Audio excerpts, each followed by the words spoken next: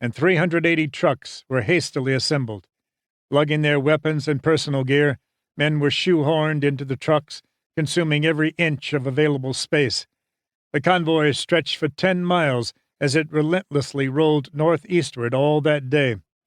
And many of the jam-packed trucks, the air took on the stench of vomit as men in the bouncing, seemingly springless vehicles succumbed to motion sickness and puked into their steel helmets.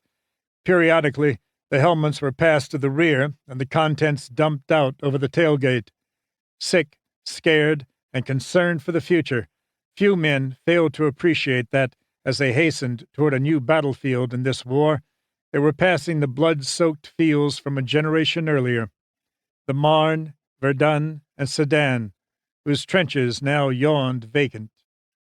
Winters, riding in a jeep with Nixon, had no idea where they were headed, but as darkness fell, he got a sense of the urgency. Vehicles rolled through the night with their headlights beaming brightly, many without the benefit of cat's-eye blackout slits, exchanging the cover of darkness for speed of deployment. The closer the convoy moved toward the front, the slower the progress became, as increased traffic clogged the often unpaved roads, some heading east, but more, too much more, Winters thought, heading west. These latter were refugees from the previous 3 days' fighting, units battered under the unexpected and vicious German onslaught. Periodically during the trip, the convoy stopped to allow the men to jump out, stretch their legs, and take a much-needed piss. Bill Garnier took advantage of one long break to leave the truck and find a nice, soft spot near a farm to lie down. It wasn't until the orders came to get back on the trucks that he realized he had been lying in cow manure. "God damn it!" Garnier cursed as he tried to brush the steaming crap off his clothes. Winters laughed and thought, "City boy." Each time the convoy halted, Winters jumped from the jeep and walked the line of trucks hauling the battalion, checking on the men. On one stop, Second Lieutenant Barnard F. Ben Staplefeld, a young replacement officer assigned to Fox Company, ran up to Winters. "Sir, is there anything I should be doing?" he asked. Winters was taken aback. Unaccustomed to someone being that conscientious, he gazed at Staplefeld and said, "Do you see what the men are doing?" Staplefeld looked around. "Yes, sir, they're sleeping." "You do the same," Winters told him. "When I need you, I'll let you know." That encounter left Winters with a good impression of Staplefeld, whom he ever after considered a damn good man. Had he known him better at the time, Winters later said, he would have moved the youngster up to Battalion HQ. At 0400 on December 19th, the convoy again halted, this time outside the small village of Mont-Saint-Étienne, and the order came, "Everybody out!" After a brief rest to recover from the grueling trip, the troops were ordered to their feet to begin the 2-mile hike toward the crossroad town of Bastogne. As they tramped through the night, the eastern sky glowed a dull red, and the crumping of artillery began to reach their ears. What reached their eyes was even more disconcerting. Between the advancing columns of paratroopers, hundreds of GIs, many without equipment, overcoats, or weapons, shuffled along the road, heading away from the fighting. Some wore dazed expressions, others seemed to evoke terror, telling the incoming paratroopers to run, that the Germans had tanks and artillery and massive numbers of troops, all heading that way. "They'll kill you," men said. "They'll murder you. Get out while you can." None of Winters' men acknowledged the panicked chatter. "I was proud of them for that," he said later. "We gave them no recognition. We just went about doing what we'd been sent there to do." These refugees were men of the 106th Division, a recently arrived unit sent to the quiet area east of Bastogne along a ridge called Skyline Drive just days earlier. The intent was for the Golden Lions to relieve the veteran 2nd Division as it moved north to capture intact the Roer River dams before the Germans could blow them and flood the land, impeding the eventual American advance. In this backwater of the war, it was also thought the green troops of the 106 could gradually get their feet wet before the battles sure to come with the spring thaw. Instead, the German assault had rolled over the 106, as well as the 99th, another recent arrival, and the veteran 28th Division. Two of the 106th 3 infantry regiments have been encircled and captured, the war's largest single American surrender since Bataan and Corregidor 2.5 years earlier. Winters, of course, knew none of this. All he and his men saw was a herd of Americans fleeing the front in a state of panic, and he felt ashamed for them as well as himself. Some of the paratroopers used this opportunity to better their own predicament, taking ammo off the fleeing men, who willingly gave it up, thus lightening their own load as they retreated. As he walked through the pre-dawn darkness, the symphony of the battle reached more ominous notes as machine gun and rifle fire echoed through the dark hills. Winters spotted a road marker that read Bastogne. "Well, at least we now know the name of the town we're going to," he said to Nixon. "Yeah," Nixon replied. "But where the hell's Bastogne? Belgium? Luxembourg?" "Does it make any difference?" Winters asked. Entering Bastogne, the 506 tramped along Rue de la Roche, turning left onto the Rue Pierre Thomas. The town was dark, silent, brooding. Germans had marched through Bastogne in 1914 and again in 1940. They had retreated through it 2 months earlier, and now they were coming back again. Very few citizens were visible on the streets as the 101st slogged along, although some who were offered the GIs coffee. The strong, hot Joe was gratefully accepted as the men, chilled by the night, headed for their defensive position to the northeast, in the direction of the towns of Foy and Noville, some 5 miles ahead. During the march, Colonel Strayer, still in the Class A uniform that he had worn to the London wedding, caught up to the battalion. As the rumble of battle droned ever louder, the regiment ran into Second Lieutenant George C. Rice, supply officer for Combat Command B, 10th Armored Division. Rice was attached to Team Desibry, named for the group's leader, Major William Desibry. Like the 101st, this contingent of men and tanks had been sent forward to help stem the German tide. Hearing the advancing paratroopers were ill-supplied, Rice raced ahead to an ammo dump in the village of Foy, and piling all the ammo boxes he could carry into a borrowed jeep and a deuce-and-a-half truck, drove to meet the incoming screaming eagles. Stopping along their line of march, he tossed boxes out to the men. Soldiers scrambled, some on hands and knees, to retrieve the precious M1 clips and grenades as if they were golden nuggets. 2nd Battalion's new home was a heavily wooded area between Bastogne and Foy called the Bois Jacques. Looking the ground over, Winters instantly hated the position, which offered lousy fields of fire. Yet he knew falling back to look for a better position was not an option. He had to make do with what was available. Nor would he be the first to fight over this ground. Frozen American and German bodies lying in grotesque poses provided grisly evidence that bullets had flown here earlier. Beneath a canopy of tall evergreens, whose interlocking branches meant that little sunlight, had there been any, could reach the ground, Winters and his men labored to hack foxholes into the frozen earth with their entrenching tools, small shovels whose blades could be cocked at a 45-degree angle to double as a pickaxe. Branches were cut from trees to form protective roofs over the holes, although a lack of good cutting tools made this task difficult. Winters watched one battalion officer, 2nd Lieutenant Ed Thomas, solve the problem by fashioning his roof from a trio of stiff German corpses. The regiment's position straddled the Bastogne-Foy-Noville road, with 2nd Battalion dug in to the right along a 500-yard front. This stretched the battalion thin. Strayer left most of the tactical handling to Winters, who placed Easy Company on the left and Fox on the right, with Dog in reserve. Battalion HQ was roughly centered behind the 2 companies in the line, although slightly shaded in Easy's direction. The 101st Defense of Bastogne began almost immediately, with 1st Battalion of the 506 and Team Desibry moving through Foy to attack Germans advancing from Noville. Through binoculars, Winters could see the battle rage throughout December 19th and 20th.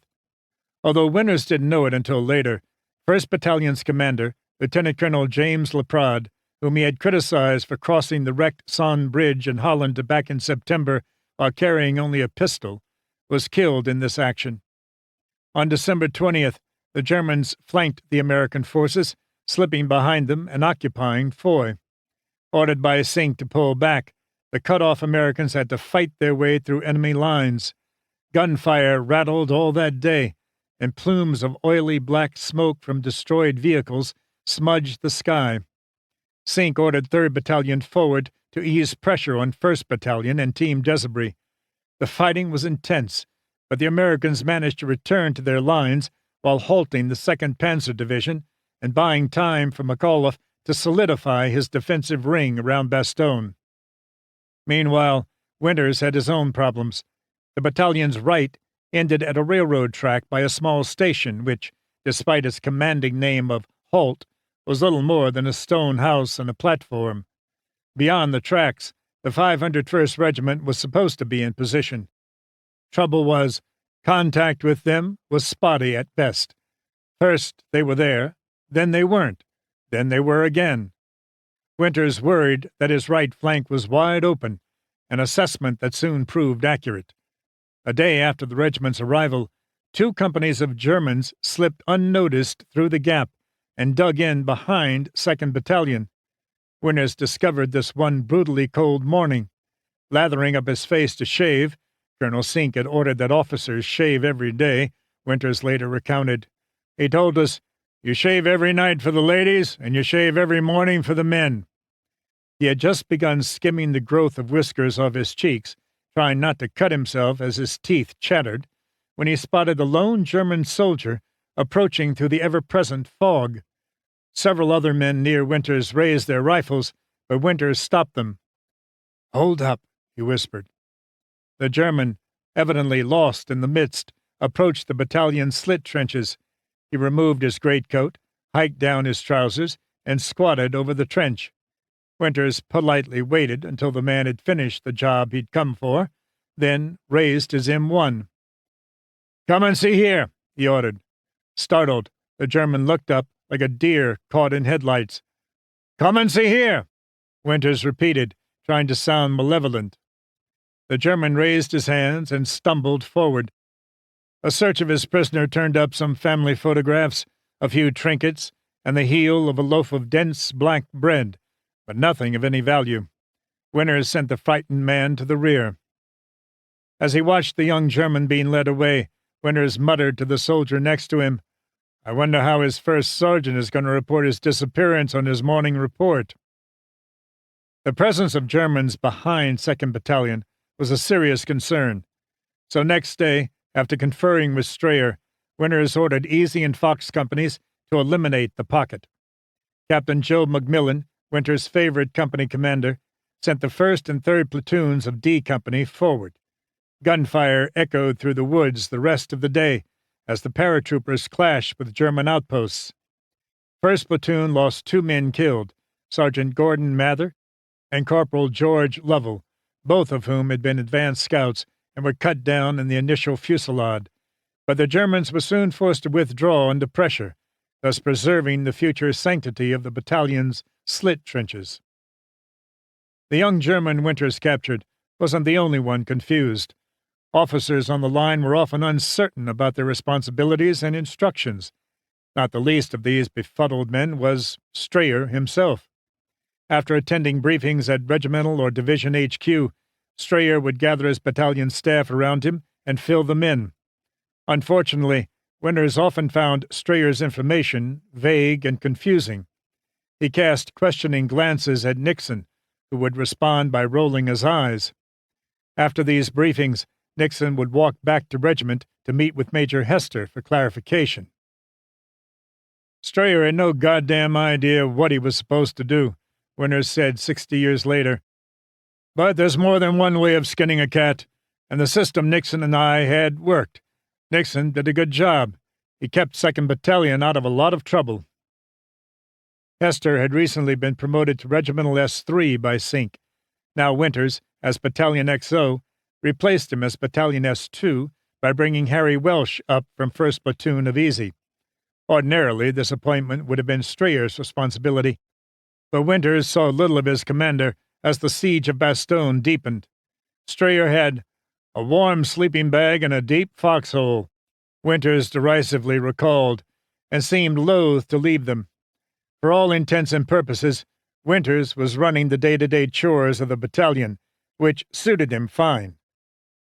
Winters' philosophy of command called for constant contact with the men under him, so he moved freely between the company CPs, talking to the officers and chatting with the GIs. He walked the line so often that 50 years later he was still able to pace it off. Winters' toughest job was keeping up the morale of men who had to live day to day with freezing cold, no hot food, and frequent enemy shellings. One of Winters' methods to maintain the men's spirits was to do goofy things, like obeying Sink's ridiculous order of shaving each morning, even when he had to break the icy layer off his water basin, often an empty ammo box, to do so. Another method was to take a French bath by stripping to the waist and washing in ice-cold water. All of this was intentionally designed to let the men know he was sharing their hardships and deprivations. Snow arrived on December 22nd, blanketing the trees and the forest floor with several inches of cold white powder. Still, Winters made his rounds of the line. Stopping by the foxhole occupied by Bill Garnier and Edward Babe Heffron, a shivering Winters asked, "How's it going, guys?" "Just peachy, sir," the always flippant Garnier replied. "Except we're freezing our asses off." "You and 100 other guys in this company, Bill," Winters replied. "Wish you were back in Philly?" "Probably a hell of a lot warmer there, sir," Garnier replied. "Probably warmer in Lancaster, too." Winters smiled at the well-intentioned jibe. "Have you seen anything out there?" he said, indicating the distant tree line. "Nope, it's all quiet, just the way I like it. They're probably as cold as we are." Then Garnier asked, "Any news on what's happening?" Winters shook his head. "They don't tell me jack, Bill, you know that. All I know is we're to sit here and hold this line until the weather clears and the airplane jockeys can win the war." Winters looked at Heffron, who was hugging himself for warmth. He liked Heffron, who, like Garnier, was a South Philly boy. In fact, the two had almost been neighbors. Heffron had arrived with the replacements after Normandy, and he and Garnier had formed an instant bond. "Heffron, you okay?" "My feet are like popsicles, sir," Heffron said. Winters nodded. This was a common complaint. The men had been sent out with improper winter clothes and footwear, and there was no chance of them getting those items any time soon. "Just wiggle your toes," Winters advised. "Keep wiggling them. Don't let them freeze up on you. And keep dry socks on. The last thing you want is frostbite." He rose. "Stay alert, guys," he said, and moved on to the next foxhole, where he would ask the same questions and likely get the same responses. Winters also used these times to chat with his company commanders and platoon leaders. Winters' main concern with them was not so much that they kept up the morale of their men, but that their own morale didn't sag. Of these leaders, it was Easy's commander, Norman Dyke, who was a major concern for Winters. He seemed indifferent to the men, and often vanished for long periods of time. Trying in vain to make himself comfortable in his foxhole one brutally cold night, Winters glanced up as Nixon slid in beside him. "How is everything?" Winters asked Nixon, who'd been making his own nocturnal rounds of the battalion. "Fine, except that it's cold as hell," Nixon said. "Oh, and Dyke's gone again. I can't find him anywhere. He's probably crapping out back in regiment again." "More likely he's back in Bastogne with division. That's where all his buddies are," Winters said sarcastically. "I quit worrying about where he is anymore. My wonder is how the man can expect to be a leader when he's never around to lead. You talked to Peacock, Compton, and Shames?" Thomas Peacock, Buck Compton, and Ed Shames commanded the 3 platoons. "Yeah," Nixon said. "Compton will take over till the happy wanderer returns." "Between him and Carwood, I'm not concerned for Easy," Winters said. "The company's much better off in their hands than in Dyke's." In the bitter cold, men did everything they could to keep warm. As a means of fending off frostbitten feet, men wore 1 or 2 pairs of socks, while keeping another pair dry by wrapping them around their necks. Medics prevented morphine ampules from freezing by placing them under their shirts next to their bodies. Winters watched Don Malarkey shuffle around through the snow, his feet wrapped in blankets. Some men were not above petty thievery to make sure they had the items needed for their personal comfort and safety. Unwatched weapons, ammo, and personal gear were all fair game, and no one was immune from theft. Returning to his foxhole one afternoon, Winters found his M1 Garand missing. Armed now with just a .45 caliber automatic pistol and a few grenades, he searched for the missing rifle for several days without success. Then he unexpectedly found it, identifying it by the telltale 7 notches in the foxhole of Sergeant Frank Perconte, who had evidently lost his, either to thieves or one of the German shellings. Winters leaned down and snatched up the weapon. "This is mine, Frank," he said. "You go find one somewhere else." The bitter cold took its toll on the men. Joe Toy was among many of Winters' friends who suffered severe frostbite, and like most, he refused to leave the line and abandon his buddies. Winters recalled one unidentified man in 3rd Battalion whom he could hear coughing and hacking through the night, even though the man was 150 or more yards away. "That keeps up," he said to Nixon. "He's going to give our position away." The coughing persisted for 3 days, then stopped. Either the man was shipped back to Bastogne, Winters thought, or he died. He never discovered which. Even had the man gone back to Bastogne, there was little there in the way of good medical help. Shortly after the 101st arrived at the crossroad town, the 326 Medical Company had been captured, along with its patients, doctors, and supplies. Food was scarce and always cold, for a fire was certain to bring German artillery shells zooming in. Shell fire in the Bois Jacques was especially horrific. Tree bursts, the result of shells set to explode on contact with the tall trees of the forest, sent both metal shrapnel and huge, sharp splinters of wood knifing through the air in all directions. Large branches or whole trees, split and torn, came tumbling down on the men. As a result, after a few weeks, many of the trees, which had stood in neatly planted rows, had been smashed into kindling. Walking the battalion line on December 22nd, Winters heard the whine of artillery shells whistling in from the direction of Foy. "Incoming!" he yelled. "Take cover!" Everywhere the men took up the cry and frantically sought the nearest foxhole or any sort of depression in the earth, no matter how slight. Men with nowhere to go hugged a tree, wrapping their arms around the trunk and trying to pull their entire bodies up under their helmets. Winters dove into a convenient foxhole as the first shell splintered a nearby tree. He curled up into a defensive ball, making his body as small as possible as shards of hot steel and jagged chunks of wood skimmed by overhead. Tree bursts were the worst, Winters recalled years later. You just tried to keep as low as you could until it ended. And you could tell when it ended, after you've been shelled enough times. You got a sense or feeling that was the last round. Sensing that the last shell had landed, Winters leaped to his feet. He knew that the calm after a barrage often left men sitting dazed, as if in a stupor, unsure of what to do next, or even unsure of where they were. It was crucial as an officer to talk to them, give them direction, and get their heads working again. Stay alert, he said, running along the line of foxholes. "They might be coming. Keep an eye peeled out in front. Get those machine guns ready." As he ran back and forth, Winters was also aware to keep his own ears open. Sometimes artillery barrages heralded an attack, but more often the enemy waited a few minutes, hoping that their enemies would leave the protection of their foxholes to tend wounded buddies. Then the guns would open fire again. As Christmas approached, the scarcity of ammunition and supplies among the men rose alarmingly.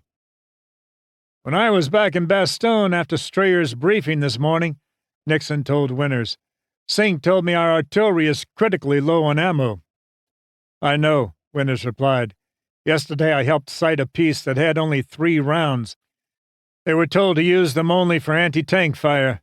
Some of our mortars are down to 6 rounds, and most men have only 1 bandolier of ammo. This keeps up, we can challenge the Germans to a Christmas Day snowball fight. That's all we'll have."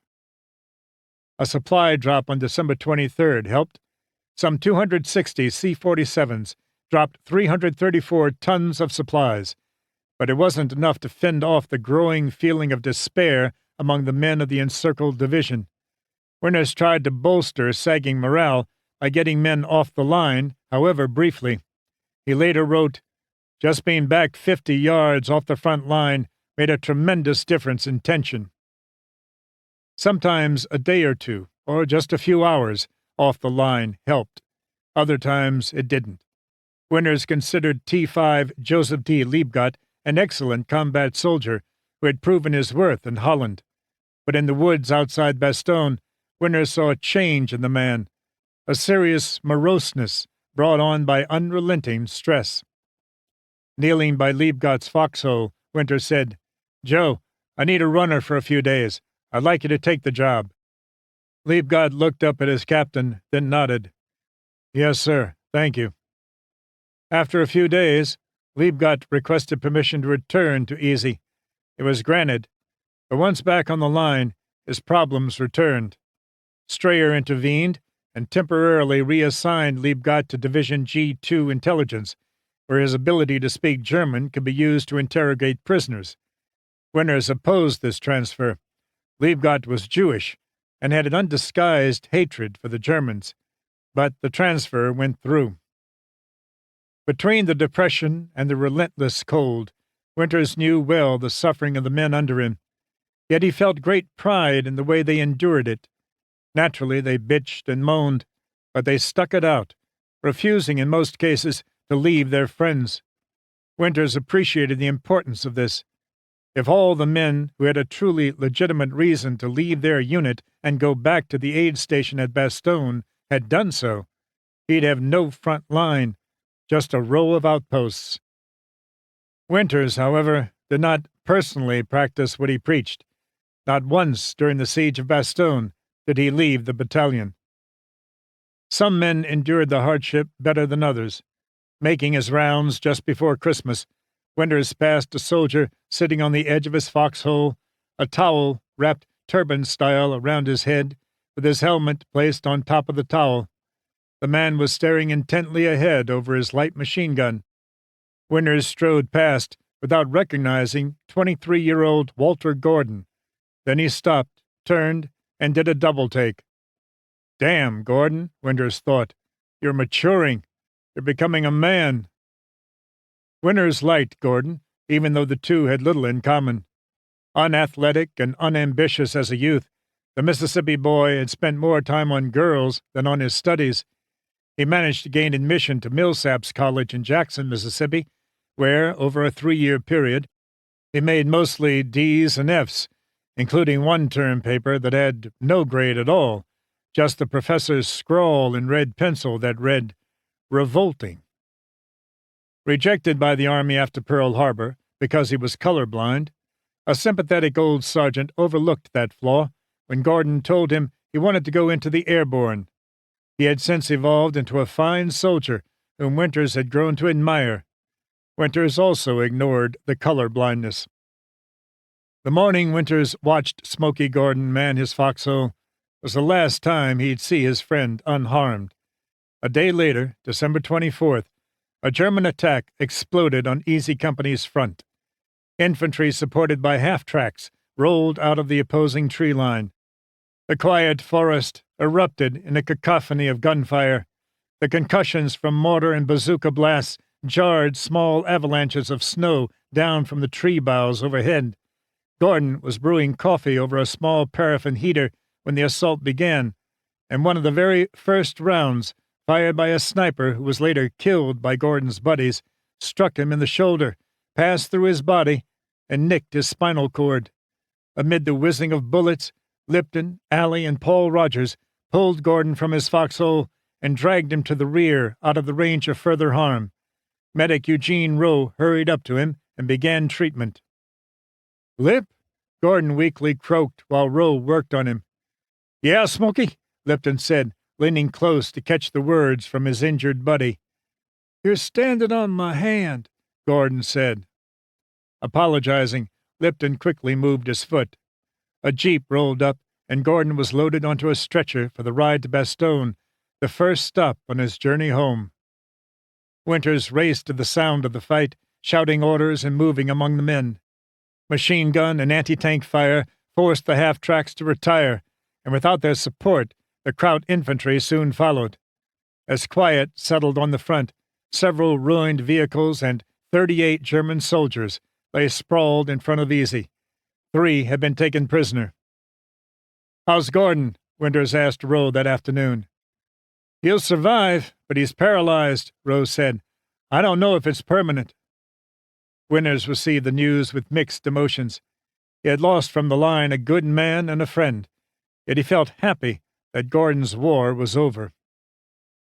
Gordon's loss wasn't the only one Winters would experience that Christmas Eve. Sitting in his foxhole alone that night, Nixon was out making his rounds of the battalion. Winters was calmly listening to German soldiers across the morning's still smoking battlefield singing Christmas carols, particularly Silent Night or Stille Nacht, a favorite whether one wore olive drab or field gray. Hearing low voices nearby, he popped his head above the edge of his foxhole and spotted a dim glow. Several of the men of 2nd Battalion HQ had built a small fire and were clustered around its feeble flame, warming their hands.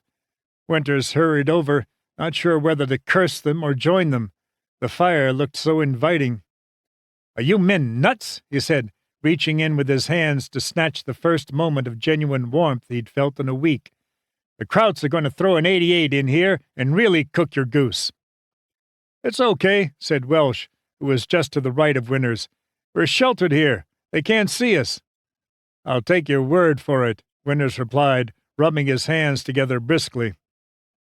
After a few moments, Welsh snorted and said, "Dick, did I ever tell you how I cheated on the eye exam to get into the paratroopers?" "No," Winters said. He had seen Welsh straining to read maps and reports, but never inquired. "I wanted to get in badly, so when we were in line for the exams, I kept asking the guy ahead to read me the 2020 line," Welsh said. "When I'd get too close to the front of the line, I'd duck back a few places, then ask someone else to read me the 2020 line. I kept doing that until I had it memorized." Before Winters could respond, there was a jostling of the men, and Colonel Strayer burst in through the small circle, shouldering men aside. "Let me in there," Strayer said. Reaching the fire, the colonel turned his back to it and bent forward, poking his butt out over the small flame.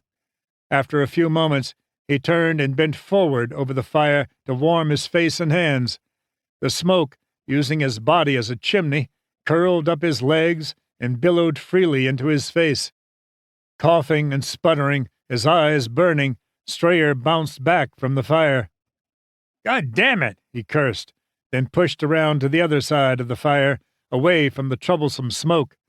Strayer again leaned out over the fire, but again the remorseless smoke followed the curve of his body and streamed up into his face.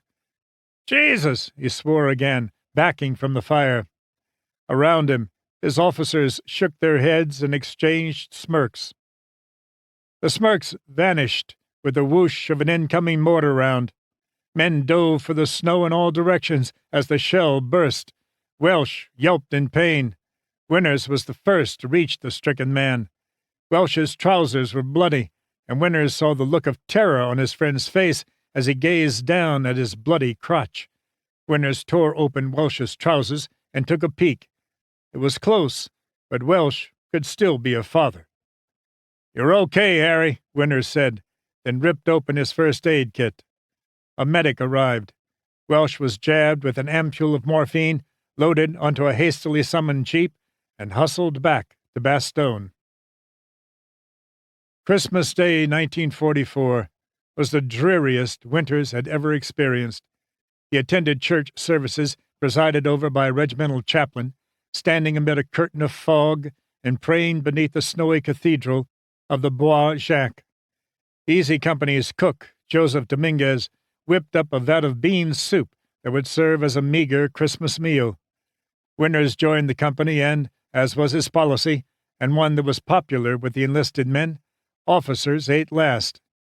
Some of the men took harsh advantage of this policy and sneaked back into line for refills, so that by the time Winters reached the cookpots, all Dominguez had to ladle out was half a canteen cupful of beans and broth from the bottom. Winters looked down at the food and shook his head dismally, thinking, "Oh, my God." He ate his pitiful meal in silence. The one bright spot that drab Christmas Day happened when Colonel Sink's well-used Jeep rattled to a halt at Easy's CP. Sink had been moving between companies on a special Christmas mission. "Dick," Sink said to Winters as he climbed from the Jeep, "General McAuliffe received a surrender demand from the hostile boys." Winters nodded. Hostile boys was one of Sink's pet phrases for the Germans. The colonel continued, "I'd like to read his response to the men." "Please, sir, go ahead." Sink ordered Easy to gather around and told them of the demand that had come in through the lines under a flag of truce 3 days earlier. He then read McAuliffe's reply. "Merry Christmas," he read. "What's merry about all of this? We're fighting, it's cold, we aren't home. All true. But what had the proud Eagle Division accomplished with its worthy comrades of the 10th Armored Division, the 705th Tank Destroyer Battalion, and all the rest? Just this: we have stopped cold everything that has been thrown at us from the north, east, south, and west. We have identification from 4 German panzer divisions, 2 German infantry divisions, and 1 German parachute division. These units, spearheading the last desperate German lunge, were headed straight west for key points when the Eagle Division was hurriedly ordered to stem the advance.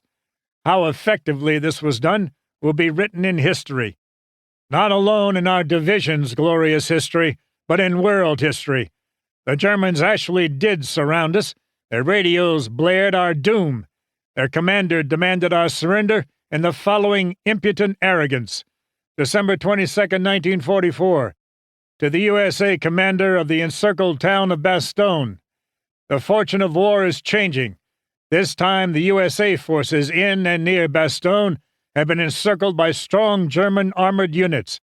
More German armored units have crossed the river Ourthe near Orteville, have taken Marche, and reached Saint-Hubert by passing through Ampré-Cibretier. Libremont is in German hands. There is only one possibility to save the encircled USA troops from total annihilation. This is the honorable surrender of the encircled town. In order to think it over, a term of 2 hours will be granted with the presentation of this note. If this proposal should be rejected, 1 German artillery corps and 6 heavy AA battalions are ready to annihilate the USA troops in and near Bastogne. The order to fire will be given immediately after this 2 hours' term. All the serious civilian losses caused by this artillery fire would not correspond with the well-known American humanity. The German commander.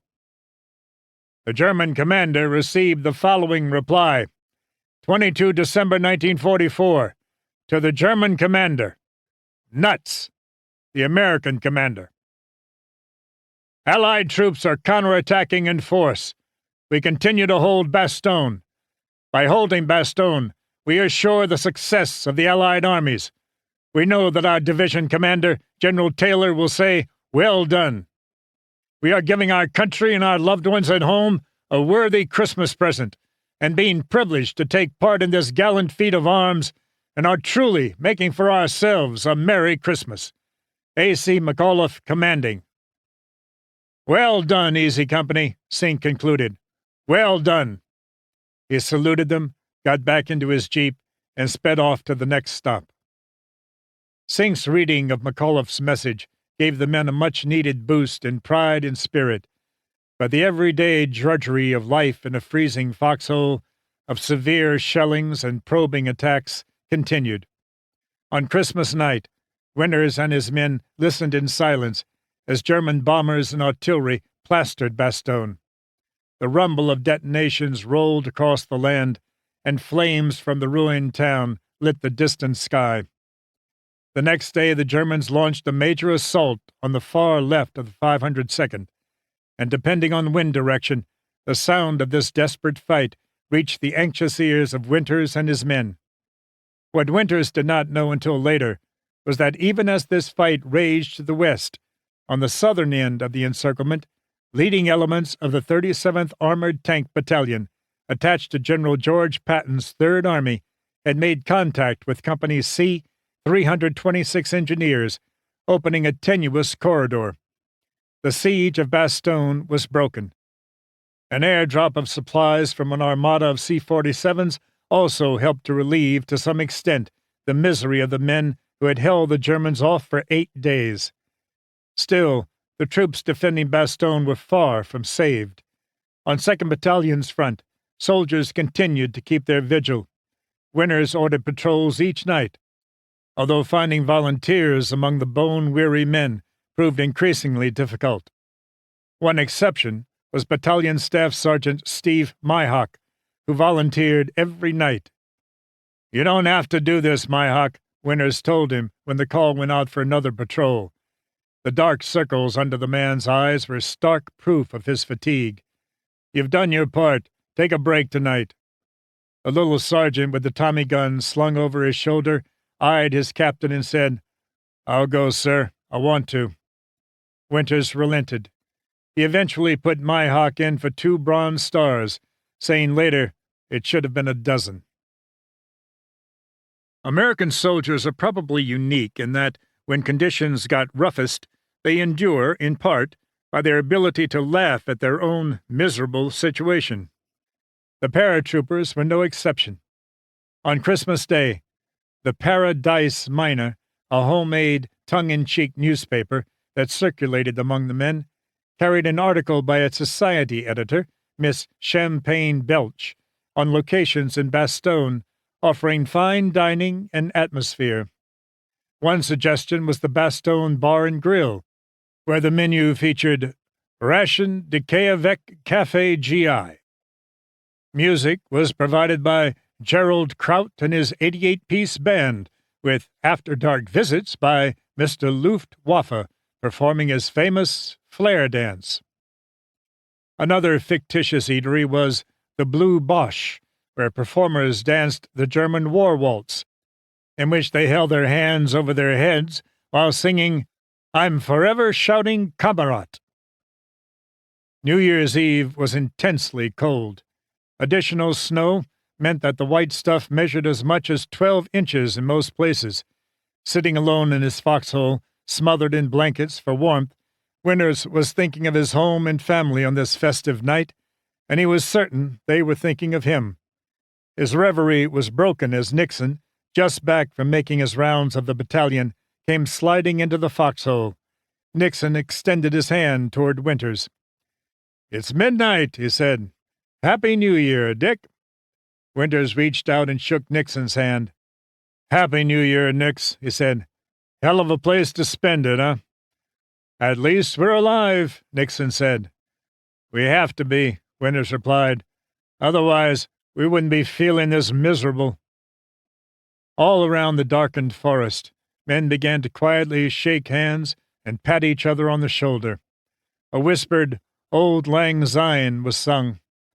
Winters and Nixon listened until the song was finished. Then the silence of the night resumed. "I wonder where we'll be next year at this time," Nixon mused. "Or how many of us will be left," Winters added. Chapter 9. You Can't Leave Us, Sir. January 1st to January 17th, 1945. As 1944 dissolved into 1945, the Germans sent the besieged Americans defending Bastogne their own special New Year's gift, high-level bombers. On New Year's night, lethal flocks of Heinkel HE-111 bombers droned unseen in the darkness above. Each capable of carrying nearly 2.5 tons of explosives, the twin-engine bombers dumped their loads on the GI's heads. Like everyone else, Dick Winters was curled up in his foxhole as the bombs whistled down through the perpetual fog, bursting in the woods, shrapnel singing overhead. This was the end of a bad day that had gotten the new year off to an ominous start for Winters and the men of 2nd Battalion. That morning he had ordered Easy Company to send out a contact patrol to probe the gloomy forest for the German line. They had found it, leaving a dying Private John T. Julian in the woods, unable to recover him. Julian had been the first man in the battalion to die in 1945, but the last 2 weeks of 1944 had also been tough on flesh and bone. In Easy Company, bullets or shrapnel had killed 5 men: A.P. Heron, Francis J. Mellett, Carl C. Sawasko, John E. Schindel, and Harold B. Webb. Fox and Dog Companies had also each lost 5 men killed. In D Company, Captain Joe McMillan had lost Private First Class George E. Lovell, Private First Class Salvador G. Ceniceros, Sergeant Gordon E. Mather, Sergeant Willie A. Morris, and Private Earl V. Shade. In F Company, enemy action killed Private Ulysses E. Austell, Private Victor C. Cherinsky, Private Raymond E. Cronin, Sergeant Thomas W. Manry, and Private First Class Don G. Hackman. Wounds and sickness had plucked even more men from the line, making for grim reading on Winter's morning reports. And now, the air raid. Even before the bombs ceased bursting, a cry went out for a medic. Winters recognized the shouting voice as belonging to Joe Toy. Luckily, the injury was minor, yet serious enough that medics sent Toy to the aid station in Bastogne. D Company wasn't as fortunate.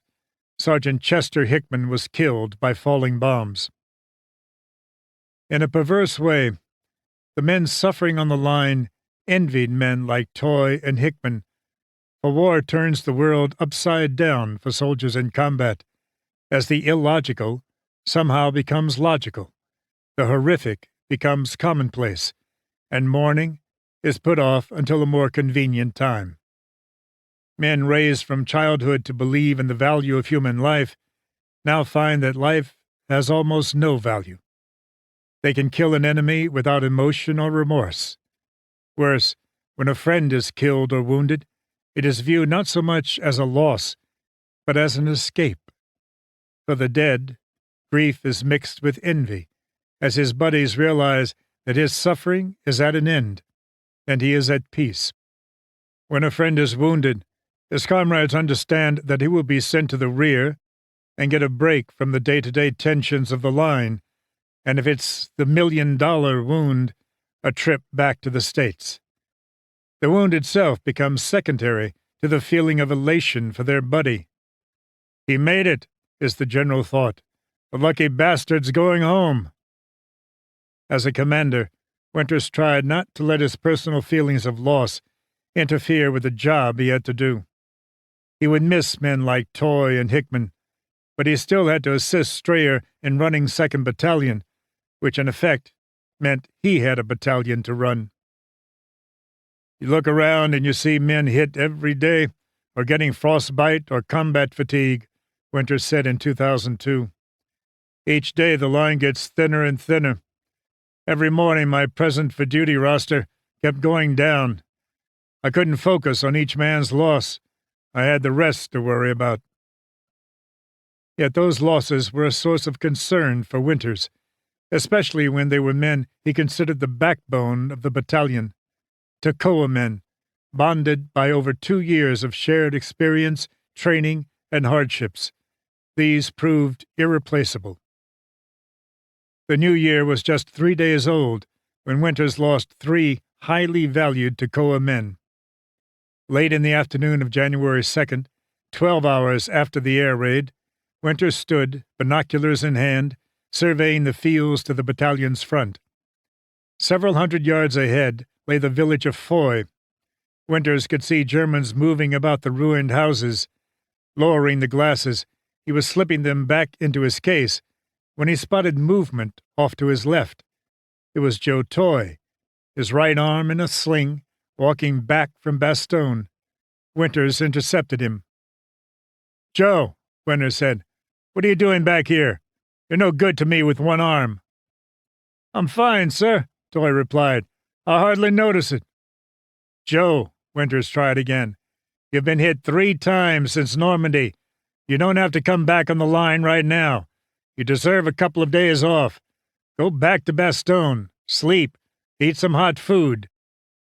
"If it's all the same to you, sir, I'd just as soon be up here with the fellows," Toye said. Winters saw no point in continuing the discussion, nor did he see any benefit from ordering Toye to go to the rear. He appreciated Toye's dedication to the company, going back as far as he had known him. Originally, Toye had been assigned to what he called a parade outfit that guarded government buildings in Washington, D.C. with unloaded weapons. The only way out of that boring duty was to volunteer for the airborne. So he did, and had grown to become one of Winters' most dependable soldiers. Winters grudgingly let his friend pass. Less than 24 hours later, German shells fell on Easy Company like a January snowstorm, shattering trees and spewing hot shrapnel. Toye was caught in the open. Racing for cover, an exploding shell ripped off his right leg. During the lull that followed, his pleas for help were heard echoing through the woods. Bill Garnier, recognizing Toye's voice, leaped to his feet and ran toward the cries. Grabbing his severely wounded friend, he began dragging Toye to shelter, leaving a bloody trail behind. Neither man made it. The Germans resumed firing, and an .88 round burst near Garnier, who fell alongside his friend, his right leg mangled beyond salvage. The loss of 2 key veterans stung not just Easy Company, but Winters as well. Both men were top-notch leaders. As he watched medics work on Toye, tying off the bloody stump, Winters recalled the day Easy was pinned down outside Neuenen, scurrying for cover in roadside ditches while their British tank support was being converted into scrap metal under withering fire. It was vital that Winters know who and what he was up against. Looking around, he had spotted Toye. "Joe, I need a live prisoner," he said. Wordlessly, Toye left his squad behind and crept out alone into no man's land. A short time later he returned with a frightened young German who proved to be from the 107th Panzer Brigade. Garnier was also highly prized by Winters, even if he was something of a problem child. Winters recalled the early hours of D-Day when he, Lipton, and Garnier, all having lost their weapons in the jump, joined up with Colonel Cole and his men. The group had attacked a German supply train, and in the melee that followed, the 3 had managed to pick up German pistols. Preparing to move out after the fight, 2 shots rang out in the darkness. He found Garnier standing over the bodies of the 2 POWs he'd been told to watch, the pistol in his hand still smoking. Winters blew his top and chastised the Philadelphia boy severely for gunning down the prisoners. But Winters had a deep respect for Garnier's abilities, both as a mortar platoon leader and as a man. Putting Garnier in for the Distinguished Service Cross after Brecourt would be the highest nomination for valor Winters would make during the entire war. On top of these 2 crippling losses came a third, not from shell fire, but rather as a direct result of the wounding of Toye and Garnier. Winters had not had to contend with combat fatigue in Normandy, where the closest any man came to breaking down under fire had been Private Blythe's brief bout of hysterical blindness. Prolonged fighting and the miserable living conditions in Holland resulted in a few cases. But at Bastogne, the emotional strain of being in daily contact with the enemy, the freezing temperatures, the growing hopelessness that things would ever change, and the lack of hot food wore the men down physically and mentally. Combat fatigue rapidly became an enemy as potent as the Germans. Sometimes a man gave a warning that he was on the edge. He'd become listless and detached from his surroundings, and when the fatigue finally hit, he'd drop his weapon, throw down his helmet, and run his hands through his hair. Buck Compton gave Winters no warning that he was on the verge, or Winters would have intervened and gotten him off the line for a rest. The break came after Compton saw Garnier and Toy lying mangled in the scarlet-splattered snow, medics working to stem the flow of blood and get the two to the rear. It was more than Compton could bear. George Luz saw it first. Compton, weaponless and helmetless, shuffling toward the rear as if mesmerized. He ran to the lieutenant.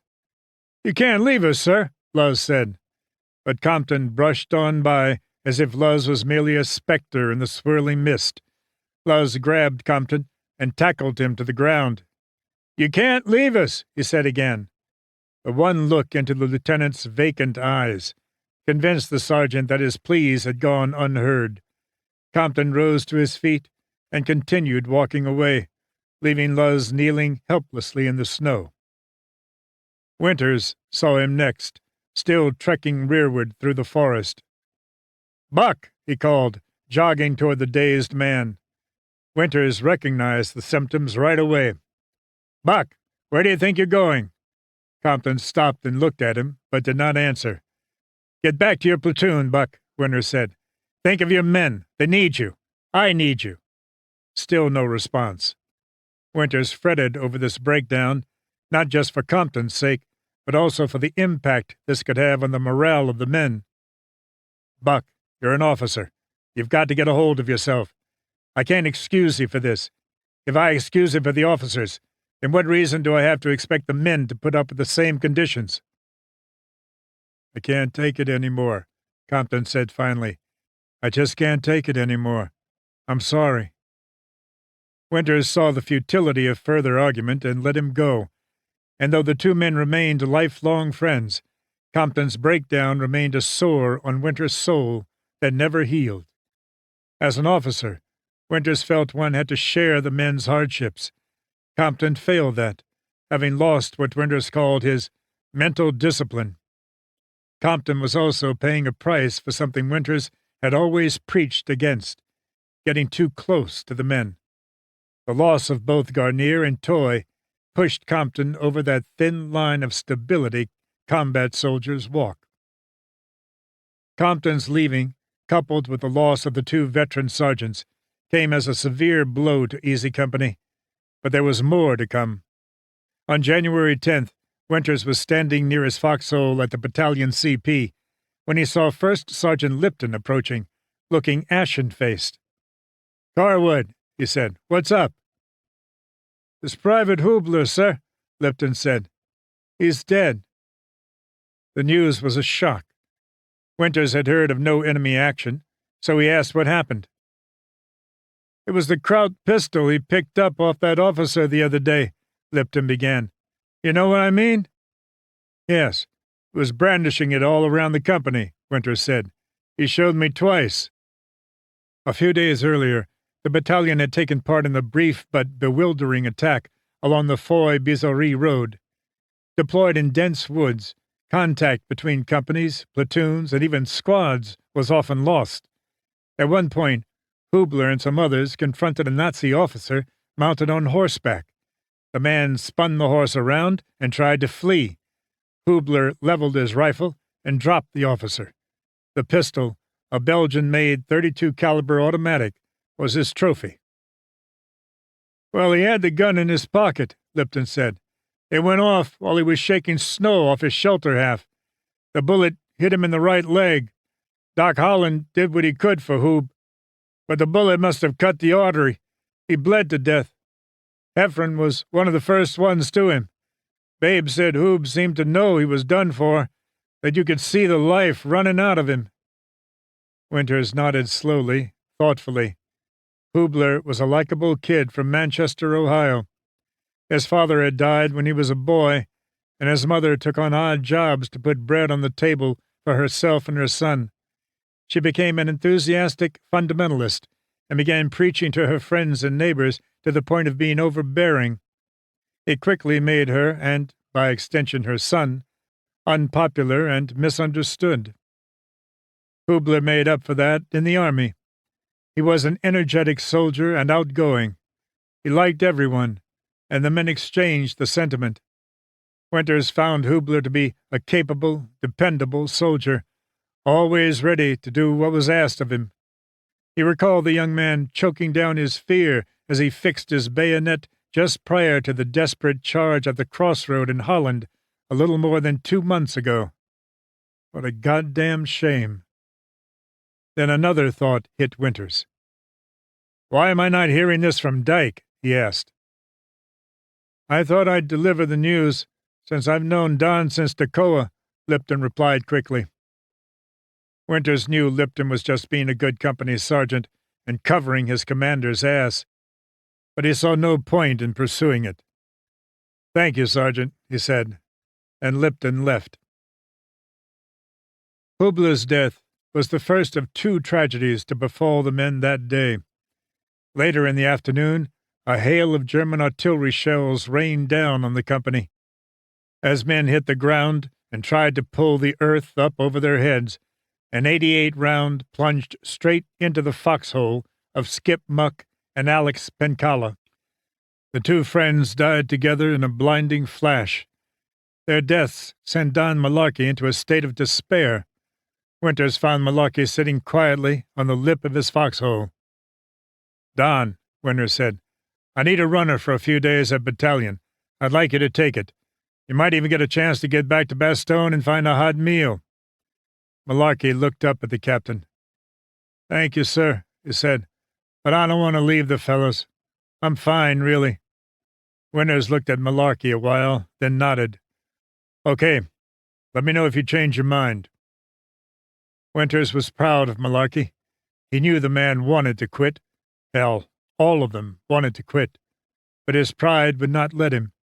So he endured like the rest. 4 days before Hubler, Muck, and Pencala died, Winters had some quiet moments to write his first letter since arriving in Bastogne 3 weeks earlier. It was short and addressed to "My Favorite Wave." "Just a note to let you know that mysterious feelings you've been having about me being wounded back in the States and all that is just a point to prove how far wrong a woman's intuition can be," he wrote. "Read the papers and keep an eye on the 101st, and you'll know generally where your paratrooper is spending his time." Where he would be spending his time, he soon discovered, was in Foy. Less than a week after writing to Dieta, the battalion was informed that the nearly 1-month siege was ended, and they would be going on the attack. The objective, to no one's surprise, was Foy. "We'll jump off at first light tomorrow," Strayer told his officers on January 12th. "I Company will be making the assault, along with 1 company from 2nd Battalion." After the briefing, Strayer pulled Winters aside. "Dick will use Easy as the assault company. Keep Fox and Dog in reserve. Why don't you take over the attack? It'll give you good practice." Practice for what? Winters thought, but remained silent. That night, by the dim light of a candle, Winters sat in his foxhole poring over infantry assault tactics in his copy of the Army Manual. Nixon watched him, then said, "You telling me you lugged that damn book all across Europe?" "Yeah," Winters said disgustedly, closing the manual. "And I just as soon it had been a Hershey bar. This stuff is too elementary for what I need tomorrow." Then Winters noticed something strange. "Is it my imagination, or is this foxhole getting smaller?" he asked.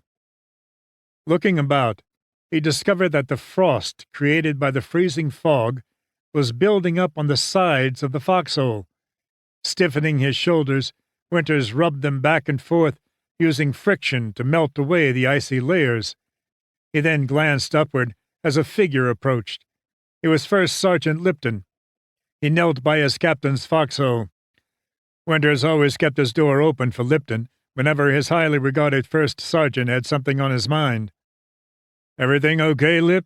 Winters asked cautiously, recalling the last time Lipton visited him with news about Hubler. The men are fine, sir. They're bedded down, trying to get what sleep they can, Lipton replied. Then he was quiet. Anything else, Sergeant? It's Lieutenant Dyke, sir. Is he missing again? Winters asked disgustedly. No, he's in his foxhole, sir, Lipton said. Then he hesitated. It's just that, well, the men are concerned about him leading this attack tomorrow. They don't feel he can cut it. And to be quite honest, I agree. I don't think he knows what he's doing.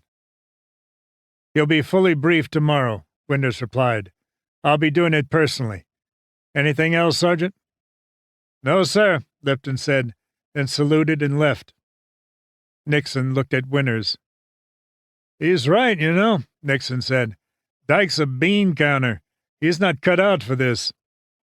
I'm aware of that, Nix, but what can I do?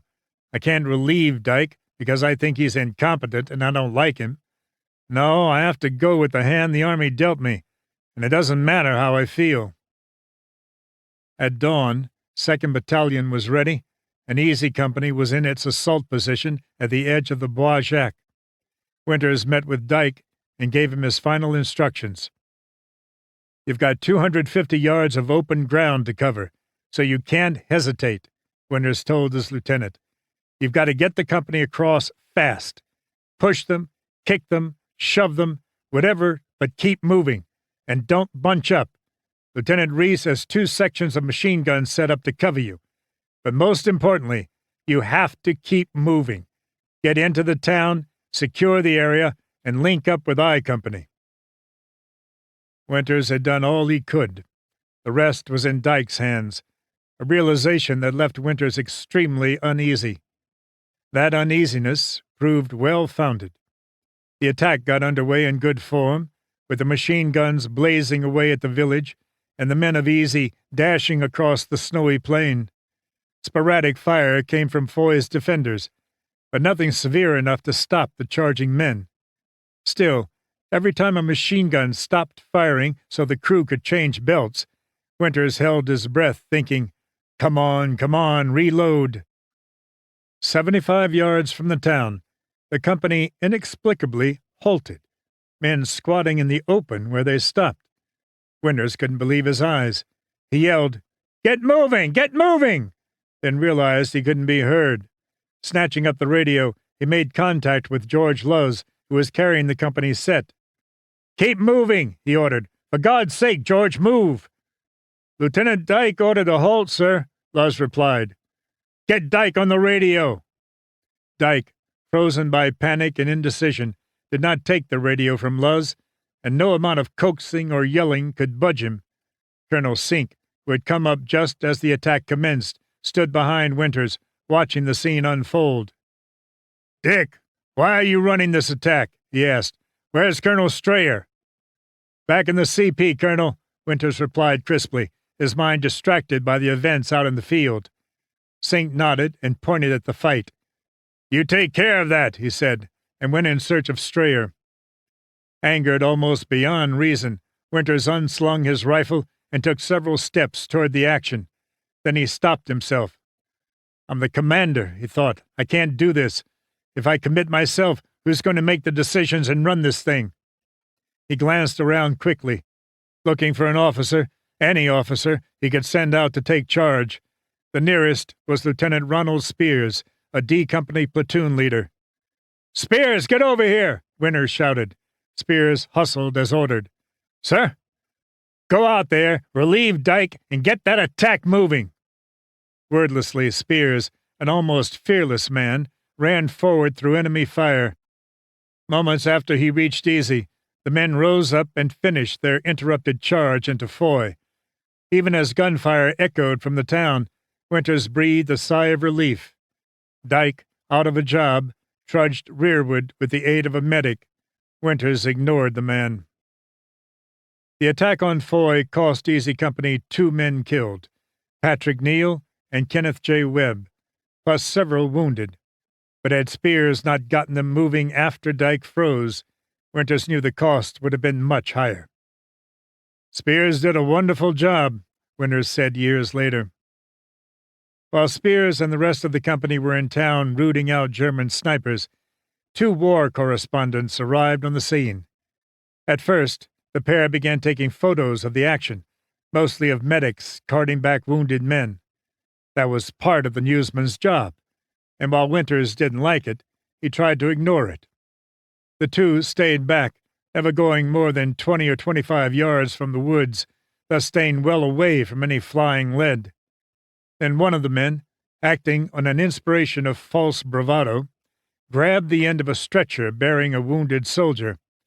After making sure he got some of the injured man's blood on the sleeve of his heavily fleeced jacket, the war correspondent took on a facial expression of being utterly fatigued.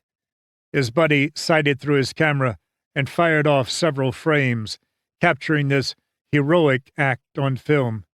Winters shook his head in disgust at the charade. That evening, the fight over and Foy secured, Sink held a regimental debriefing at his headquarters to go over the day's events. Turning to Winters, Sink said, "Dick, what do you plan to do about Easy Company's situation?" Winters wondered why Sink asked him and not Strayer, who was sitting close by, but he replied instantly, "I'm relieving Lieutenant Dyke from command and replacing him with Lieutenant Spears." Sink nodded. "Very well." With that, Spears became Easy's newest and, as it turned out, last wartime commander. Winters' appointment of Spears was not without some reservations. He knew the tough officer had executed 6 German POWs on D-Day, and on D+2 he had shot one of his own sergeants through the forehead for twice refusing a direct order under fire. The men under Spears didn't necessarily like the man, but they respected him and feared him. Winters did not approve of using fear as a leadership tool, but there was no denying the fact that Spears was a fine officer who got the job done, and his handling of the company under fire earlier in the day had impressed Winters. Dyke was shipped back to division, where he became an aide to General Taylor. Winters never saw him again. "I didn't want to," he said 60 years later. Asked if he knew how Dyke fared at division, Winters tersely replied, "I hope to hell they found something he could do." Sink's inquiry to Winters about his plans for Easy's command heralded another change in leadership. While Winters was still officially the 2nd Battalion's executive officer, after Foy, he became, in fact, its commander.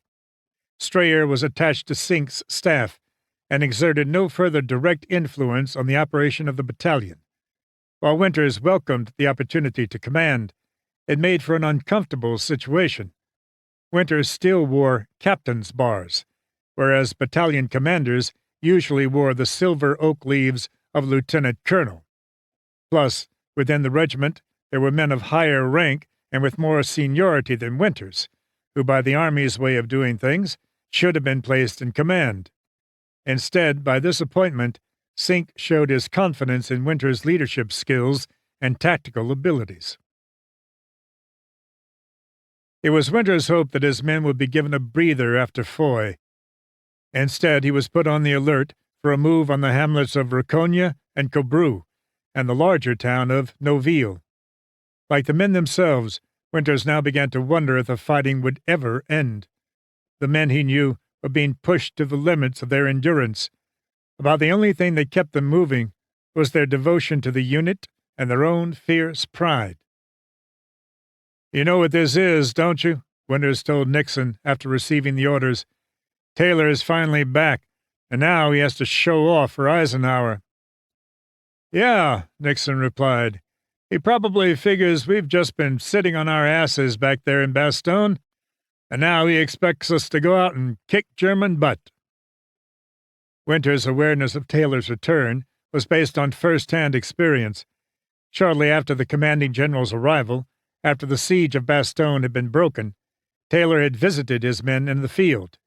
While inspecting 2nd Battalion's front, he strode briskly along the line with Winters and the other officers trailing along behind.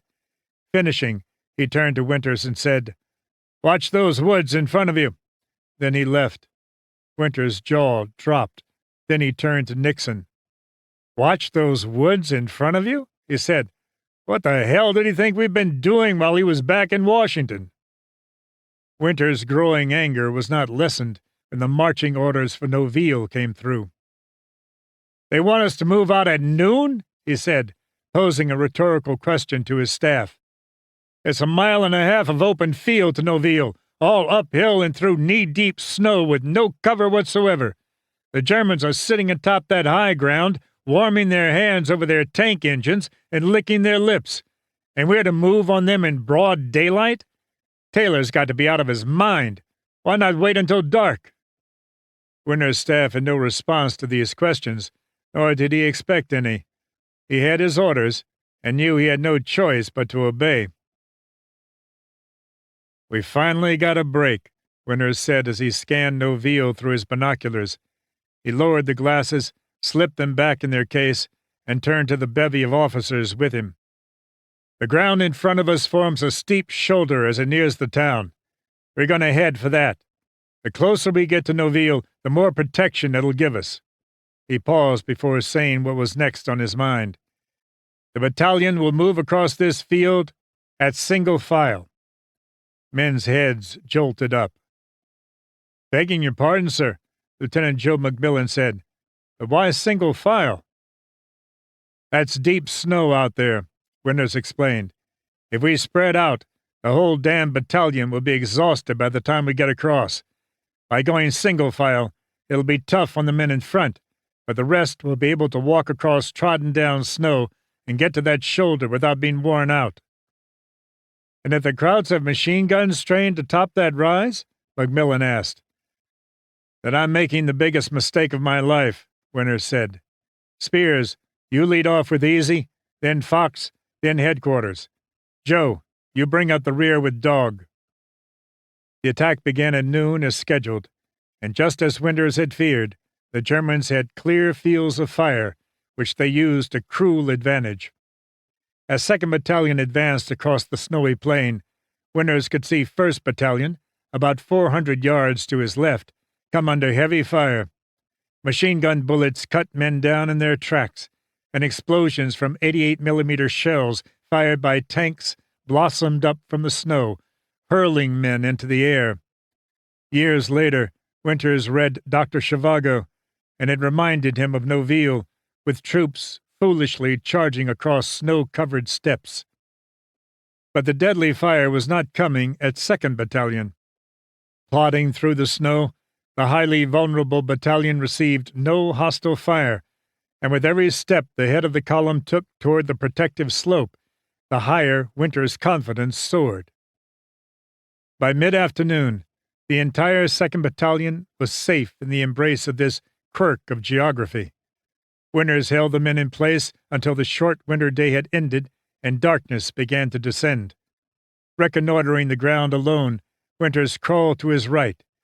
He came upon an exposed draw created by a stream at the southeast corner of the town and guarded by machine gun emplacements. To get to his attack position, Winters' men would have to cross this gap, briefly exposing themselves to enemy fire. Winters brought up his own machine guns to provide support, then sent men across the open ground, 8 or 10 at a time, while his gunners forced the Germans to keep their heads down. It took patience, but the battalion made it across unscathed. Winters was now in position to attack Noville, and he had not lost a single man. "I earned my pay that day," he later recalled. That night was the coldest Winters and his men had yet experienced. As the sun vanished and the temperatures began their inevitable downward plummet, the sweat from the day's exertions froze on the men's bodies, chilling them to the bone. The chattering of teeth accented the night. Winters' new S4, Lieutenant Alfred Winter, muttered that he could no longer stand it and headed for the rear. He would never return to the battalion. Hoping to catch a few hours' sleep, Winters curled up on the protective slope of a small knoll, but his violent shivering caused him to keep sliding down, so he gave up on the sleep idea. Around 9 p.m., the roar of tank engines was heard from Noville, German diesel engines. Winters wondered if the enemy was pulling out, or just repositioning their armor for the attack all knew would come with the dawn. Briefly, Winters considered launching his own night attack, which he felt was preferable to freezing to death in the dark. He soon put the idea out of his head, fearing the only men who'd end up getting shot in the darkness would be his own. As light from the approaching day streaked the sky, Winters sent Easy into Noville with Fox Company supporting its right flank. Moving cautiously through the streets, house to house, doorway to doorway, the GIs met sporadic fire from enemy rear guard units. The main bulk of the Germans had pulled out under cover of the night. Winters and his men picked their way through the shattered town. The unfeeling, uncaring hand of war had touched nearly every building in the ruined village. Some had sustained light to moderate damage, with outer walls pockmarked by bullets or shrapnel. Other houses had been reduced to piles of shattered masonry, or stood partially or totally collapsed as roofless shells. Standing along the main street, the huge two-story town hall had taken a severe pounding. Oddly, half of it stood almost intact, while the other half was a rubble heap. Squatting in front, as if on guard, a turretless Sturmgeschütz lay tilted inside a large crater, its 88mm gun silently aimed at the approaching Americans. On one street, Easy's 3rd Platoon commander, Lieutenant Ed Shames, accompanied by Private Alley, hailed what they thought was an American tank. "This way!" Alley shouted, only to realize the tank was bearing an iron cross. The commander spotted them and swiveled his turret. The two men didn't wait for him to draw a bead, but raced around a street corner and ducked into a burned-out building. The tank clattered after them. Rounding the same corner, it hit the building and brought half of it tumbling down. The tank kept going as Alley and Shames climbed out of the building, shaken but unhurt. First Sergeant Lipton, leading 2nd Platoon since Compton's breakdown, had a run-in with the same tank. Ducking for cover, he and several other men slid under a pair of dead Sherman tanks that had been knocked out in the fighting on December 20th. The enemy tank stopped. Although the Shermans were useless, the German commander feared their guns might still be operational. Taking no chances on being attacked from the rear as he passed, the German put a round into each Sherman, jarring the teeth and eardrums of the men huddled underneath, but leaving them otherwise unharmed. The tank rolled past the hulks and made its way out of town. If the commander thought finishing off the two Shermans was going to save him, he was mistaken. His presence had been radioed to planes circling overhead, and as GIs watched and cheered, a P-47 Thunderbolt roared in from the sky. The Jug's pilot unleashed a 500-pound bomb that hit the fleeing tank squarely. The smoldering wreck coasted to a halt.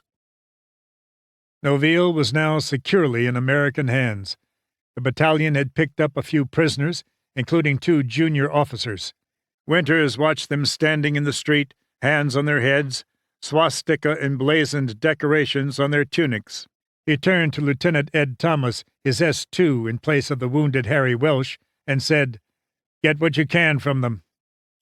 As they were junior officers, Winters did not expect too much from the interrogation. Like all armies, he surmised, these two probably only knew what their superiors deemed necessary. He was correct. The men had no useful information, and Winters turned them over to MPs. By now, the men of the 2nd Battalion, along with the entire division, were exhausted after a month of combat in the hilly, forested land around Bastogne. But they had one more job to do, taking the town of Rachamps. Luckily, this proved to be a cakewalk.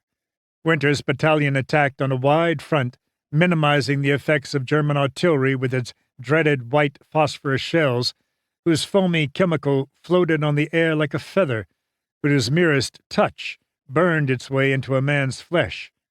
In his report, Winters listed only one man, a Private Martinson from F Company, as being wounded in the attack. He had been hit by shell fragments.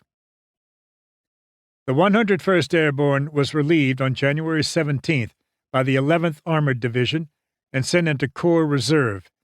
It had been exactly 1 month less a day since they had been herded onto trucks at Mourmelon-le-Grand and ferried to Bastogne.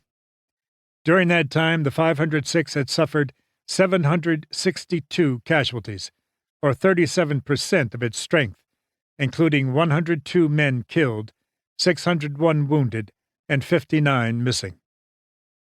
On January 22nd, Winters finally had a chance to write to Dieta. He told her he had gotten one letter from his father, but that it had been so long since he himself had written anyone that he was uncertain how to respond.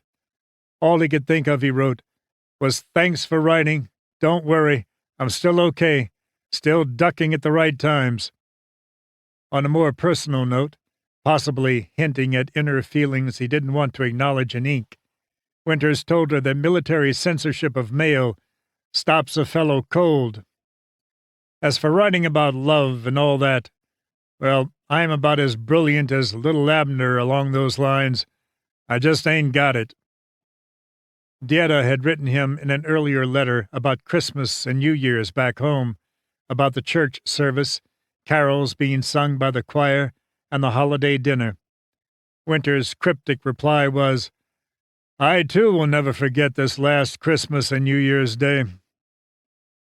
In the quiet moments when he found some, Winters had taken to Bible reading, and had become something of an authority on the good book, even though, he hastily added, he had never intended to. Instead, he told Dieta that he read the Bible not to impress anyone, but for relaxation and atmosphere. Often he read passages from wherever the book happened to open, and sometimes, he said, it opened at just the right spot that he needed for inspiration. Winters had other, less holy thoughts as well. He told Dieta he dreamed about fights, fighting Jerry's, outmaneuvering, outthinking, outshooting, and outfighting them. Fighting constituted 80% of his dreams, he said, but helped him devise solutions that, in the cold morning light, it usually works. In fact, to date, they've always worked. Of the remaining 20% of his dreams, he told her, 10% are about the happiness and pleasure of a nice, warm, comfortable home, good chow, and all the pleasures of a kid. The other 10% are of future operations and plans for happiness. Believe me, I intend and hope to see the day when I can enjoy life a little bit and relax. Chapter 10. Their guys are probably dumber than ours. January 20th to March 31st, 1945. Dick Winters was thoroughly pissed off. After 36 days of almost constant contact with the enemy in the snow-shrouded forests of Belgium, the 101st Airborne Division had been told it was going into Corps Reserve for a break. Instead, the battle-weary men now found themselves jostling their way to Alsace to help defend against what was rumored to be another German attack. "My God," Winters complained, foreseeing another Bastogne. "Doesn't the Army have any other troops who can plug those gaps?" Lugging their weapons and equipment, the men of the division clambered aboard 112 10-ton and 98 2.5-ton trucks for the 160-mile trek to the town of Drulingen. Heavy layers of snow covered the ground, in many places blocking roads and slowing the convoy to a crawl. In all, the trip took a bone-jarring, butt-numbing 36 hours, a seemingly unending time for the men riding in trucks built for functionality, not physical comfort. Arriving in Drulingen on January 26, one day after the Battle of the Bulge was declared over, the men were no sooner out of the trucks and stomping their feet to restart their blood circulation than they were ordered to climb back in. "The division is being attached to 6th Corps at a place called Hochfelden, Dick," Sink told him when he issued the orders to remount the trucks. "It's supposed to be a quiet sector. We'll be in reserve at a town called Wiefarsheim on a little stream called the Moder River." The little stream called the Moder River, normally 30 to 40 feet wide, was presently swollen by snowmelt so that in many places it was now a football field in width. Swiftly flowing muddy brown water frothed and swirled, and treacherous currents produced by the flooding would make sending out contact patrols a difficult and dangerous venture. The 50 sinks were positioned on the division's left, along a 3,500-yard length of the motor stretching from Weversheim to Pfaffenhofen. The sink's right was the 501st, the center of Taylor's line, with the 327th glider on the 501st's right. The 502nd was put in reserve. Life in Alsace wasn't as cozy as it had been in Mourmelon, but it was infinitely better than anything the men had experienced since December 18th. The most welcome change was that, except for some outposts and machine gun and mortar positions, foxhole living was just an unpleasant memory.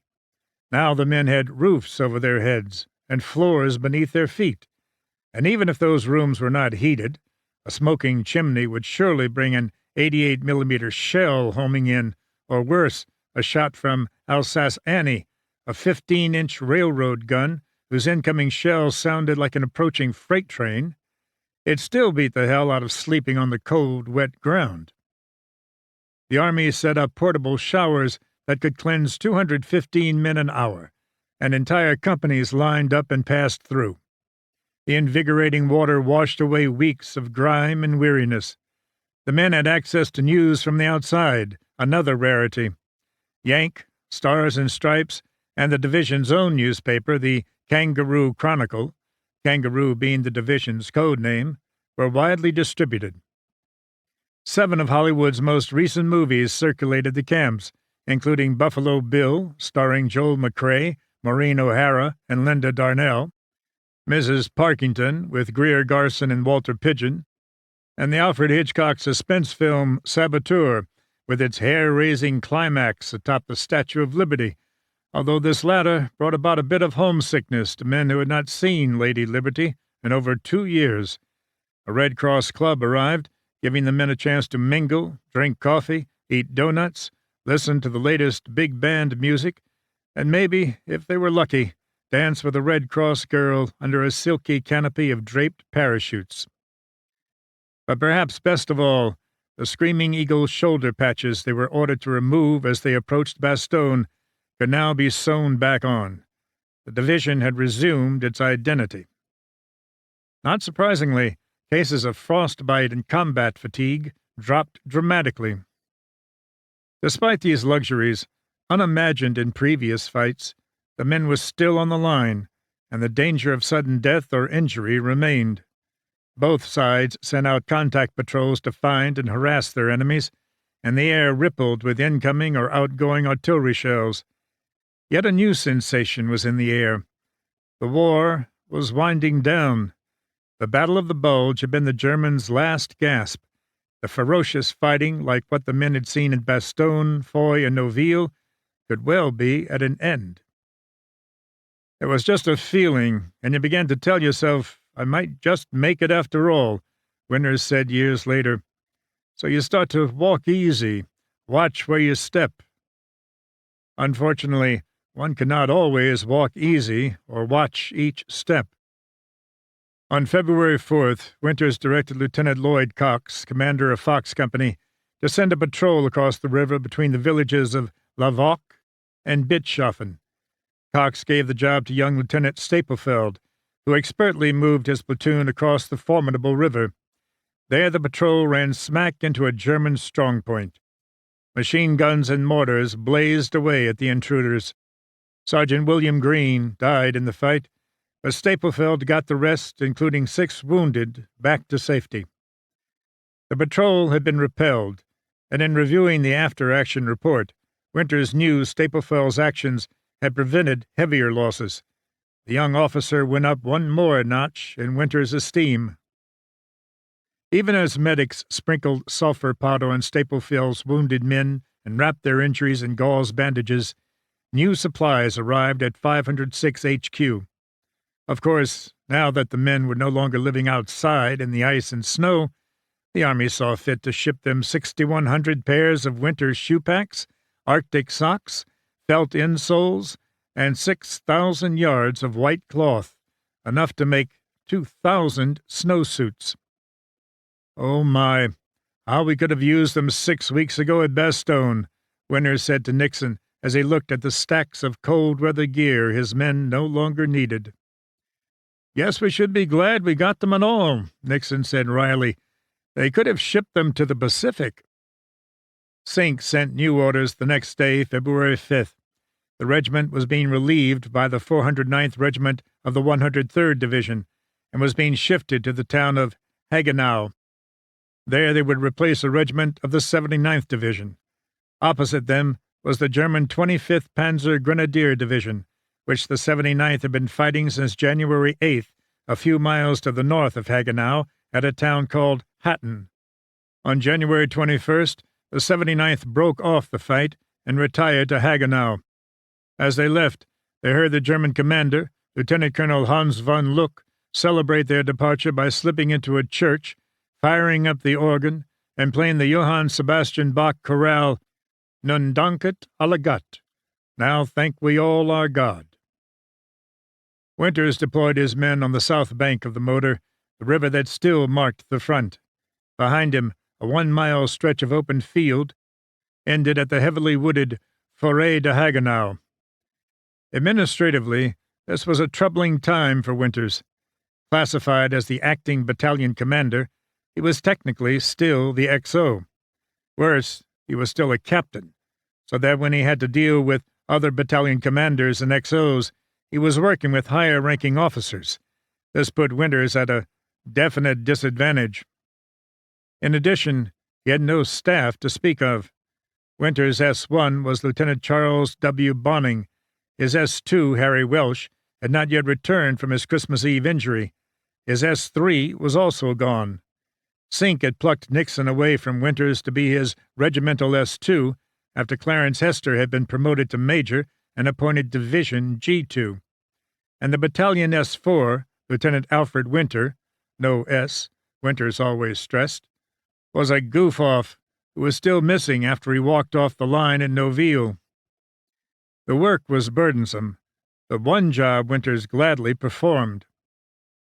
"You wanted to see me, sir?"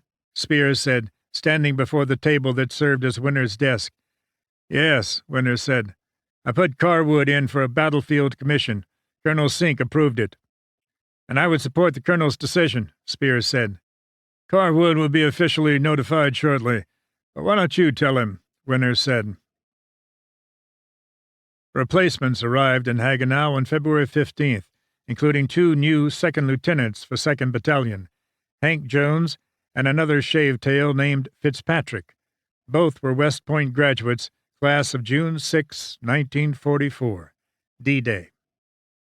As a rule, Winters met and spoke with new men, especially officers, partly so they got to know each other, and partly to take their measure. But being short-staffed, he postponed that meeting and assigned Jones to Easy Company and Fitzpatrick to Fox.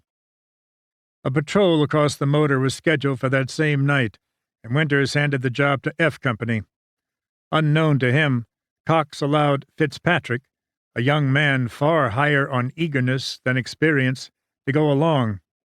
In the darkness, Fitzpatrick stepped on a German shoe mine and died from shock and loss of blood. Winters was steamed at Cox. There was no way he would have permitted a green replacement officer to go on such a patrol. He also chastised himself for not having taken the time to meet Fitzpatrick, but rather assigning him to Fox sight unseen. It was the first and last time that would occur. Years later, thinking about the man he never knew, Winters lamented how fate was so cruel to the young replacement officer. Still fuming over the needless loss of Fitzpatrick, Winters' mood was not enhanced the next day when Nixon came to him with new orders. "Colonel Sink wants you to send a patrol across the river for a prisoner snatch," Nixon said. "Division wants info on enemy troop strength, unit identification, deployment, whatever we can learn." "My God, Nix," Winters moaned. "Doesn't anyone realize how tough a job it is to approach a man with a rifle or behind a machine gun who is in a defensive position and persuade him to come with you as your prisoner of war? And what's it going to accomplish? All we're going to find over there are enlisted men. And what can they tell us? Their guys are probably dumber than ours, and our fellows don't know what the hell's going on.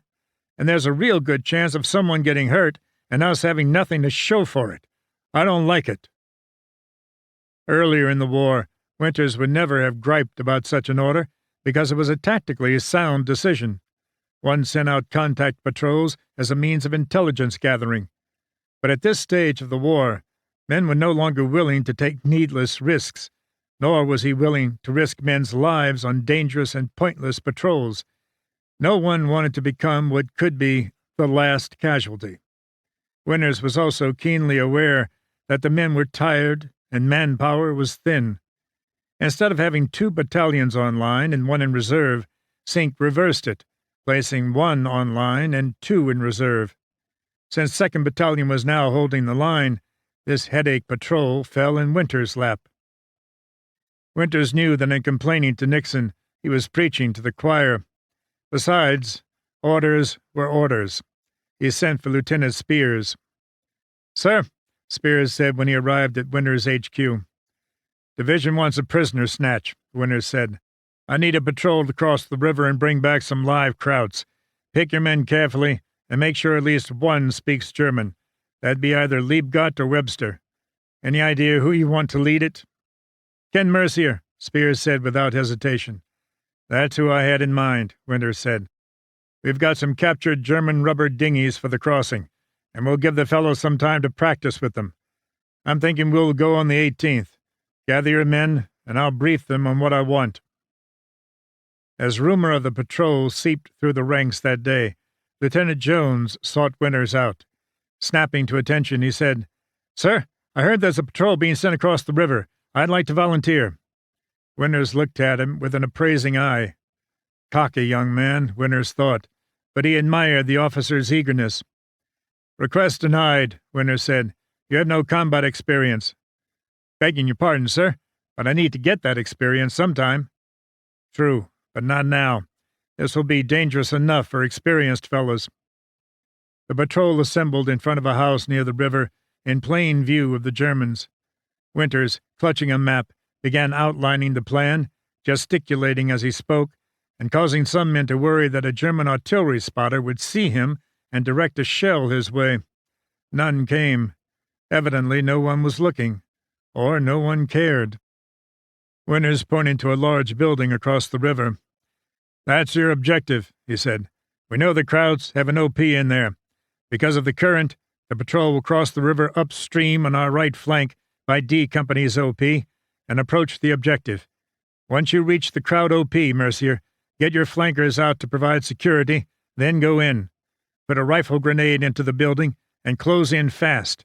Get more grenades into the basement windows. That'll stun the Krauts inside. Get in, grab some POWs, and get out. But before you leave, I want a satchel charge on a delayed timer hidden in the building. With any luck, the Germans will reoccupy it before the charge goes off. Get back to the boats as fast as you can. Mercier has a whistle that he will blow when you're pulling back. That's the signal for the covering fire to open up. You'll have blanket support. We have a 57mm anti-tank gun, a 50 caliber, and several 30 caliber machine guns, as well as mortars covering your every move.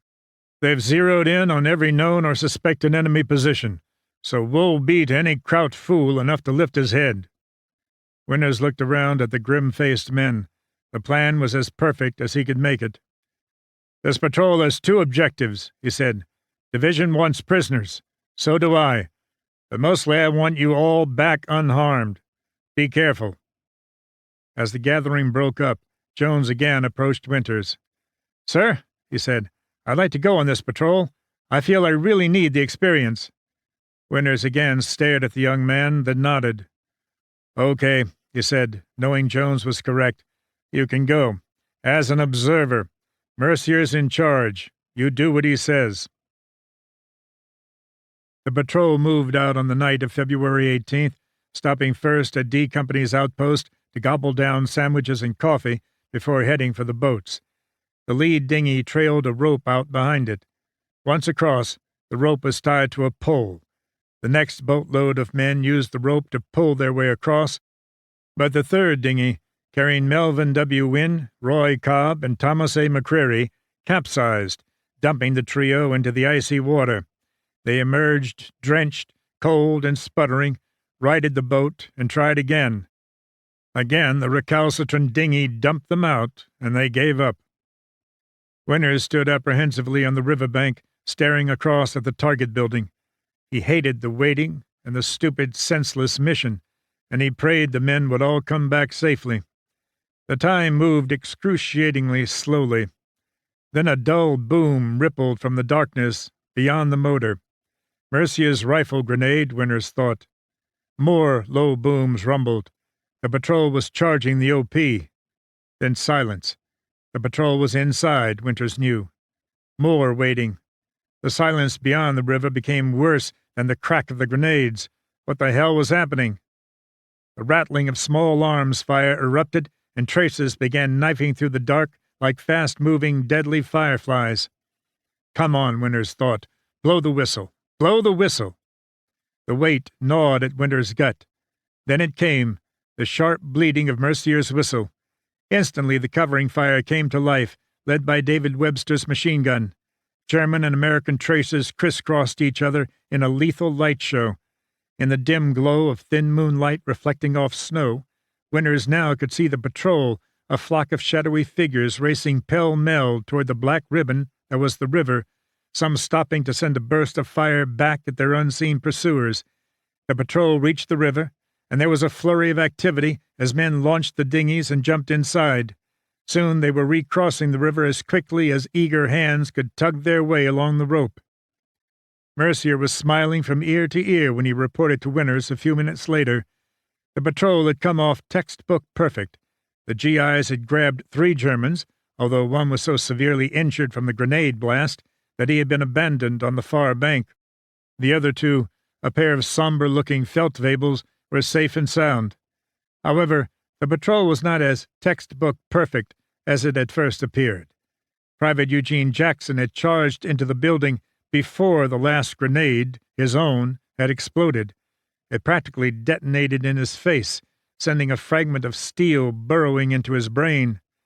Do what he might, Doc Rowe was unable to save the young man. In almost unendurable pain, Jackson died at the aid station. Winters knew Jackson and hated the loss of a man who, he felt, was needlessly sacrificed. It was a poor exchange for the 2 captured sergeants who, as Winters had predicted, had no information to disclose. Jackson's death was also somewhat personal. He was from Winters' hometown of Lancaster, although Winters had not known him then. Next morning, Winters again stood at the riverbank, expectantly watching the house the patrol had hit. Seconds ticked by. Then the planted satchel charge blew, smoke pouring from every window in the structure. Winters never discovered if the outpost had been reoccupied or not before it blew, but he was satisfied. That satisfaction didn't last long. Later that morning, Colonel Sink visited Winters at his HQ, accompanied by Colonel Joseph B. Harper, commander of the 327th Glider Regiment. "That was a fine job your men did last night, Dick," Sink said. "Good work." "We lost a man, sir," Winters said, wanting Sink to know the price paid for 2 prisoners who had little to offer in the way of vital intelligence. "Private Jackson." "Regrettable," Sink replied. Then, "I'd like another patrol tonight. More prisoners." Winters couldn't believe his ears. He reddened with anger, but simply uttered a "Yes, sir," and saluted. "He's showing off for his drinking buddy Harper," Winters complained to Nixon when the 2 were alone. "It seems we were the first regiment to send out a patrol that successfully brought back any POWs, and now he wants to brag and show everyone else how easy it is." "He knows about Jackson?" Nixon asked. "Yes, he knows. He called it regrettable. Jesus. The Germans are going to be on the alert. The chances of losing the entire patrol are a heck of a lot higher than the chances we'll capture any Krauts." "So what are you going to do?" Nixon asked. Winters thought, then said, "Fine, Spears.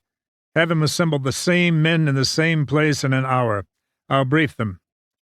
The glum faces of the men destined to make yet another patrol told Winters that they, too, were fully aware of their chances against an alerted enemy. Winters and Nixon joined the group. "Man, I want you to know I'm proud of the job you did last night," he said. "You pulled it off perfectly. The loss of Private Jackson was an unfortunate tragedy. Colonel Sink's proud, too. So proud he wants another patrol tonight. So here's the plan. You'll cross just like you did last night, same place. With that Kraut OP knocked out, you'll have to move deeper into the town, look for another objective. When you grab the prisoners, pull back just like before and blow the signal whistle. The covering fire will make the Krauts keep their heads down again. Jump-off time will be an hour later than last night. He paused and took a deep breath before he spoke again. Now relax. Get a good night's sleep. Sergeant Mercier, when you report to me tomorrow morning, you'll tell me you entered the town as planned, but could get no live prisoners. All faces turned toward him. And if anyone asks any of you about the patrol, you'll tell them just what I told you. The patrol was unsuccessful. Understood? The men nodded, smiles of relief beginning to crease their faces. Spears grinned and saluted. Yes, sir, he said. Winters knew he'd just risked his entire military career and a likely court-martial by intentionally disobeying an order from his commanding officer. But he was damned if he'd risk any more lives on a foolhardy mission that had little chance of success and a very large chance of turning into a disaster. It was a risk he willingly took. I knew I was getting out as quick as possible after the war was over, Winters said years later. I had no fantasies of making the Army my life. If I had any idea of making the military a career and be a career soldier, would I have disobeyed an order and not sent those men? If someone is going to make it his career, he's not going to have it on his efficiency report, refused an order. What kind of officer is that? Lieutenant Ralph D. Ritchie, Jr. of F Company, now attached to Winters as S2, said, That was a classic, sir. You should write that one up for the future. No, Lieutenant, Winters said. That's one report that will never be written. Machine guns and mortars from 2nd Battalion opened fire late that night, sending a stream of traces dancing through the darkness. Winters stood on the riverbank watching, but no American soldier crossed the motor. The men the blazing weapons were supposed to be covering were asleep in their billet. Sink wasn't being mean when he ordered that second patrol, Winters said, looking back 58 years later. He was proud of what we had done, but it was a dumb decision. Winters filed no after-action report on the patrol that never was, nor did Sink ever request one. Perhaps he knew the second patrol never occurred, perhaps he didn't. Either way, he said nothing. The day after the Phantom Patrol, February 20th, 3rd Battalion relieved Winters' men, and they went into regimental reserve. As 2nd Battalion was loading onto trucks, Nixon delivered a package for Winters. He handed it to his friend. "This is from Colonel Sink," Nixon said. "Guess he forgot your birthday last month." Winters opened the small box and found himself staring down at a pair of golden oak leaves. Nixon saluted. "Major Winters," he said. By February 23rd, the 101st was on another truck convoy, rolling for Saverne in France, having been relieved on the line by the 36th Infantry Division. At Saverne, the division boarded a train, the men climbing into straw-filled 40 and 8s for the 18-hour train ride back to Montmelon. As the locomotive chugged away from the front, Winters began to realize this was the first time since December 18th that they were not in danger of being shot at. The 101st had endured 72 days of winter combat, served under 2 different army groups and 4 corps. They had fought 11 enemy divisions and covered 352 miles of mostly snowy, treacherous roads. During the month of February, the 506 had suffered 44 casualties, including 3 enlisted men and 1 officer, the unlucky Fitzpatrick, killed. As the train jolted to a halt in Montmelon, the men were greeted by the 502nd Regiment's band blaring out its repertoire of martial music. One disappointment to the men was that this time they would not be billeted in barracks, but rather sleep on folding cots in 12-man olive-drab wall tents. The troops were given light detail and kept in shape with calisthenics. Replacements arrived, duffel bags slung over their shoulders, and there were training classes and weapons demonstrations. On March 7th, instructors were showing the use of a new baseball-style grenade that was armed not by the release of a lever, but by the wrist action of the thrower.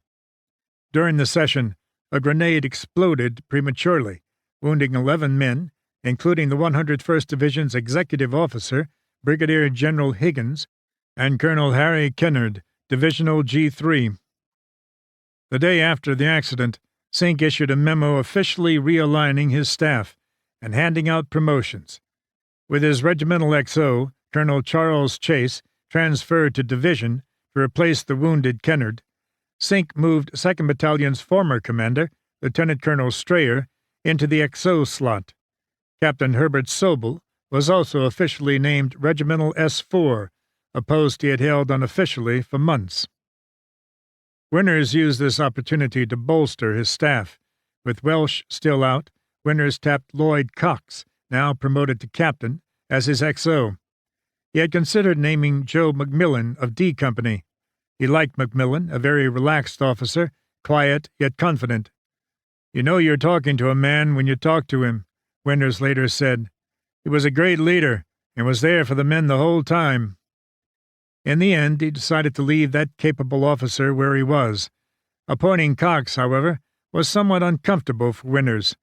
By right of the Army's seniority system, Cox technically outranked Winters, yet it was Winters who now wore a major's oak leaves and commanded the battalion.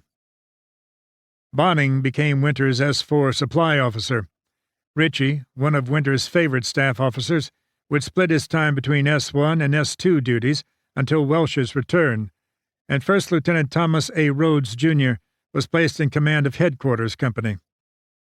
For his S3, Winters soon reclaimed the man he wanted most. Ever since Lewis Nixon had been elevated to Sink's staff, the colonel had become increasingly frustrated with the man's drunkenness. In late March, Sink had assigned Nixon to jump as an observer with the 17th Airborne Division during Operation Varsity, the assault on the Ruhr, the industrial center that still propelled Germany's sagging war machine. Nixon was jump master and in the first seat by the door. On March 24th, as the plane lumbered over the drop zone, it was hit by flak. Nixon and 3 others managed to launch themselves out the door before the plane exploded. A day later, Nixon was back with the regiment, and while he was drowning the memory with VAT 69, Sink was visiting Winters' headquarters. "I have a problem, Dick," he said. "It's Captain Nixon." Winters knew what the complaint was, so it came as no surprise. "God damn it, the man's drunk all the time," Sink said. "I mean, I certainly tip a few myself at night and when off duty, but with him it's all the time. I can't get any damned work out of him. How did you find him to work with?" "Captain Nixon and I get along very well, sir," Winters replied. "That's what I had thought," Sink said. "Do you want him back? Can you use him?" "Oh, yes, I can use him," Winters said. "You got him," Sink said.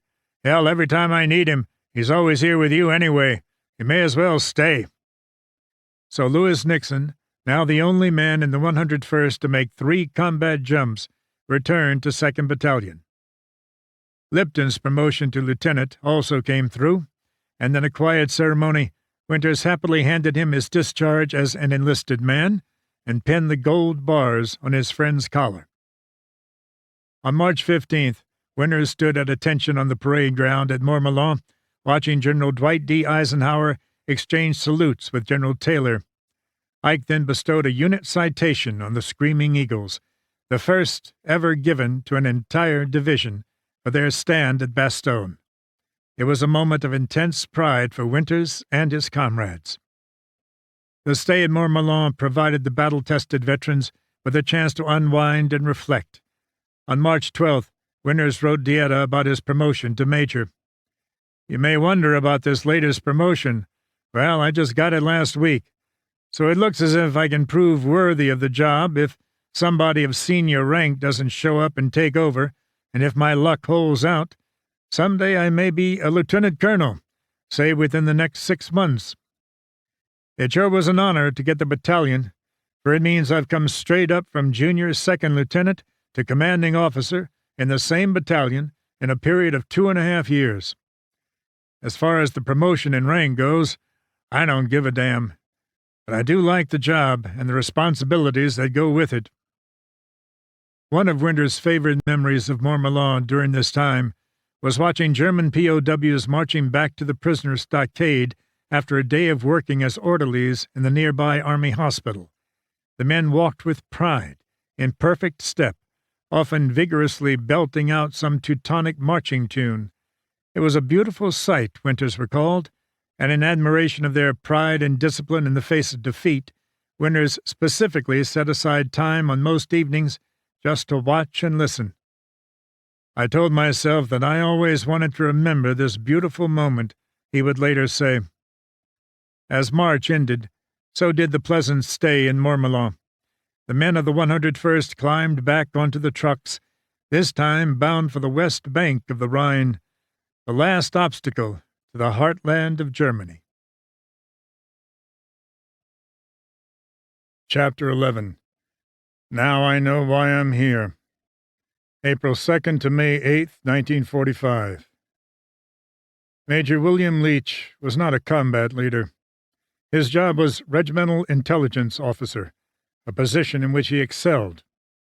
But he had never led a patrol into action, and his uniform sported no battle decorations. Perhaps that's why on April 12, 1945, he decided to lead a 4-man patrol across the Rhine. Since it arrived at the Rhine on April 2nd, Winter's battalion had held a line between the towns of Worringen and Sturzelberg. Across Germany's fabled river were visible the spires of Dusseldorf, and beyond, the Ruhr pocket, where hundreds of thousands of German troops still held the Americans at bay. Duties had been light. Winters sent out a few contact patrols, and occasionally had artillery shells lobbed over the river just to let the Germans know the GIs were still there. Located within Winter's section was the town of Zons, which the young officer found especially appealing. Dating back to the 1400s, it was a medieval village in the true sense, in that it included a castle, complete with a moat, and stone walls suitable for storming with catapults and battering rams. Winters wondered how many times hostile armies had attacked those walls in the town's 500-plus years of existence. Compared to the destruction he had seen in other German cities, some of which, he wrote, ceased to exist except for a few people wandering around amid mountains of rubble, Winters was glad the Air Corps had spared Zons. As spring arrived, and the warming sun melted the snow and brought the first buds to the trees, Winters was more determined than ever to take no chances with the lives of his men. Yet he had to carry on the business of war. On April 8th, Winters was ordered to send a patrol across the river. He selected the area directly across from Sturzelberg, opposite the battalion's left flank. Scanning the landscape 350 yards across the Rhine with his binoculars, he saw no signs of enemy activity, just farmland and an orchard. Winters tapped Harry Welsh to lead the patrol. Welsh had resumed his job as Battalion S2 upon his recent return following his wounding at Bastogne. However, at the briefing, it was Winters and not Welsh who planned the patrol, lacing it heavily with safety guidelines. Winters told Welsh where the patrol would land and the route it would take along the opposite bank. "Every step will be covered by artillery," Winters said. Welsh was upset at the restraints being forced on him. "Christ, Dick," he complained privately, "I'm leading this patrol. I've done this before. Give me some leeway here." Winters refused to budge. He didn't want to send the patrol at all. "What I've laid out here is the best way to ensure that no one gets hurt," he said. "That's the key thing. I want no casualties. There's no room for discussion. You do it my way, Harry." The patrol came back unscathed. Another patrol 4 days later wasn't as fortunate. Led jointly by the newly promoted First Lieutenant Stapelfeld and Lieutenant Perdue, both of Fox Company, the patrol cautiously probed the lone German position on the western side of the river. Here the Rhine looped eastward between Sons and Sturzelberg, creating a concave salient or bulge. Moving forward in the dark, Verdun tripped a booby-trap and was wounded. Alerted, heavy German small arms fire forced the patrol to withdraw. That same day, April 12th, Leach elected to lead his own foray. He decided to cross the Rhine on 2nd Battalion's left and ordered Winter's friend, photographer Al Krotchka, to take to the air in a Piper Cub to photograph the eastern shore. Of particular interest were any machine gun emplacements or other strong points. Krotchka did as ordered, and the low-flying, lumbering plane predictably drew ground fire. Krotchka got the photos, but at the price of an arm wound that earned him a Purple Heart. Winters was informed about the patrol. "Damned fool," he muttered. He turned to Welsh. "This sounds like an ego trip, Harry. Alert Fox Company. Have them be on the lookout, and not to get trigger-happy." "Yeah, right," Welsh said. Then he forgot. That night, on the lonely, darkened Rhine River, Leach's patrol was spotted by alert American sentries. Machine gun fire from Fox Company's 2nd and 3rd squads raked the water, sweeping the hapless soldiers, some with the words, "Don't shoot," screaming from their lips, from the bullet-riddled boats. 6 days later, the bodies of Leach and his 4 men were fished from the Rhine downstream at Sturzelberg. In his heart, Winters held 2 people responsible for the senseless tragedy. Mainly he blamed Leach for taking out a patrol that was a high-risk venture for little or no purpose. He also found fault with Welsh who, as he had when Moose Haliger was wounded 6 months earlier, failed to alert those most in need of alerting. "He heard me," Winters later said of his friend, "but sometimes he didn't absorb what he was hearing." The bad news of April 12th did not stop with the loss of Leach and his men. All along the battlefronts, both in Europe and Asia, GIs learned that President Franklin D. Roosevelt had died in Warm Springs, Georgia. This was disheartening news at a time when spirits over the war's inevitable outcome were beginning to soar. Many of the young soldiers could barely remember a time when Roosevelt was not their president. "It left us with a great sadness," Winters wrote. "We have lost a good leader and a good man." Occupation duty, for that's how Winters described the battalion's stay along the Rhine, was basically police work, keeping the local population in line and making sure the enemy across the river stayed across. This lull in action allowed Winters to grant some men leave time in Nice, France. He also turned his attention to an important letter from Dieta. Words like love and marriage, evidently used in her note, forced Winters to face feelings the war had denied him the right to ponder. "It's impossible for me to write my true feelings under present conditions," he wrote on April 10th. "When you're fighting as a front-line battalion, there is just no spare time. Now you talk about meeting somebody like me and falling in love with him. Hell, I am just like a million other guys." He told Dieta his time was too preoccupied with weapons, targets, harassing fire, grazing fire, chow, transportation, and base of fire to think about personal feelings. "All I know is that I am in no position to say I love anything or anybody. So there's but one thing to do. Wait till the war is over, and then I'll start out on that subject. I hope to use my head, not my heart. Well, not too much." In her letter, possibly in a peak of temper or frustration, she referred to him as a brass hat. He took offense. "If I hurt your feelings, pardon me. I didn't mean to. But I just didn't want anybody standing around waiting for me when I come home, or have anybody with any ideas. Of those who have worked with me in the Army, there are only a few of them that really know and understand how I feel and think about life in general. Guess there's really only one, Lieutenant Welsh, a good little Irishman. At home, there are my folks, and that's it." Winters wrote home, describing the destruction of German cities, many of which he recalled had been leveled, but he felt little remorse for the devastation, and considered it just medicine after the misery German forces had visited on civilians and cities in other countries. These feelings gave Winters little room for concern over German civilians when it came to selecting his CP. Finding what he considered the nicest house, he simply knocked on the door and told the people they had 15 minutes to get out, but to leave the beds, silverware, and cooking utensils.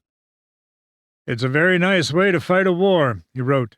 "Much better than Normandy, Holland, or Bastogne." One major thorn in Winter's side was the displaced person camps, where masses of people the war had jarred loose from their homes were being gathered by military authorities. The Army had a non-fraternization rule, but Army rules are made to be broken, especially by bored enlisted men, and officers found it hard to enforce. GIs were not above using food or other items to purchase a wide range of services from the DPs, including sexual favors.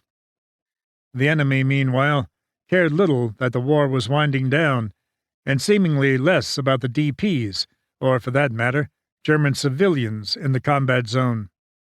On the evening of April 15th, 24 88mm shells whistled in on Fox Company's position, killing a baby and a young boy, and wounding 6 civilians and 2 soldiers. At 1 a.m., 30 indiscriminately fired rounds burst on the American side of the river, killing a girl. Another 24-round barrage later in the morning injured no one. After each shelling, Winters ordered return fire. Not all the heat was coming from the Germans. With the war visibly ending, Dietta's letters continued to turn toward her future, and possibly their future together. Winters resisted being pressed. "You don't want to have any disagreement until after the war? Fine," he wrote, "for I am not a fighting man, and after this war is over, all I want is a blissful state of tranquility, and that's all. All I ask of the world is let me alone." He added on April 20th, "Tender thoughts are to me something I took off and left behind in the marshalling area prior to the start of this war. There's no time for them." This sentiment was not specifically aimed at Dietta, but everyone in general, including his dead comrades. "I think earnestly about the dead," he wrote, "but there's no time to mourn for them." It was in this letter that he first mentioned the possibility of transferring to the Pacific Theater once the fighting in Europe ended. "Looks like June should see the end of the war, but when I am true to myself, I realize that it'll be another 2 years at best before I get through with the CBI and home. Sure seems like a long time looking ahead, but if a fellow just takes it one day at a time, it's not so bad." The reason he allowed his thoughts to wander to the Pacific was because 2 days earlier, on April 18th, the Ruhr Pocket fell, and 325,000 German troops became prisoners of war. Enemy resistance was visibly collapsing, and life was becoming ever more bearable for the GIs. The day after the Ruhr fell, supplies arrived. Each man got a pair of new socks, 3 bottles of Coca-Cola, and best of all for many, 2 bottles of beer. On the afternoon of April 21st, Winters was enjoying a bottle of the Coca-Cola when Sink arrived at his command post with news. "Dick," he said, "get 2nd Battalion packed up. We're heading for Bavaria. Eisenhower and the top brass think the hostile boys, at least the most die-hard of them, are flooding into that area to set up a redoubt, a strong point, a last stand or whatever. We're to try to prevent that. We'll leave by truck tomorrow at 1100, then transfer to trains. The trip will be non-stop and rapid, so each man is to be issued 5 K rations." The trip to Bavaria was roundabout. To get to Maastricht, Holland, where a train awaited them, the men were trucked through Luxembourg and Belgium, at times passing over the battlefields of the Bulge. Memories flooded back as the shattered countryside, still littered with dead vehicles, rolled by. Once on the trains, destroyed and damaged sections of track forced the engineers to take the long route through Holland and into France. April 23rd and 24th found the men still on the train, whose wheels beat a monotonous clackety-clack through France and back into Germany. Men grew weary of the trip and the food, joking, Damn the K rations! Full speed ahead! On April 25th, the division arrived back in Germany, this time in the town of Witten, where the rugged terrain prompted the password "rough" with the countersign "Rider." Loaded onto ducks, the part land, part amphibious vehicles that could roll along roads or ford rivers depending on the need, the convoy turned southeast toward Ludwigshafen, Mannheim, Heidelberg, and Ulm. Halting in Buchloe at the foot of the Alps, the true cruelty of the war was about to hit Winters. About 3 miles down the road sat the medieval town of Landsberg and Landsberg Prison, a stoutly built compound with towers adorned by onion-shaped roofs, whose claim to fame being that it had once housed the present German leader. Following his blundering attempt to overthrow the Bavarian government during the beer hall putsch of November 1923, Adolf Hitler spent 13 months behind these walls. But it was an incarceration in name only. Catered to by prison officials, Hitler, who had garnered a considerable local following, had been granted unlimited visitations, and his cell door was not only unlocked, but often stood open.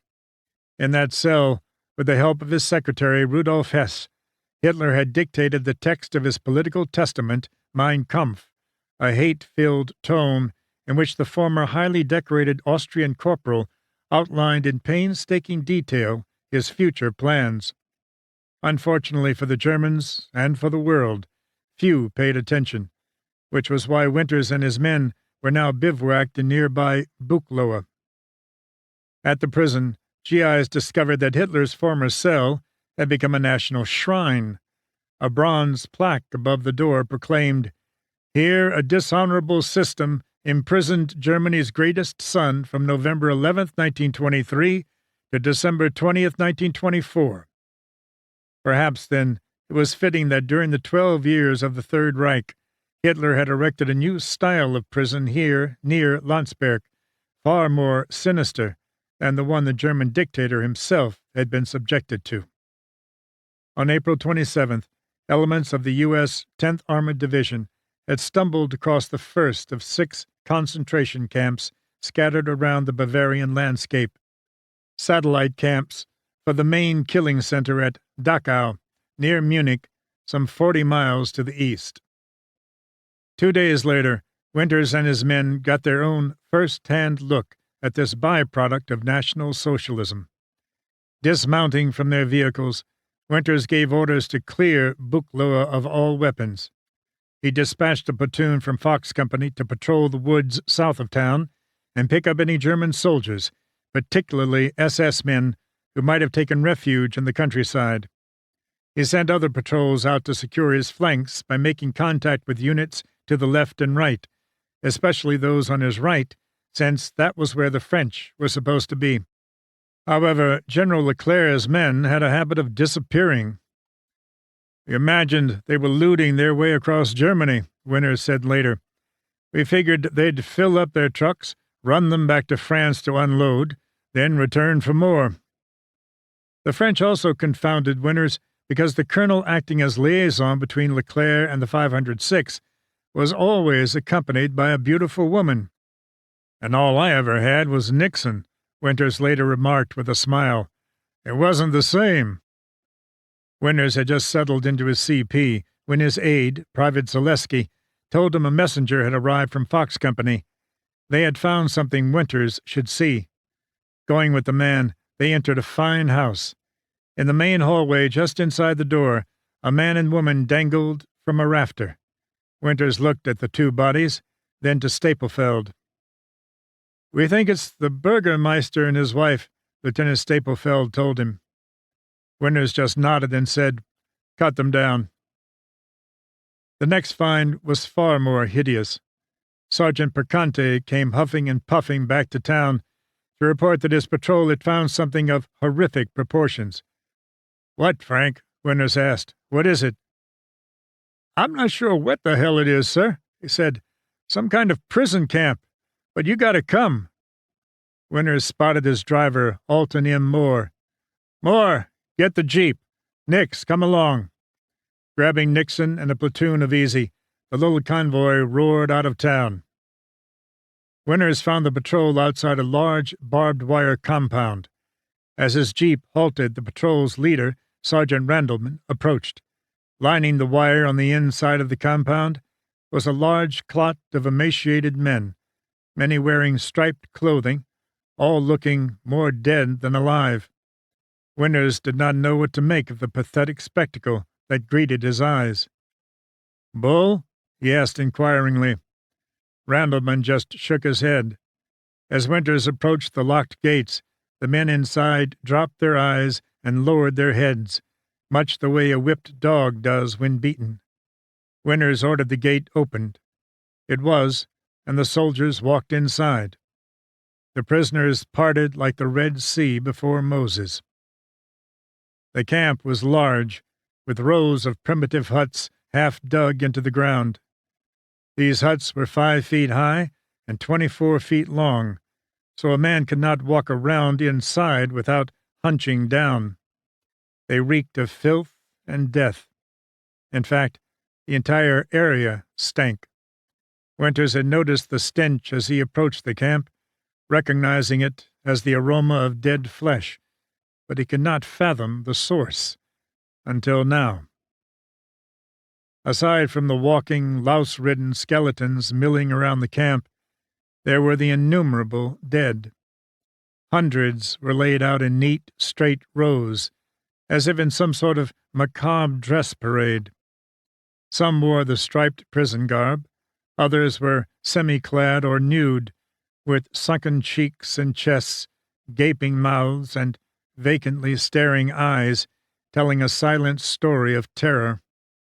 Some of the dead lay in blood-splattered heaps, and still others were sprawled individually where they had fallen. A few huts had been burned, and in the smoldering wreckage, charred bodies told another grim tale. "These men are starving," Winters told Lieutenant Ritchie. "In the cellar of my headquarters are large wheels of cheese. Get them out here, and bread, too, if you can find some, and send Liebgott to me." Ritchie hurried off. Winters got on his radio and made contact with Sink. By the time Sink arrived, Winters, thanks to the German-speaking Liebgott, knew most of the story, of how this was a slave labor camp that housed Jews, gypsies, political prisoners, and anyone else the Nazis considered to be Untermensch, or something less than human. He heard how, as news of the American approach spread, the guards went on a killing rampage, locking some prisoners in their barracks, then setting them on fire, and shooting other prisoners until they ran out of ammunition. Then the guards fled, leaving their crimes behind. "We've come across several of these camps in the vicinity," Sink told Winters as the two walked among the dead. "Bastards. I have some good news, though. General Taylor has declared the area under martial law. Starting tomorrow, the good people living around this camp will be out here helping to bury the dead." Winters nodded with satisfaction and said, "And I'll be here to watch." The regimental physician, Major Lewis Kent, had arrived with Sink and ordered a halt to Winters' food distribution. He told Winters that the weakened condition of the starving men dictated that their food intake be carefully prescribed. Otherwise, he cautioned, they would gorge themselves and many would die. The task of telling these starved men who saw the Americans as saviors that they had to go back inside the camp fell on Liebgott. "I can't do that, sir," Liebgott pleaded. "I know, Joe, but you have to. It's for their own good until our medical people can check them out." Liebgott did as ordered, but it was a very tough job, Winters acknowledged. As medical teams moved into the camp, Winters felt revulsion welling up inside him. He had never expected to see anything like what he was now witnessing. Even if he had been prepared and had heard the rumors that had been circulating after the first camps had been discovered, he later said, the reality would have been far worse than anything he could have anticipated.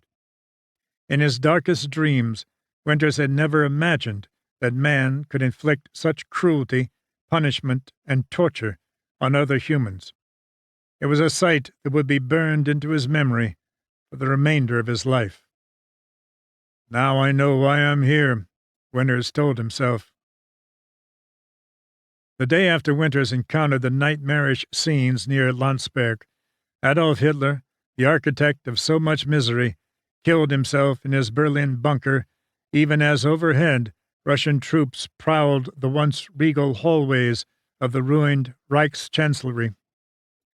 Winters received the news a day later, and while many GIs used their beer ration to toast the Fuhrer's death, Winters, weary from so much killing, recorded it in his journal with just a single-line entry.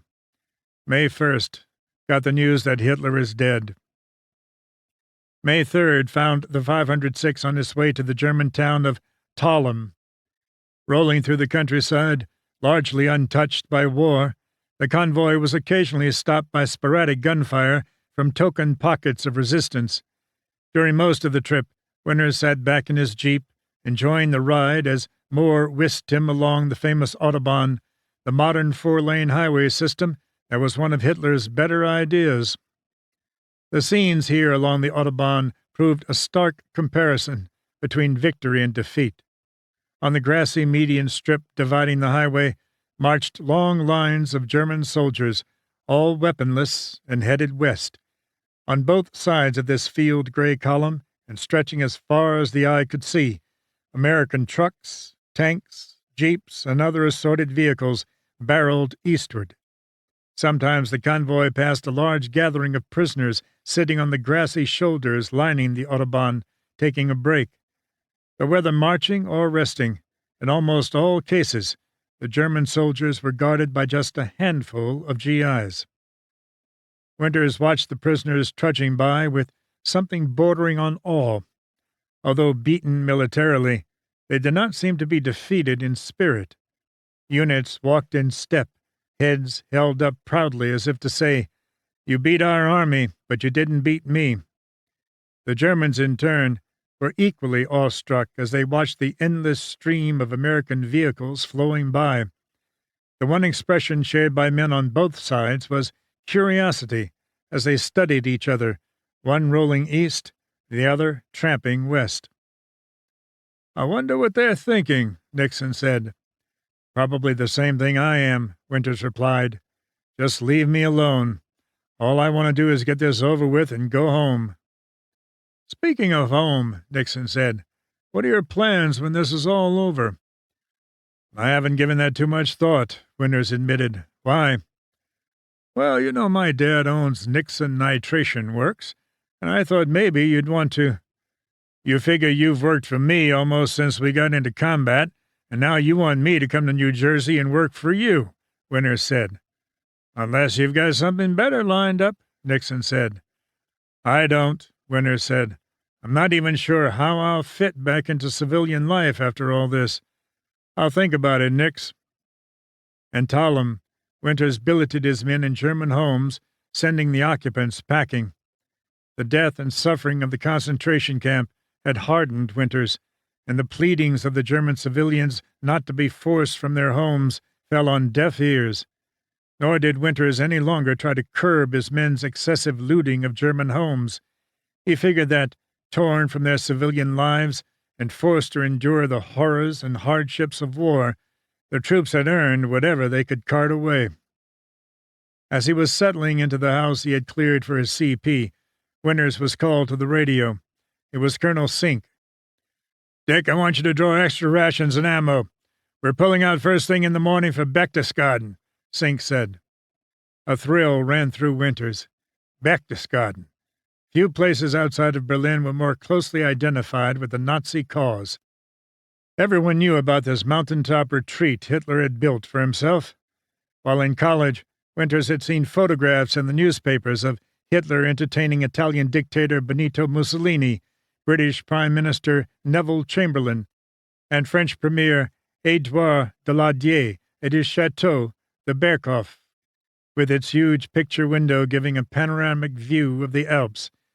Here the Führer conducted the shameful negotiations that led to the Allies meekly handing over Czechoslovakia and Hungary and thinking they'd walked away with an honorable peace, when all they'd done was postpone war. Winters recalled photos published in Life of Hitler entertaining guests, usually high-ranking Nazi Party officials, on the veranda of the Eagle's Nest, a stone guest house perched on the tip of a mountain ridge. The building had been a birthday present to Hitler from his cronies and was accessible by a gold-lined elevator shaft. The idea of capturing Berchtesgaden excited Winters, but he knew the town would be a magnet for every other Allied unit in the area. He wanted to get there first. Next day, the 506 was back on the Autobahn, heading swiftly toward Salzburg. Fields, farms, and villages sped by while prisoners continued to stream to the west. They had gone about 40 miles before leaving the Autobahn at Siegsdorf, turning right onto the road that would take them to Berchtesgaden. 8 miles later, the convoy ran into an enormous traffic jam. It was the French 2nd Armored Division. "What the hell are they doing here?" Harry Welch said as he and Winters climbed out of their jeep and studied the snarled mess. "They're supposed to be on our right flank." "No wonder we haven't been able to find them," Winters said. "Looks like we'll be here for a while. Have the men get out and stretch." Winters had little respect for French soldiers. Still, he now allowed his men to mingle among them, fostering what Winters called some international good fellowship. The French had been stopped by a blown bridge that had once spanned a ravine. Attempts to install a temporary bridge were met with plunging fire from German machine guns across the gorge. Winters offered to solve the problem of the harassing fire. At Mourmelon, he and his men had been briefed on 2 new weapons, the jeep-mounted 57mm and 75mm recoilless rifles. At Tallinn, the battalion had been issued 4 of the new guns. "This gives our men a good opportunity to learn how to use them," Winters told Welsh. "Get those guns up front." The gun crews had learned their lessons well, and well-placed rounds from the recoilless rifles soon dissuaded the Germans from hindering the engineers' further work on the bridge. But the lengthy delay was making Winters bored and irritable. He walked along the line of stopped American vehicles until he found Sink. "Colonel," Winters said, "this is not getting us anywhere. Let me send out a platoon and see if we can find a way around this position." "No," Sink said. "I don't want anybody to get hurt. Not now. We're too close to the end." Winters knew Sink was right, and there was irony in the fact that Winters, who usually preached caution, was now having it lectured to him by the same man who ordered 2 ill-advised prisoner snatches at Hagenau. Still, Winters was disappointed. That disappointment didn't last long. Within an hour, Sink had rethought the idea and sought him out. "Dick, God knows how long we're going to be stuck here. Overnight for sure," he said. "Turn 2nd Battalion around and get back to the Autobahn. See if you can outflank this roadblock and get into Berchtesgaden ahead of these bastards. When you get there, find the hotel, the Berchtesgaden Hof, and put guards on it. General Taylor wants it for his CP." "What about the Eagle's Nest in Berkhof?" Winters asked. "Major," Singh said with a wry smile, "you're an excellent tactician. You take and hold whatever you feel is of strategic importance to secure your position." Winters backtracked the battalion to the Autobahn, getting as far as Bad Reichenhall, only to be stopped by another blown bridge. Army engineers were already at work, so Winters' men bedded down for the night. The new span was completed by early morning. Winters saddled up the battalion, and they raced on into the lofty Alps. The convoy led by Winters' jeep entered Berchtesgaden at 12:30 on the afternoon of May 5th. In this picture postcard village, the elite of the Third Reich had once gathered to relax, play, and gloat over their many successes. Atop the towering snow-capped mountains, high above the fairy-tale Alpine village, Hitler could look out over his world, created by his own relentless determination and held by a steel fist. Now Hitler was gone. His 1,000-year Reich was in its final death throes, and there was no mistaking the fact. On that sunny May day, Berchtesgaden lay as silent as the fallen Führer. White bed-sheets proclaiming that defeat fluttered from windows, but few people were to be seen, many having either fled or gone into hiding. Winter's first objective was the Berchtesgaden Hof, which he readily located. Ordering Lieutenant Ritchie to have Fox Company place double guards around the building, Winters and Welsh entered the hotel. Service staff scurried away like cockroaches exposed to sudden light, cowed by the sight of the conquerors in their combat fatigues. In the main dining room, Winters saw a waiter packing silverware into a 4-foot-long, velvet-lined wooden chest. The man looked up from his work as Winters entered the room, then fled out a side door. Studying the silverware in the chest, Winters decided to engage in a bit of souvenir hunting himself, but knew it was too much for him to handle. "Harry, why don't we split this up?" he asked. "I'll take half with me. You give the rest to Kitty for a wedding gift." Welsh agreed, and the two friends split the set down the middle. That was the extent of 2nd Battalion's looting of the hotel. The main task of ransacking it would be left to regimental and divisional staff officers, who did such a thorough job that Winters later mentally kicked himself for not giving his own men dibs. He would not make that mistake again. The hotel secured, Winters assigned 1st Platoon of F Company to guard strategic positions around the town, and had other units seize all key houses. This was done without resistance. Winters saved the cream for Easy Company. He ordered Spears to take his men up the mountain to Hitler's residential complex. This huge, sprawling area was, in fact, a military compound. Besides Hitler, Reichsmarschall Hermann Goering, Party Secretary Morton Bormann, and Minister of Defense Albert Speer all had homes here, surrounded by a private cadre of elite SS troops housed in several barracks buildings. Machine gun and anti-aircraft positions bristled all around the mountain retreat, and most of the site was connected by underground tunnels and bunkers that ran as deep as 100 feet beneath the earth. A subterranean radio room kept Hitler in touch with all points in his empire, and quaint guest houses were available for his visitors. While Easy was eagerly scurrying up the mountain, Winters arranged for the lodging of his men and his own accommodations. He put his company officers in 3 of the nicely built, elegantly furnished houses that had belonged to various Nazi Party officials. These houses were scattered along a hillside, far enough apart to allow for privacy, yet close enough for convenience. Selecting the choicest of these for himself, Winters sent one of his staff officers, a new lieutenant named Robert H. Cowing, to secure it. "Tell whoever is there they have 15 minutes to get out," he told the young man. Moments later, Cowing was back, looking sheepish. "I'm sorry, sir," he said. "The people said no, they will not move out." Cowing had not been hardened by war, nor by the sights of the camps not 100 miles from where they now stood. "Follow me, Lieutenant," Winters said. "I'll show you how it's done." Approaching the door, Winters hammered on it loudly. A woman answered, a stern look on her face. "We're moving in now," he told her in a harsh tone. "Raus!"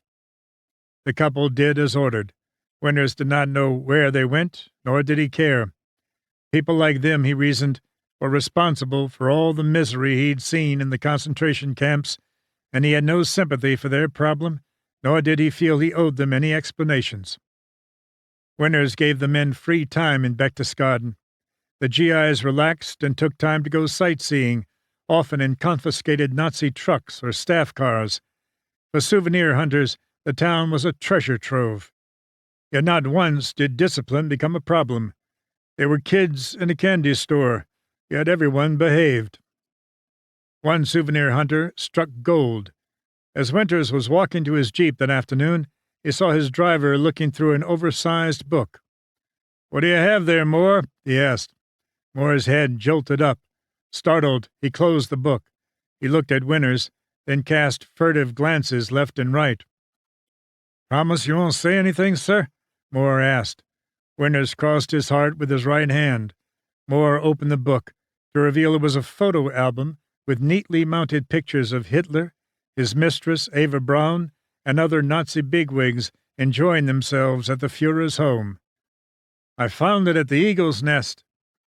"Very nice, Alton," Winters said, flipping through the pages. "It'll be our secret." "Thank you, sir," Moore said, and returned the book to a hiding place he'd fashioned under the driver's seat of the Jeep. The next day Winters went walking alone. He realized the foolishness of this, especially had there been any fanatical, die-hard Nazis left prowling the area undetected, yet he wanted to take advantage of this once-in-a-lifetime chance to explore Berchtesgaden. He next drove his Jeep up to the Berghof. Hitler's grandiose mountain chateau had been thoroughly worked over by the Army Air Forces, leaving its roof holed and its walls pockmarked from bullets and shrapnel. The large picture window, which could be lowered to let in the alpine breezes, was gone, the frame gaping open to reveal a ruined interior. A short distance to the east, Winters discovered a large building that proved to be Luftwaffe Chief Hermann Goering's officers' quarters and club. He entered cautiously, moving room to room. In one he found a man lying next to a bed, face down in a pool of dried blood, a Luger next to him. The dead man was Luftwaffe General Gustav Kostner Kirdorf, who 2 days earlier had put the muzzle of the pistol into his right ear and pulled the trigger in defeat. Continuing on, Winters came to a cellar entrance. He flipped a wall switch. No electricity. Slipping his flashlight off his belt, he lit it, drew his automatic from his holster, and descended the stairs. Kicking open several doors, he soon came upon a wondrous sight. One doorway opened up to a room 50 feet in length, 30 feet wide, and 10 feet high, with each wall lined with floor-to-ceiling wine racks. Winters estimated he was looking at 10,000 bottles of wine, probably looted from every corner of Europe and stored here for the enjoyment of Goering and his officers. Retreating from the house, Winters returned to his HQ and ordered Fox Company to place a double guard on the building, then went in search of Nixon. He found his friend, drunk as usual. Leaning over him, Winters said, "Nix, once you sober up, I'll show you something you have never seen before." Worried that drunkenness could get out of hand once news of the wine cellar got out, Winters issued an anti-drinking order, putting all of his men on the wagon for 7 days. He knew it would not be obeyed totally, and later admitted it was one of his most foolish directives, but at the time he was looking to keep things under control. "I didn't want a drunken brawl," he said years later. Next morning, a bleary-eyed but sober Nixon approached Winters and said, "What was it that you said you wanted to show me?" "Follow me," Winters said. The two jumped into Winters' Jeep and sped off. Arriving at the officers' club, Winters took Nixon to the cellar. As Winters recalled, Nixon looked as if he had died and gone to heaven. This was especially true after what Winters said next. "This is yours," Winters told his friend. "Take what you want, then have each company and battalion HQ bring around a deuce and a half and take a truckload. You're in charge." An expert on booze, born of experience, as well as a wine connoisseur, Nixon selected the finest bottles in the stock. In his book, Parachute Infantry, E Company Private David Kenyon Webster complained that Goering stocked only inferior grades of wine. The truth was, Webster got there after Nixon had chosen the cream of the crop. The wine cellar was then opened up to the rest of 2nd Battalion. After the men had made their selections, Winters lifted the guards, and the remainder of the bottles were left for later looters. Pilfered wine wasn't the only thing discovered by the GIs in Berchtesgaden. During one excursion, Winters and Nixon came across a rail siding where a group of decidedly unfriendly civilians hovered protectively around 2 boxcars.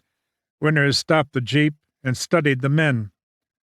"What do you think?" Nixon inquired. "I think common sense tells us to leave them alone," he said, and they drove off. The incident was reported, however, and MPs from division moved in, and the civilians were dispersed. Opening the cars, the MPs discovered stolen artwork. The news every GI in Europe was hoping for arrived on May 7th. Winters received a dispatch from Colonel Sink. Effective immediately. All troops will stand fast on present positions. German Army Group G in this sector has surrendered. No firing on Germans unless fired upon.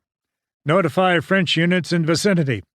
Full details to be broadcast will be issued by SHAEF, Supreme Headquarters Allied Expeditionary Forces.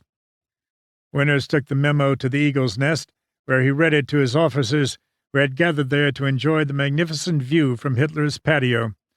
The men listened, then after, allowing a few moments for the news to truly sink in, broke out in grins and handshakes. They next cracked open some of Goering's wine, posed for Krotchka's camera, and partied on the same spot where Hitler had entertained before them. The war was over. They had made it. The war in Europe ended officially the next day, May 8th. While the fighting had ended, there were still objectives to be taken. Even as German General Alfred Jodl and Field Marshal Wilhelm Keitel were scrawling their signatures on the surrender documents at Eisenhower's headquarters, Winters got orders to pack up 2nd Battalion. The division was moving into Austria. The order also stated that all captured German staff cars were to be left behind. Every man knew what that meant. Rear echelon staff officers were going to claim them as souvenirs. So Winters turned a blind eye as his men got careless. Cars were accidentally driven off cliffs, or engines were allowed to run without oil. Sergeant Talbot heard that one car, supposedly used by Hitler himself, had bulletproof windows. "They really are bulletproof, sir," Talbot told Winters. "Unless you use an armor-piercing round," he added with a smile. "Then they shatter?" Winters asked, shamming innocence. "Oh, yes, sir," Talbot said. "That's very interesting," Winters said, and let the matter drop. The convoy that departed from Berchtesgaden bound for Zell am See, Austria, at 10 p.m. that night was a mixed bag of U.S. Army and captured German trucks. Each company in 2nd Battalion had given special priority to its load of liberated booze, packing the bottles as carefully as if they were gold bars. This move into Austria was unlike any other in Winters' wartime experience. Headlights blazed on full beam from every vehicle. Inside the trucks, the mood was high-spirited, a far cry from the usual somberness. It was party time, Winters recalled, a time for celebration. It was a night to remember. Rolling south toward Austria, Winters and his battalion left Berchtesgaden behind. But 60 years after the war, controversy still rages over who was first into that jewel of Nazism. In their history of the 101st Airborne, Rendezvous with Destiny, authors Leonard Rappaport and Arthur Norwood, Jr. substantiate a claim by veterans of the 7th Regiment of the 3rd Division that they first had the honor of taking the town. Winters has always contested that view, drawing on his own memories, a journal kept without his knowledge by Lieutenant Staplefeld, and Krotchka's photographs. "If they were the first ones there, where'd they go?" Winters said during an interview with this author. "It was a small town, and aside from service personnel at the hotel and a few civilians, we didn't see anyone else." If the old military adage is true that the British fight for king and country, the Russians fight for Mother Russia, the Germans fight for the fatherland, and the Americans fight for souvenirs, then Winters' claim carries much validity. When they arrived, the posh Berchtesgaden Hof was unlooted, the German staff cars untouched, and Goering's wine cellar was intact, a condition all but implausible had any American troops gotten there ahead of Winters and his men. "As it stands in Rendezvous with Destiny, we were latecomers," Winters said. "But I assure you, members of 2nd Battalion and the 506 have different memories and pictures to prove that we didn't do too badly in getting our share of the loot at Berchtesgaden during the last days of the war." Chapter 12. The Spoils of War. May 9th to November 4th, 1945. The convoy carrying Major Richard D. Winters and the men of 2nd Battalion brake to a halt in the picture postcard town of Zell-am-Zeh, just as the first rays from the morning sun had begun to paint the snow-capped peaks of the Alps. En route, they had barreled past thousands of former German soldiers, far more in number than the GIs guarding them, who gawked at the convoy in wonder. "If I were a German officer, I'd think it impossible that this army beat us," Winters thought. "We have no military demeanor. Our trucks are nondescript and beat up. Our tanks are nowhere near as formidable as their Tigers and King Tigers. Our uniforms are faded and slovenly." The trip had been rapid, so much so that at Saalfelden they had unknowingly roared straight past the headquarters of Field Marshal Albert Kesselring, the regional military commander. 2nd Battalion had been directed to proceed through the lush valley and occupy the village of Kaprun and Broek, in the foothills of the Alps. It was these towering mountains that had finally halted the German retreat south. The few gaps through the lofty peaks leading to northern Italy, still under Nazi control, were blocked by snow. The German retreat had simply run out of room, and roadblocks now being set up by the 506th and other American units gave the enemy no place to go. So they came out by individuals, by squads, by companies, battalions, and regiments, with their hands on their heads. "The war ended about as gloriously as I'd ever hoped," Winters wrote home. "Berchtesgaden was really the heart of Germany, not Berlin, and it was quite an honor to be in it. Goering, Kesselring, generals by the dozens and Krauts by the thousands. Never saw anything like it. They were backed right up to the mountains and no place to go. Then they threw in the towel and started coming out of the hills. Days before the final surrender, we all knew it was over. There just wasn't any fighting, thank God." Winters established his headquarters in the Hotel Kaprun in the center of the town. Companies were billeted in nearby houses, and sentries were given the password Twain, Mark. Shortly after he had set up his HQ, Winters sent a message to the local German military commander, a colonel, to report to his headquarters. The officer, a staff member in tow, dutifully showed up in full uniform, decorations on full display, pistol in a holster on his right hip. "Major," the German said through his English-speaking staff officer, "I wish to surrender my command." He laid his pistol, a thoroughly cleaned Luger, on the table Winters was using for a desk. "Very well, Colonel," Winters said. "What I want you to do is spread the word through the valley that all weapons are to be turned in. You can deposit them at either the airport, the school, or the church." He picked the Luger up from the table and handed it to the colonel. "Officers may keep their sidearms, and so may any military police." Winters felt silly in his disheveled uniform, giving orders to this fancily dressed, bemedaled officer 20 years his senior, but he continued, "Tomorrow I will come out to inspect your camps, your kitchen, and your men." "It will be done," the colonel said. The two men exchanged salutes, and the German left. The colonel was better than his word. Next day, when Winters and Nixon toured the areas where the weapons were to be collected, they found heaps of military rifles, pistols, and knives. But also lying amid the piles were civilian hunting rifles, target rifles, pistols, hunting knives, and even antique firearms. Winters' order merely referred to military goods, but German efficiency took care of the rest. Winters just shook his head and laughed. At the German camp, Winters found the soldiers lined up in formation for his review. They were neat, well-dressed, and fit. Winters felt a tinge of envy at the type of discipline that could make even a defeated army look so proud. The camp was orderly and the kitchen clean, with large pots of potatoes cooking over the fires. Nixon asked Winters on the ride back to Kaprun why he had done the inspection. "You didn't have to, Dick. Remember, these guys are prisoners. They're not an army anymore." "The fighting's over, Nix," Winters told him. "We now need to reopen the channels of communication between us and the Germans, and keep them open. To do that, we have to build some mutual respect. Humiliating them will do no good."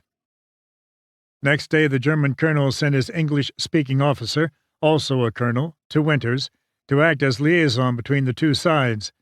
The two men warmed to each other and were soon swapping war stories, Winters telling him about Bastogne, and the German recalling the bitter cold of Russia, where merely touching the freezing metal of a tank pulled the skin off one's hand. "You know, Major," the German said, "Russia is the real enemy. Our two countries should never have fought each other. Our armies should join hands and wipe out the Ruskies." Winters shook his head. "No thanks," he said. "All I want to do is get out of the army and go home." "Get out? But you are an officer," the German replied. "Only through an act of war," Winters said. In fact, Winters was not thinking of home, at least not yet. Even as he spoke, he wrote to Dieta saying, "Now that this war is over in Europe, I've been thinking what's the use of sitting around over here for 6 months or so as occupation troops. So my friend Captain Nixon and I plan to take off for the CBI, or at least tomorrow we're going to ask for a transfer to some parachute unit in the CBI, or any good infantry unit, for it's going to be no good sitting around here. You gotta die sometime, so why not?" The fighting had ended, but peace carried its own set of burdens. Winters was now inundated by prisoners, both German and American, and innumerable DPs. "What a hell of a mess this place is over here," he wrote on May 11th. "You have thousands and thousands of Allied prisoners of war, millions of displaced persons who are really slaves, brought here to work from other countries, and now thousands of German soldiers. They all want something.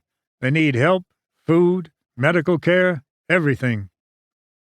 Mostly they wanted to go home to their families, but after the scenes at Buchloe and reports of much larger killing centers captured by the Americans, British, and Russians, Winters knew that for many there'd be no home or family to go back to. Winters' 600-man battalion now had in its possession 25,000 German POWs, and since May 10th he had been shipping them by truck or train to stockades established around Nuremberg and Munich. One shipment consisted of a trainload of SS soldiers, men, women, and even captured horses.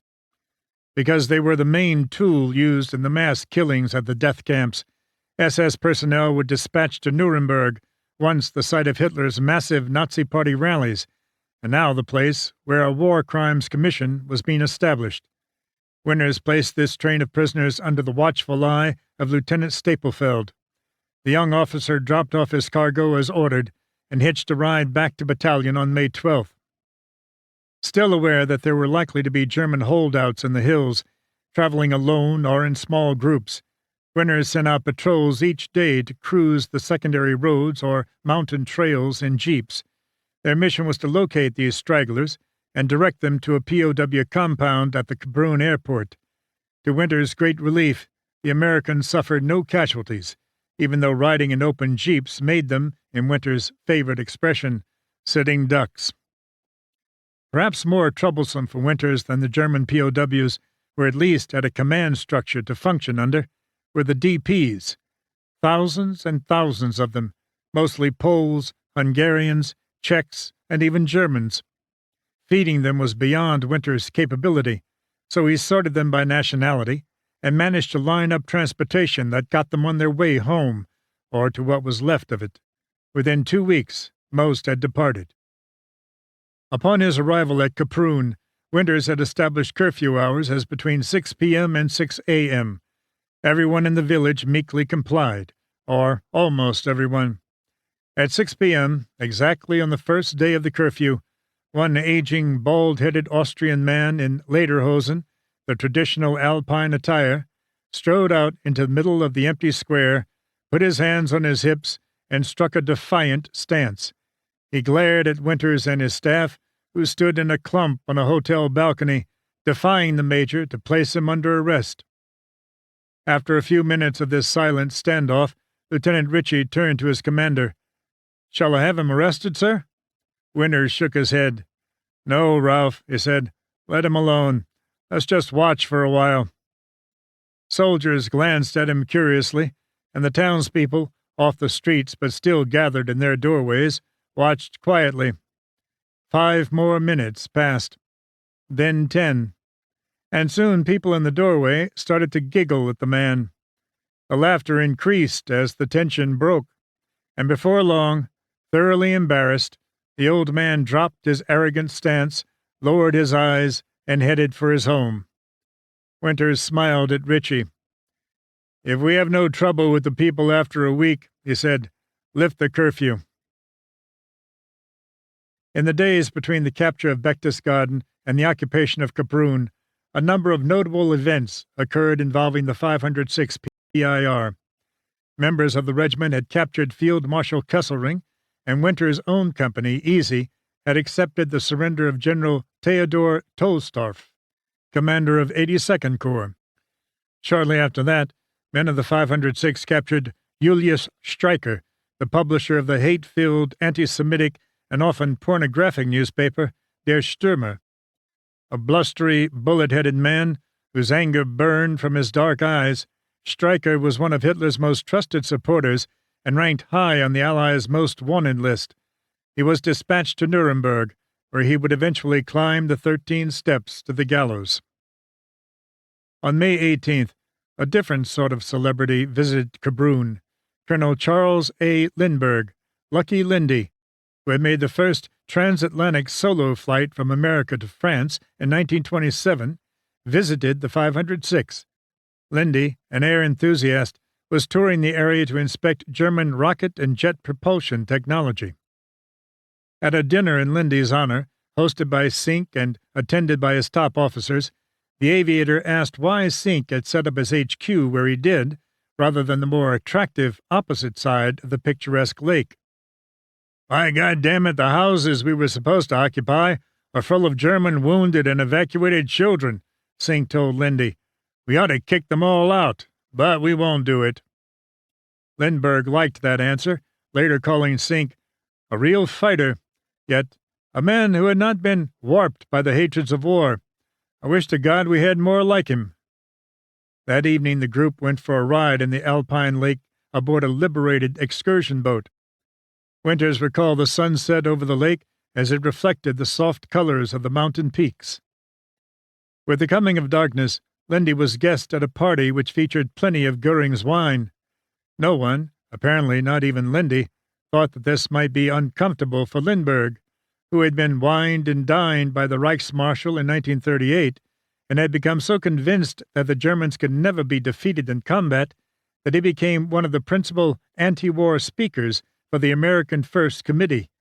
Now he was gaily sipping the wine of his vanquished former host. "You know, we captured Fatso Goering not too far from here," Sink said, feeling the effects of the alcohol. "His Frau is still living down the road a piece. We have some German soldiers guarding her, and some American soldiers guarding the Germans." Sink laughed and uncorked an excellent bottle of Rhine wine. "Goering's private train is down there, too. You ought to see the way it's fixed up. Why, the highest-ranking men in the German army are all around here." He waved his glass, wine sloshing over the rim. "More generals than you ever saw before in one place, and we have 'em all." The night of May 16th found Nixon, Welsh, and Winters, the three musketeers Winters had begun to call them, seated on the balcony of his battalion HQ, shooting the breeze. The drink that pleasant evening, from which Winters abstained, was a 1928 vintage champagne from Goering's stock. Topics ranged from asinine, flashy military parades to snafu officers they had known, such as Dyke and Sobel. This latter, in fact, had just sent out a memo as Regimental S4, ordering that all non-essential military items no longer needed for combat be collected and returned. This included the silk maps of Normandy the men had been issued prior to D-Day. Failure to return these, Sobel warned, carried a $75 fine. Winters had sewn his map into the belt lining of his GI pants, and there it had remained through 4 campaigns, so it held strong sentimental value. Taking his cue from McAuliffe, Winters said, "Nuts." He neither returned the map nor paid the fine. It was this type of mentality that reinforced his decision not to make the Army a career. Now the three friends sat together in the shadow of the Alps, sipping fine champagne. Winters played with a Luger he had just gotten, one of several handguns given him by surrendering officers, and squeezed off occasional random rounds. The topic of transferring to the Pacific came up again. Winters and Nixon were determined to move on, but Welsh, Winters knew, had a little Irish lass waiting for him in England. So, since love has all this power to make people go crazy, he's had it, poor boy, Winters joked. Winters had a woman on his mind, too. That same day he had written Dieta, "What say you come over for a little vacation? If you like the mountains, you'd love this. You could have any cottage, castle, or home you'd want in this valley, or the three others in my sector of 50 miles by 30 miles. If you'd want to take an airplane ride, boat ride, automobile, jeep, tank, go horseback riding, mountain climbing, all you'd have to do is say the word, and your every wish would be my desire." He promised Dieta any number of servants she wanted, and that she'd never have to lift a finger. That's the spoils of war, the price of defeat for the loser, and payment for the victor. After a few days of relaxing in Austria, Winters knew it was time to get the men back in shape for war. Word had come down that the 101st was slated to be deployed to the Pacific, so Winters re-established a regiment of calisthenics and athletic programs. Rifle ranges were laid out for the men to sharpen their marksmanship skills, and close-order drill and reviews were reinstated. Men watched newsreels of the fighting on Okinawa, which had been invaded on April 1st, and where the bitter fighting against a foe determined to die had cost thousands of American lives. If that was the cost of Okinawa, every man thought, what will be the price of landing on Japan itself? By contrast, the end of the war in Europe had been easy on the 506. Only 25 men had been hit in April, including 5 dead, and in May 2 men had been killed and 1 wounded, all from 3rd Battalion, and all on the road to Berchtesgaden. As much as he could amid the preparations to return to war, Winters gave his men R&R time by having tennis courts and baseball fields set up. He also utilized a ski lodge on a mountainside behind and above Kabrun. The ski lift itself was not working, and men would have to climb the snowy slope, but the exercise would do them good, and many took advantage of the opportunity. So Winters set up a program that rotated platoons every 72 hours. Any man who preferred not to ski could hunt mountain goats, or simply go into the mountains to pluck edelweiss to stick in his cap, the traditional German symbol of a true alpine climber. As the men relaxed and played sports in the warm May sunshine, often stripped to the waist, Winters could not help but notice that nearly all carried scars. Some had as many as 3 or 4, and these men he knew full well were just those who had received minor wounds. These scars became a badge, creating among the men a mutual, unspoken bond of respect and a fierce, loyal pride towards the unit. Just recently, Private First Class Joe Hogan, whom Winters would forever recall as trying unsuccessfully to break the tension by singing on the flight to Normandy, only to be drowned out by the plane's engines, had gotten into a fierce argument with a GI from another outfit. "My Company E will lick your company in 15 minutes, he snapped at the man. "And if you wait until the guys who are AWOL come back, we'll do it in 5 minutes. Meanwhile, the wait in getting the 101st transferred to the Pacific Theater was working on Winters' nerves. If he was going to go, he wanted to go now, and not be forced to sit around in Austria until the army was good and ready to send him. To hurry the process along, Winters put in for a transfer to the newly formed 13th Airborne Division, which had arrived in France too late to see action.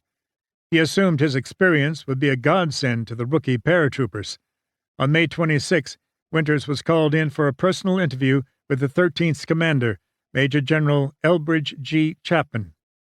Looking over Winters' personnel file, Chapman assured the young major that he'd love to have a man with his skills and leadership capabilities had the 101st not been earmarked for the Pacific itself. But since that was in the cards, he told Winters, the men he now led deserved to have him at their head. The transfer was denied. "Stuck, damn it," Winters wrote that evening. The cessation of hostilities, shell fire, and aerial attacks had not eased up the problem of getting adequate supplies to the men up front, especially when it came to food. The difficulty was not that America was not sending enough. Rather, it was how many hands it passed through before it got to the men on the line. They were at the end of a long supply pipeline that stretched to the coast of France. From the time the food landed on the docks at Cherbourg or Le Havre, greedy clerks and selfish officers along the route began picking out the best items. Some ended up in their own bellies, the rest found their way to the black market or onto the pantry shelves of a mistress. Winters and his men were left with an overabundance of dried potatoes and tomatoes, not the stuff to put meat on their bones, and they began losing weight. To supplement their menu, more and more men took to hunting. Some mountain goats were shot, as well as elk and even a few cows, but the shortage continued. Winters complained to Sink, but the colonel never chose to visit the battalion's chow lines, and nothing changed, perhaps because Sink himself was powerless. Winters tried his own hand at hunting. Hiring a local guide, the pair climbed high into the Alps, well above the altitude where trees and grass ceased to grow, higher even than some of the ragged clouds. Their quarry was a herd of mountain goats that the guide spotted on a ledge below and to the right of where the two men now stood. Edging forward cautiously on the snow, Winters raised his rifle, sighted one in, and prepared to fire. Just before he squeezed the trigger, his weight shifted, and he slipped, tumbling over the ledge. Landing on a steep slope, Winters began sliding downward on his back, fighting frantically for a grip on the snowy surface. He finally managed to jam his rifle butt into the snow and ice and bring himself to a stop. Badly shaken, Winters rolled over onto his belly. He was bruised and sore. A trickle of blood flowed from his mouth where his binoculars had slammed into his face and broken off a tooth at the gum line. Even worse, the mountain goat he had been trying to shoot was still on the same ledge, only now it was above him, looking down as if gloating.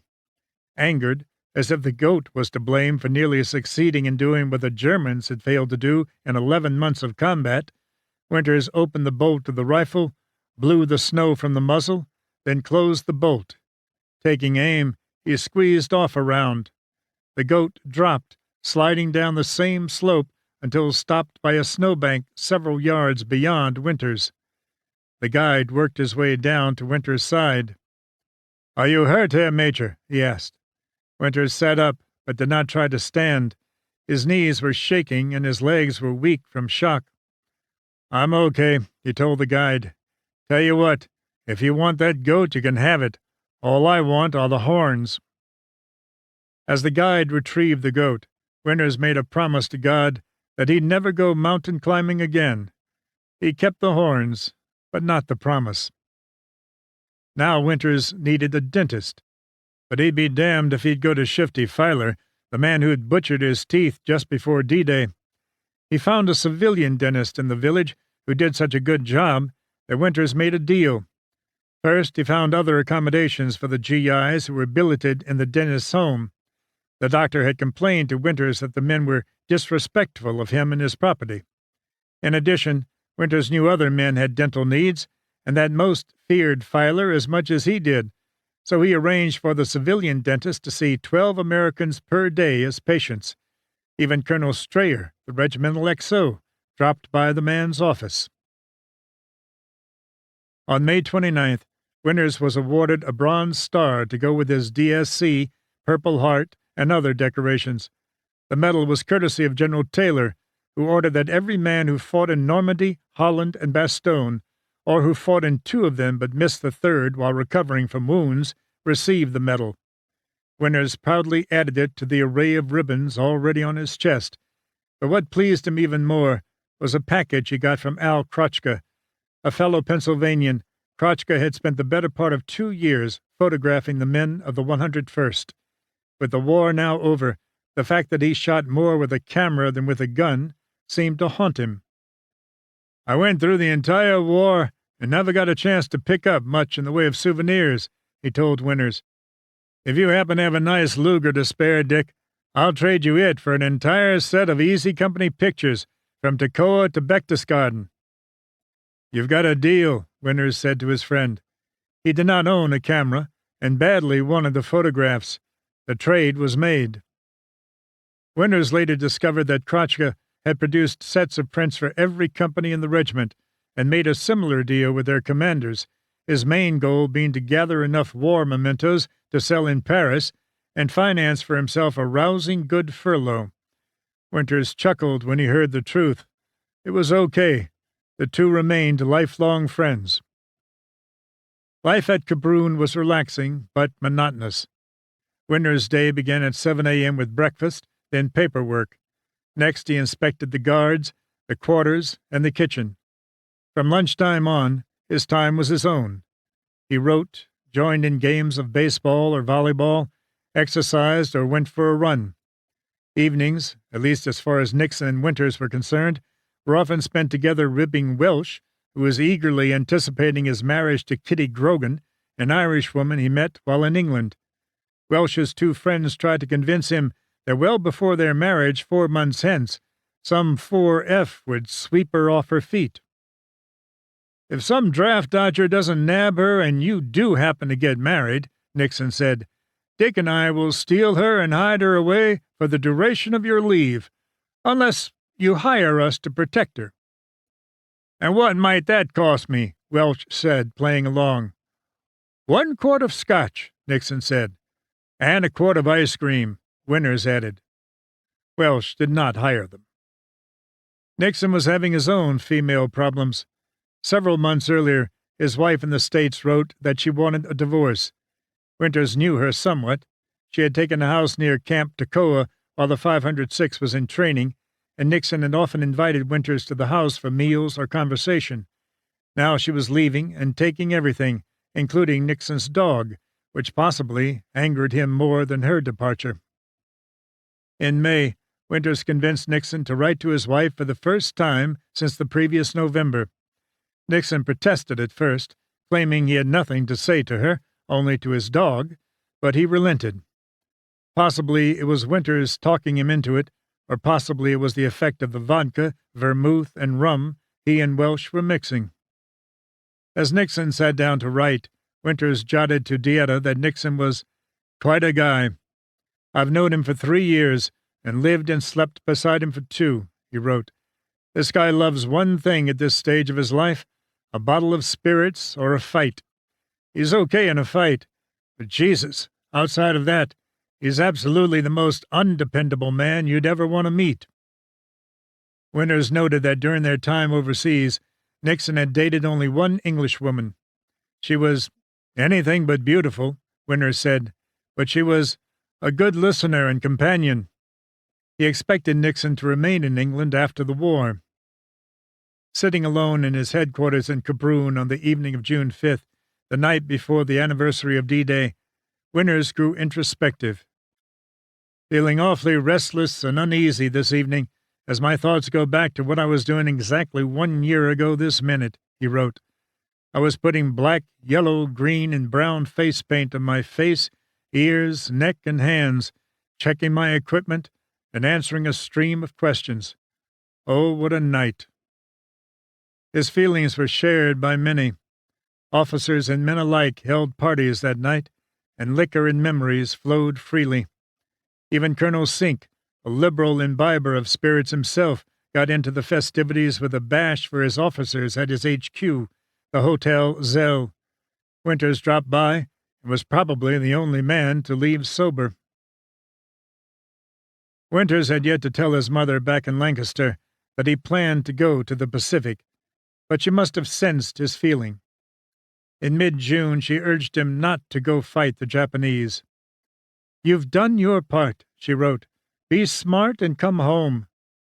But Winters could not justify going back home while others were still fighting. On June 19th, he wrote, "I feel that God has been good enough to let me get through this war.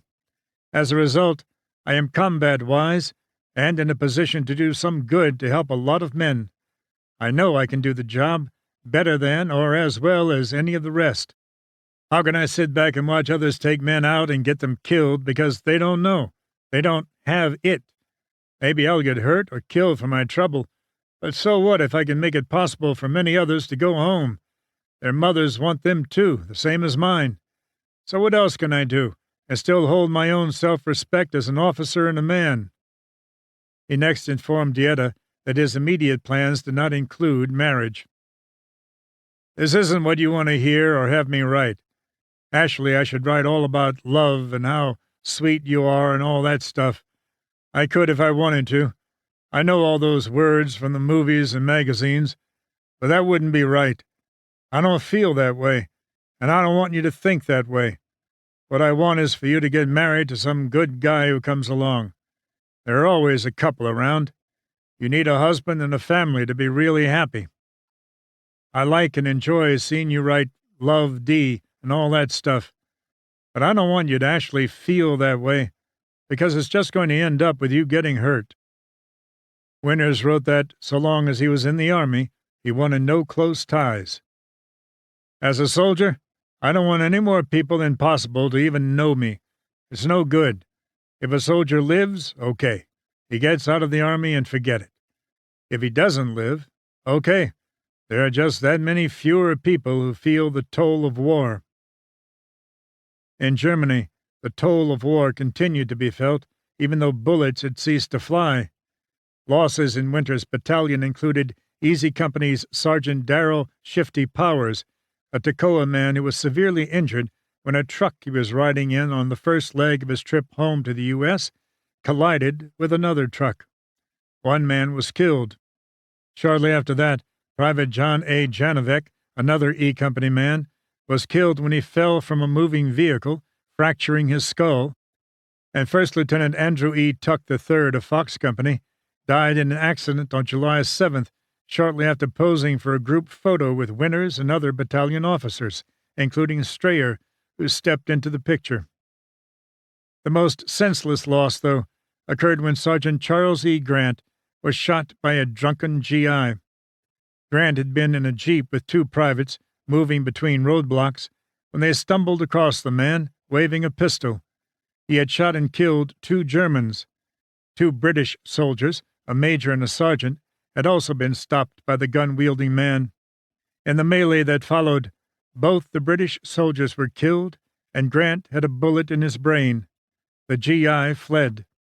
An American doctor proclaimed Grant dead, but Captain Spears, unwilling to quit, raced the injured man to another town and found a German surgeon, a specialist, who saved Grant's life.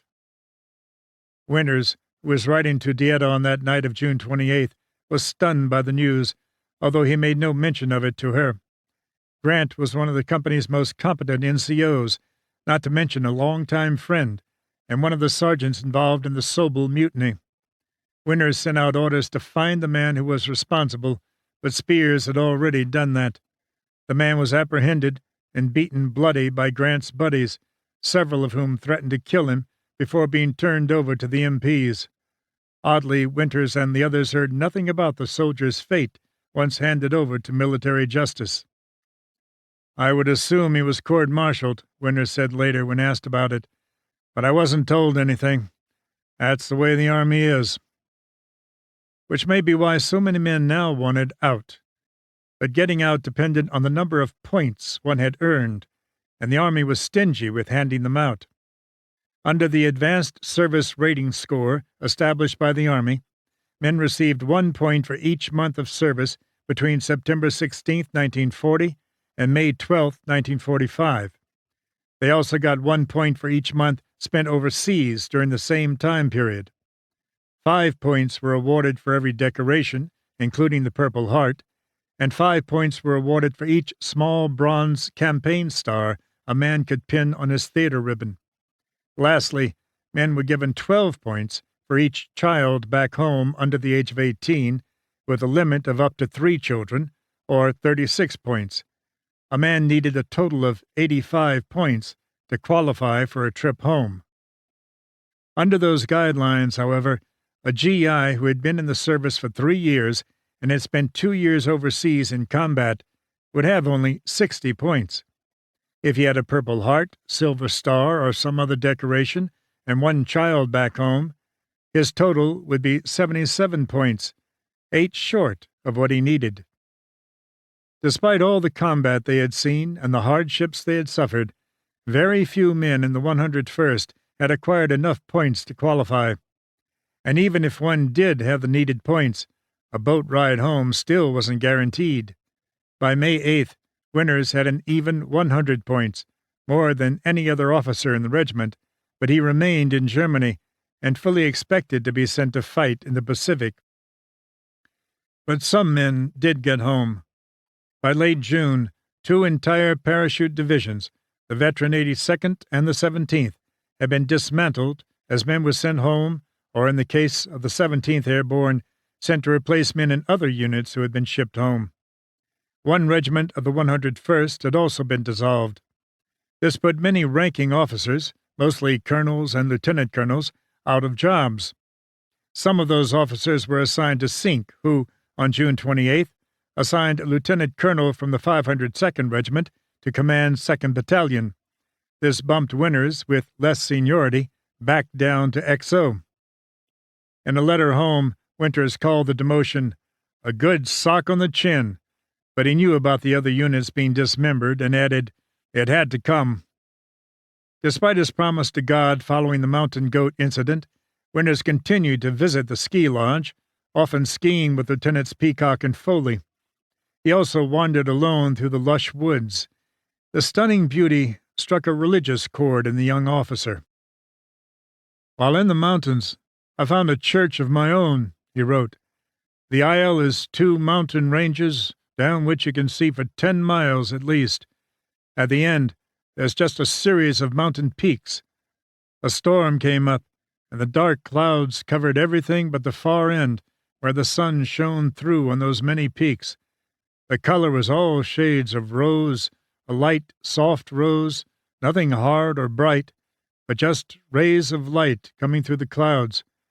They were the most beautiful stained glass windows I have ever seen or hoped to see. What a wonderful place to pray! What a magnificent church!" By July, Winters was becoming more and more aware that the end was coming for the 506th Regiment, and Easy Company in particular. Winters looked around at the familiar faces of the men. Many he had known for close to 3 years. He remembered their young, eager faces in that first parade formation back at Toccoa, their youth, their vitality, and their optimism for the future. He recalled them loaded down with jump gear as they boarded the planes for Normandy, each man excited, yet lost in thought and determined not to let his buddies down. He recalled the mud and misery of Holland, and the snow and ice and lack of hot food in Bastogne, with tree bursts thrown in for good measure. He thought of men like Joe Toy, Bill Garnier, Ed Tipper, Leo Boyle, and the many others who had been severely wounded and were back home in the States, or still recovering in military hospitals, bearing the scars of war. He thought of Buck Compton, who, even though still in Germany, and who sometimes dropped in to visit his comrades, bore his own emotional scars. And Winters thought of men like Thomas Meehan, George Lavinson, Punchy Dial, Bill Dukeman, Skip Muck, Alex Pencala, Don Hubler, Bob Van Klinken, and the 44 others of Easy Company, plus the 37 men of Fox Company and the 38 men in Dog, all of whom would never enjoy the peace they had fought for. Some men remained, however. In early July, Welsh, whose transfer out was already in the works, decided to stay on despite his 85 points. Nixon was still there, too, and happier than he had been in a while. On July 2nd, Winters wrote that his friend had just returned from a furlough to England, looking better than I've seen him for 6 months at least. His eyes are all sparkle and is not near as bitter, Winters wrote. I think, in fact I know, he's going to ask or tell his wife to get a divorce and jump in a lake and marry his ETO wife. For Nix and all concerned, it's the best. This skinny English girl seems to have what it takes to make him happy, namely, honesty and sincere love for him. That's something his present wife never understood. She was just interested in the Nixon millions, and Nix, as a result, lost all faith in women. Winter's sister, Anne, was eagerly anticipating her brother's return and badgered him to take her to New York City. Winters had taken Anne, then 12, to the city before he shipped overseas, treating her to Olson and Johnson's show, Sons of Fun. He recalled that she had a great time, laughing until she cried. Next morning she wanted to do more, and Winters, trying to grab a few extra minutes of sleep, slipped her $5 and told her to go have breakfast in the hotel dining room. It was a pretty big thrill for a 12-year-old pig-tailed kid, he recalled. Even though Winters had already told Dieta that marriage was not in his immediate future, the two continued to discuss the topic frequently. In a long letter on July 9th, Winters asked her what love was. "Everybody talks about it, like you would a beautiful church or a sunset or a painting," he wrote. "It seems to be something holy. In fact, when somebody asks me, 'Haven't you ever been in love?' and I answer, 'I don't think so,' I feel just like you do when these hard-working Christians stop you on the street and want to know if you're saved or ready to meet your Maker. Hell, I don't know. I go to church, read the Bible, pray, and do what I think is right, but I've never had any assurance that I was going to heaven, and I am not at all sure if I am saved. It's the same with love. I don't know. Do you feel different? Act different? What is it?" Back home in Lancaster, meanwhile, Winter's parents fretted over their son going off to the Pacific. The elder Winters wrote that it appeared as if he and the family would have to continue to sit tight and wait under the same old tension and do their best to be parent troopers to a paratrooper. Richard Winters had expected that his son would be promoted to lieutenant colonel within 10 days of his elevation to major and being made battalion commander back in March, and voiced disappointment that it never occurred. He also predicted his son would be gone another 6 months at least, and that he would likely make a career of soldiering. If Winters had been contemplating the military as a career, the Army's next move would have gone a long way toward dissuading him. On July 30th, the 506, duffel bags packed, left Germany aboard a convoy of trucks. This trip, their last as a regiment, ended at WWII, an ancient French village with narrow, cobblestoned streets located 80 miles southeast of Paris. Camp conditions were deplorable, to the point that Winters considered it little better than one of the concentration camps he had helped liberate 3 months earlier. It was crowded, dirty, and its previous occupants, the 13th Airborne, had built makeshift latrines by the simple method of digging slit trenches. By the time Winters' men arrived, space for new latrines was non-existent, so he ordered that lumber be acquired, by theft if necessary, to be used to construct honey bucket latrines, where refuse goes into drums that are emptied regularly by whatever poor souls drew honey bucket detail that day.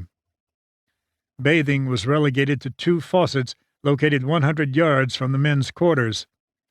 "Hell," Winters complained to Nixon, "the men live like pigs, and nobody seems to give a damn." Winters ordered the construction of washstands with hot water, where the men could shave and bathe under a roof and out of the weather.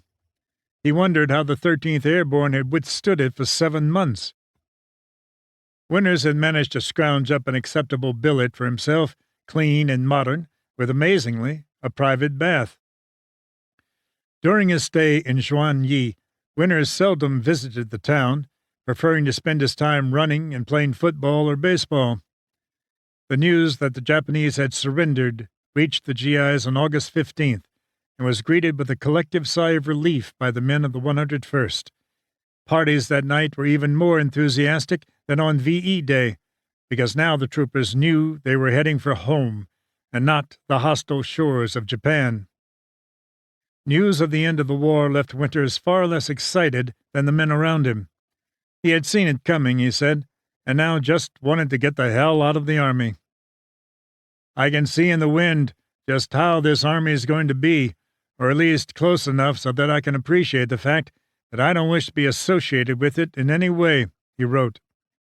Officers, he said, were allowing their men to grow lazy, mentally and physically.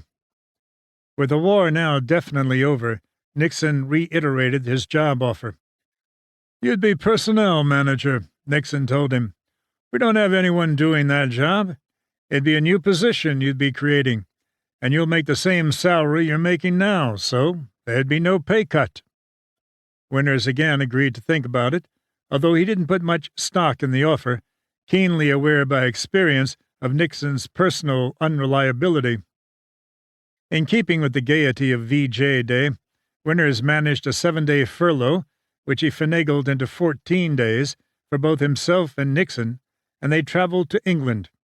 While Nixon went off to visit the woman who would soon become his second wife, Winters headed for Aldbourne. The village seemed at peace again. The tanks, trucks, jeeps, and soldiers were gone, allowing the town to resume its pastoral tranquility. But to Winters, who had not known it before it had become a military base, it seemed desolate. As he walked along the familiar streets, he was recognized. Townspeople shook his hand, patted his back, and welcomed him. Reaching the Barneses' door, he stopped, recalling the last time he had passed through it on his way to Holland. He entered. Mrs. Barnes greeted him. "Richard," she said, and embraced him. She was pleased beyond words to have him back.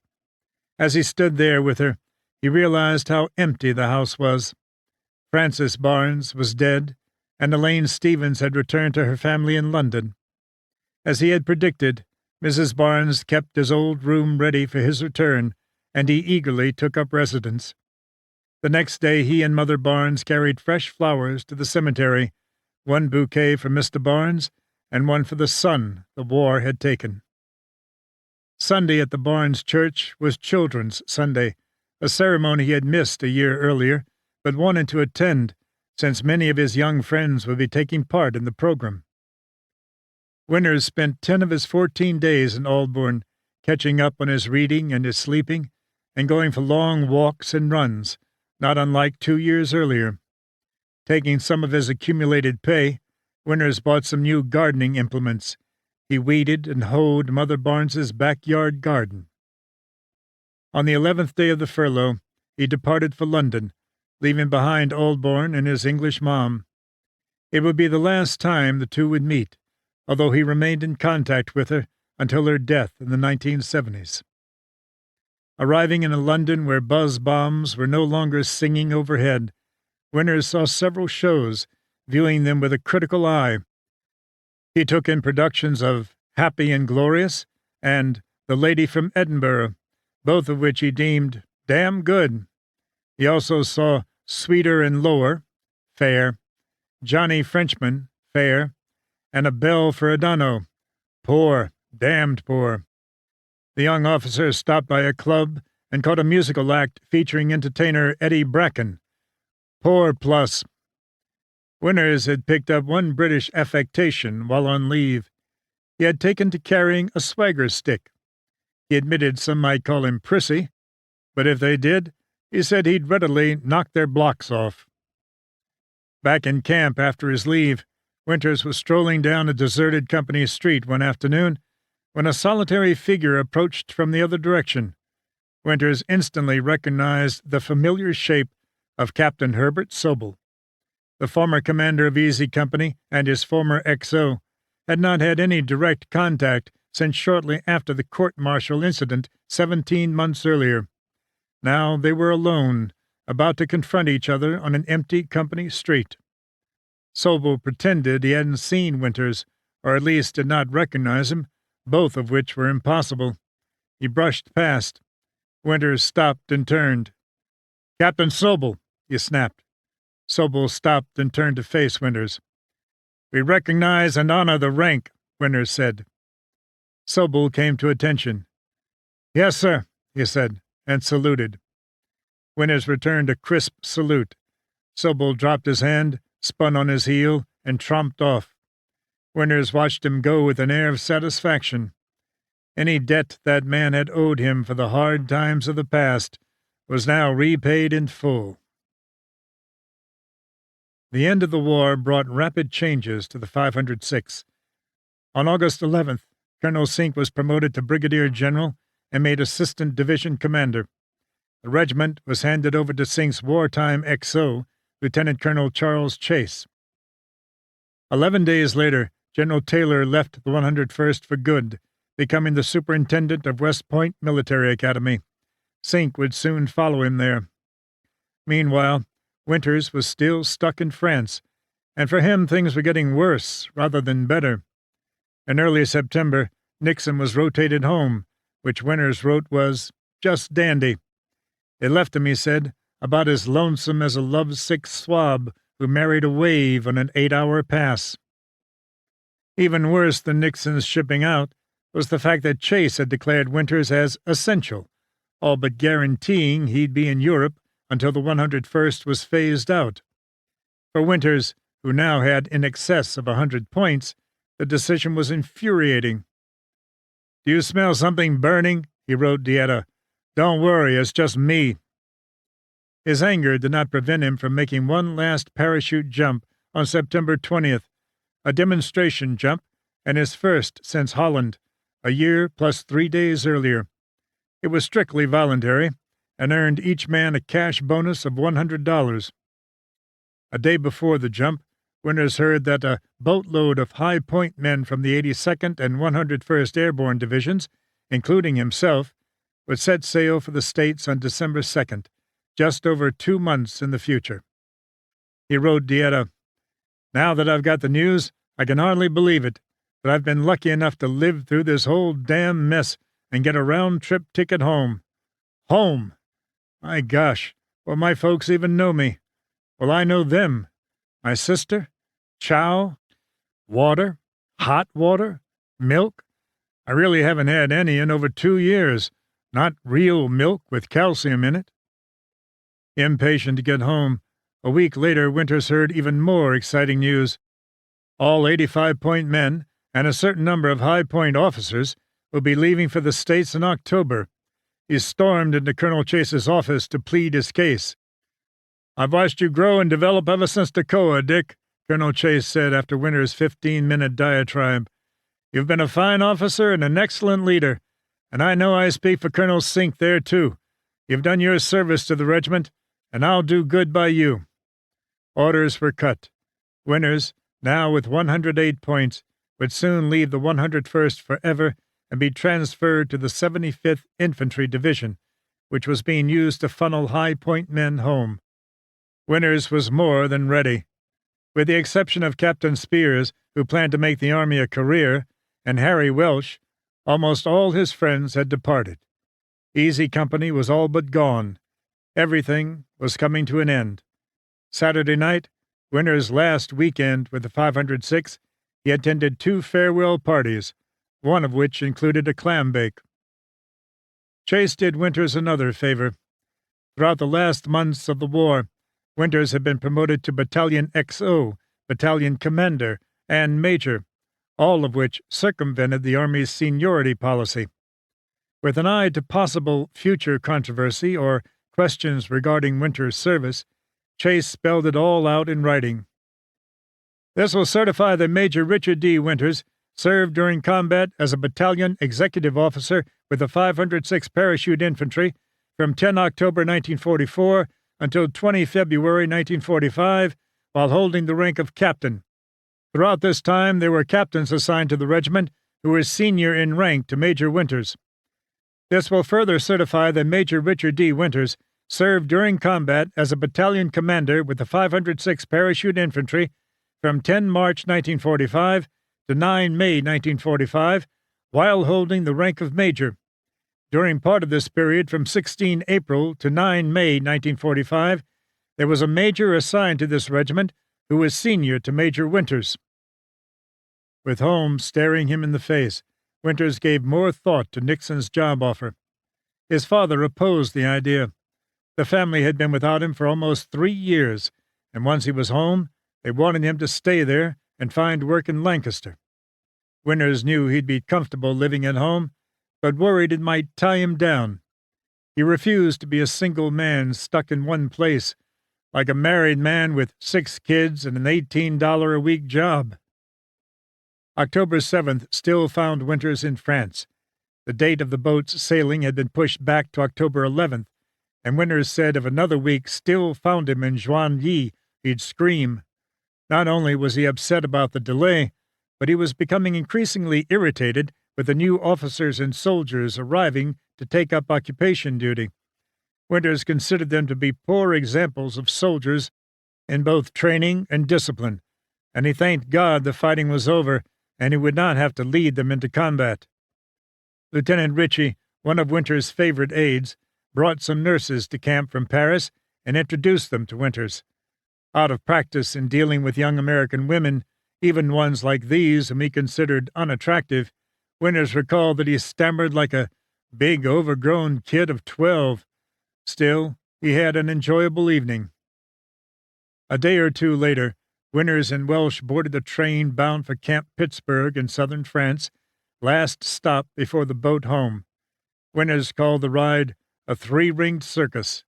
Military officials had their hands full keeping 1,150 GI monkeys from riding on top of the cars where trees and low bridges were a threat, hopping off while the train slowly passed through towns to either kiss women or to relieve themselves, and then run after it again to be pulled into another car by their buddies. Arriving at Camp Pittsburg, the homeward-bound men sat for another 2 weeks, during which time Winters was so eager to leave he felt like tearing the camp apart. With 108 points, he told Dieta, he felt as rare as a man in a waves barracks. Winters was made XO of the 2nd Battalion, 290th Infantry Regiment of the 75th Division, noting that it was almost the exact same job he had a year ago with the 101st. Camp Pittsburg was boring, and the Army began issuing 3-day passes. This pissed Winters off. "I came here to go home, not to go on a 3-day pass," he complained to Welsh. One night, Welsh, getting drunk to forget how bored he was, nearly got into a scrap with another GI. Winters prevented any injury by getting between the two men and smoothing things over by telling the GI that Welsh was a bit off, thanks to too many mortar and artillery shells. The end soon came. On November 1st, Winters led the 2nd Battalion aboard the Liberty ship Worcester Victory in the harbor at Marseille. Winters had commanded the battalion for about a week after its CO was transferred out because he lacked enough points to make the trip home. On the early morning of November 4th, the ship weighed anchor and slipped out of the harbor.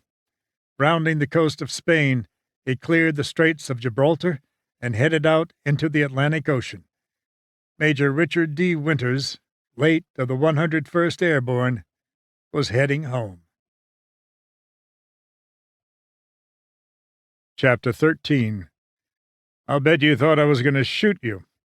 November 25th, 1945 to December 31st, 1951. The train carrying Major Richard D. Winters home from the war arrived at Fort Indiantown Gap on the evening of November 25th, 1945, just 5 days before the 101st Airborne Division was declared inactive. The sprawling training center for the Bloody Buckets of the 28th Division, so nicknamed because of the red keystone emblem on their sleeves, was alive with activity. While some men packed their duffels to ship overseas for occupation duty, others like Winters were unpacking theirs in preparation to resume their civilian lives. There were even a few German POWs left in camp, holdovers from the days in the not-too-recent past when Indiantown Gap included a prison camp for captured enemy soldiers. Some of the former POWs pleaded to stay in America after the war, knowing their future in the U.S. would be brighter than in the shattered remains of the fatherland, but the appeals were denied. Now they awaited transportation back home to whatever might await them there. Some would eventually find their way back. Separation papers in hand, Winters called his home. His mother answered. "It's me," he said. "Son," Edith Winters said. "Thank God. Where are you?" "Indiantown Gap," he told her. "I'll be home as soon as I can get a ride to Lancaster." "Your father and I will leave now," she said. While he waited for his parents to make the drive from Lancaster, less than 30 miles to the south, their home from the war's sun spent his time sprucing up for them. He vigorously polished his brass and donned his crispest Class A uniform, resplendent with his array of ribbons above his left breast pocket and the gleaming golden oak leaves of a major on his lapels. "How far I've come in 3 years," he thought as he primped himself in the mirror. The trip that brought Winters home had been a far cry from the voyage to England aboard the SS Samaria 26 months earlier. On that trip, he and his comrades were sailing off to adventures and perils as yet unknown.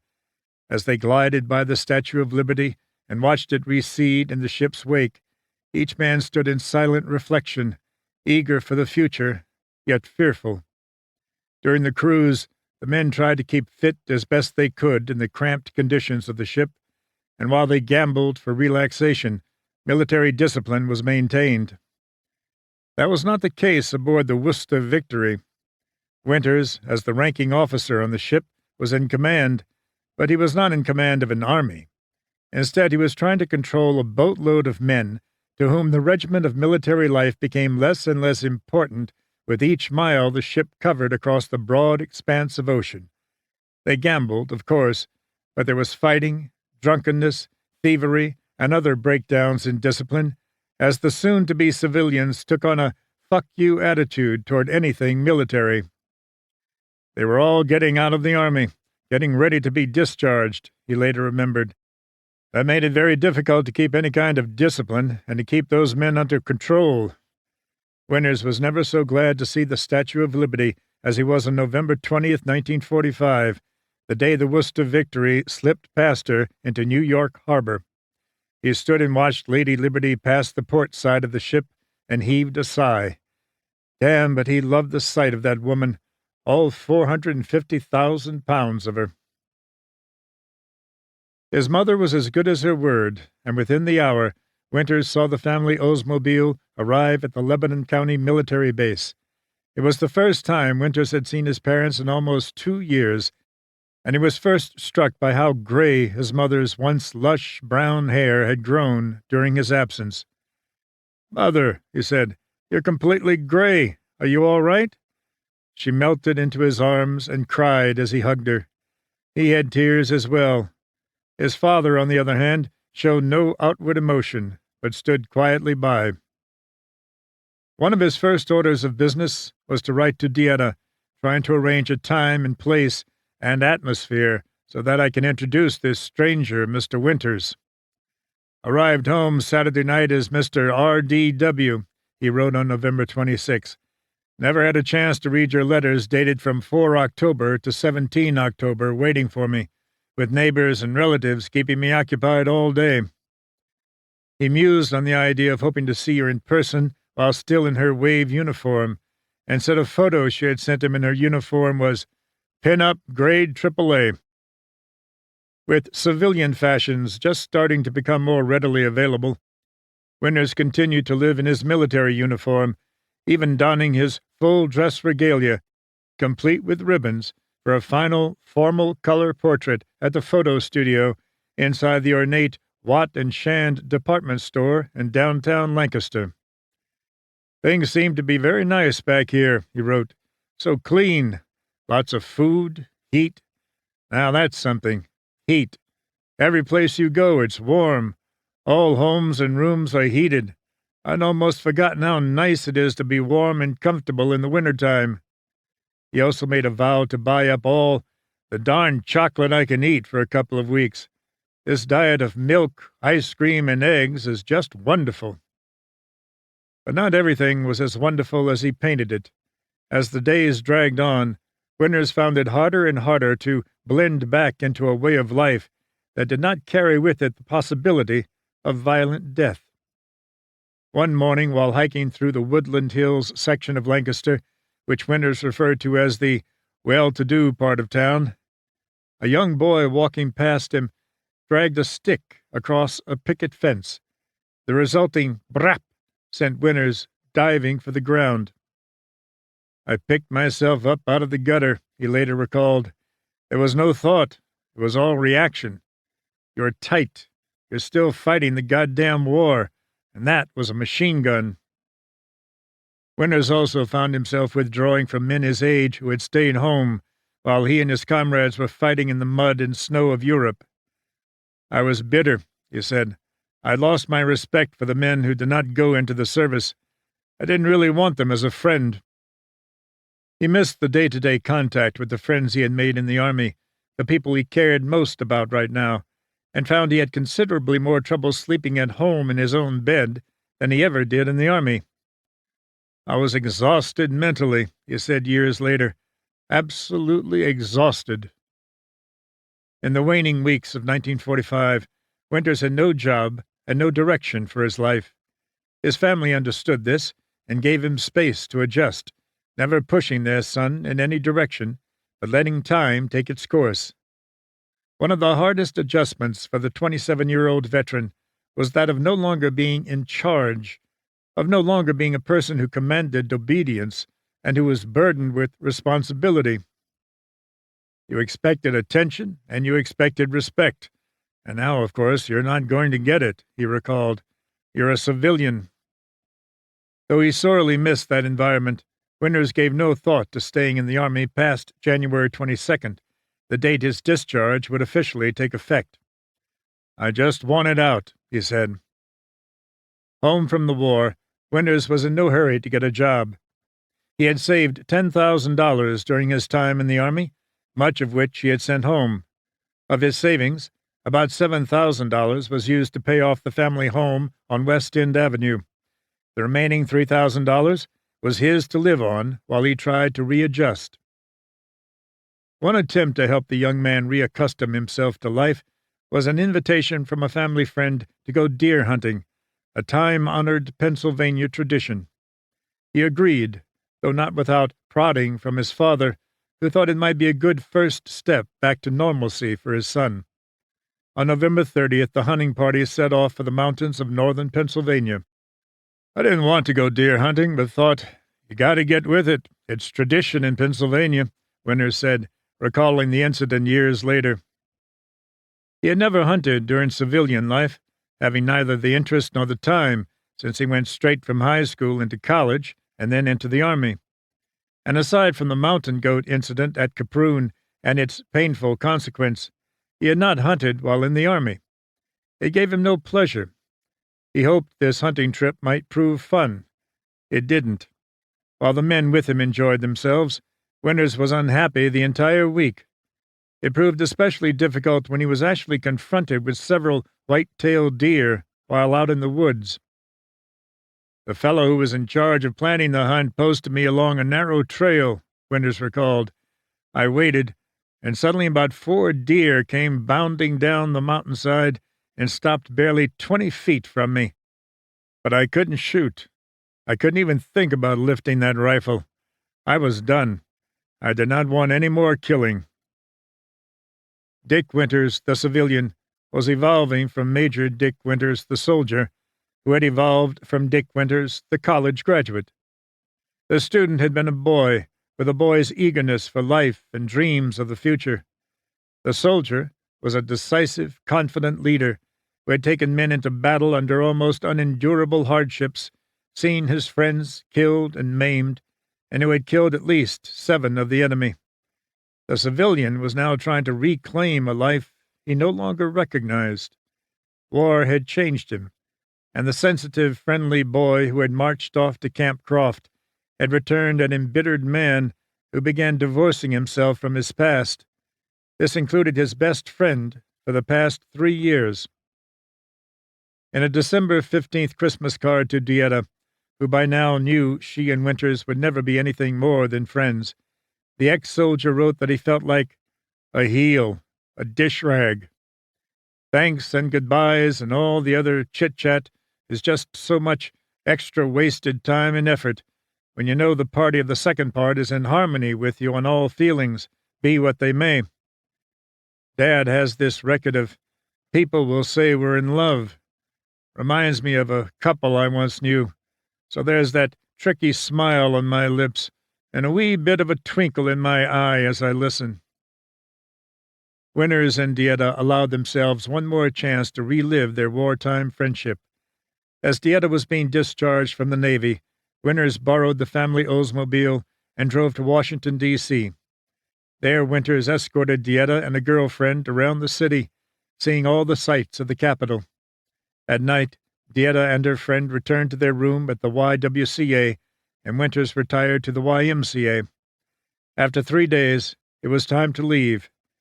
There would be no more contact between them until an unexpected phone call 50 years later. She was going back to Asheville, and I was looking for a job, and that's about the way it ended, Winters said of Dieta in 2003. Her friendship meant so much to me. I can't help at times but wonder, maybe I should have married her because she was a good, close friend. But I had no job. I didn't know what I was going to do or what I wanted to do. It was a difficult time. If I'd had a job and was making a living on my own, established, it could very well have been a whole lot different. At night, when I say my prayers, she is one of the people I remember. Winters was not only separating from Dieta, but people in general. When friends came to visit, he refused to see them. This included the wife of fellow F&M graduate Rick Burgess, the Army friend Winters loaned $125 while at Camp Croft so he could get married. The new Mrs. Burgess stopped at the house to welcome him home, but he would not go downstairs to greet her.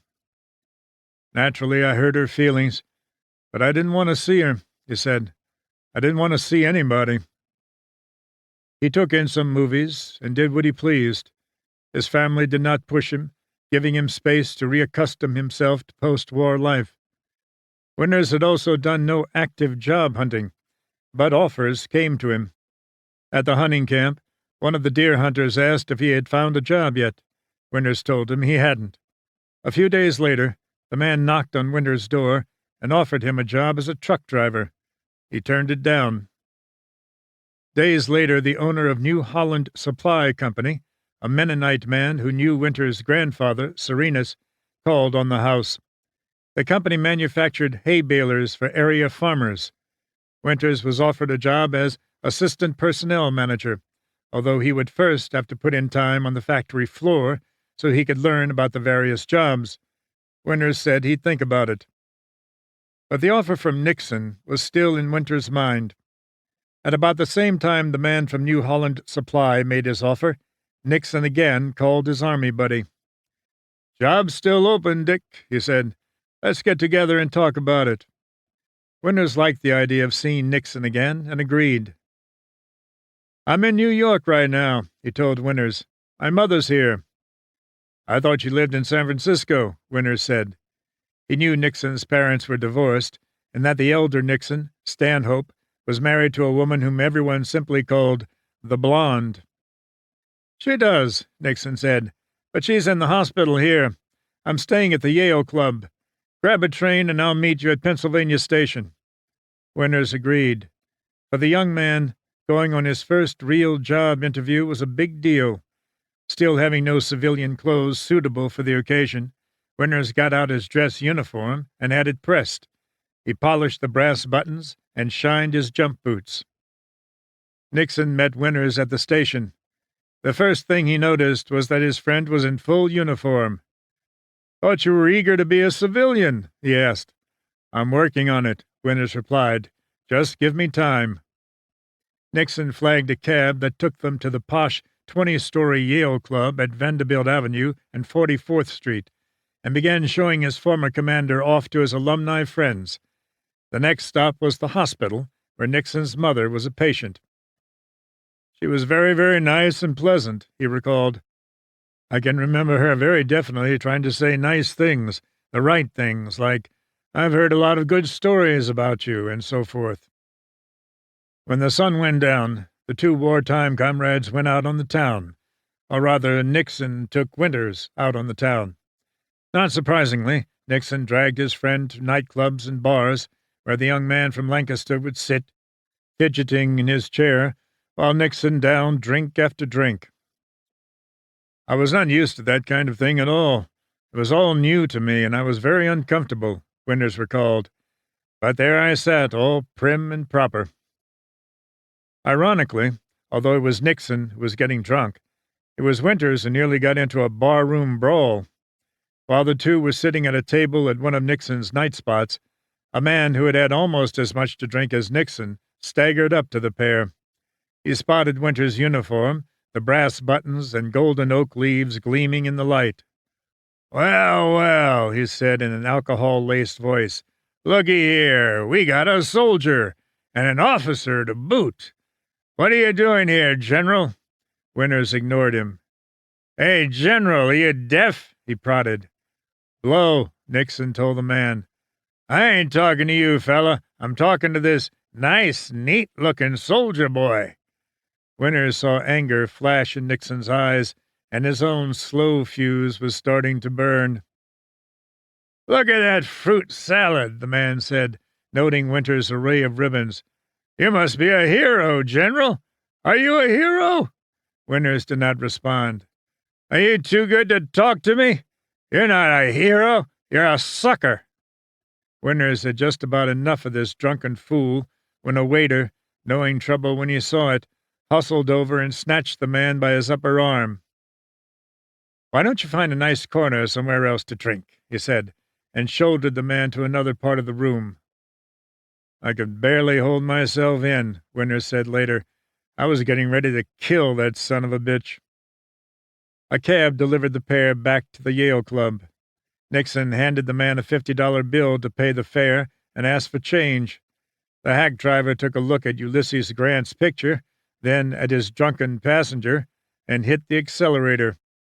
"Hey!" Winters yelled as the cab disappeared into traffic. "He just—" Nixon waved him off. "What the hell? Don't worry about it," he said.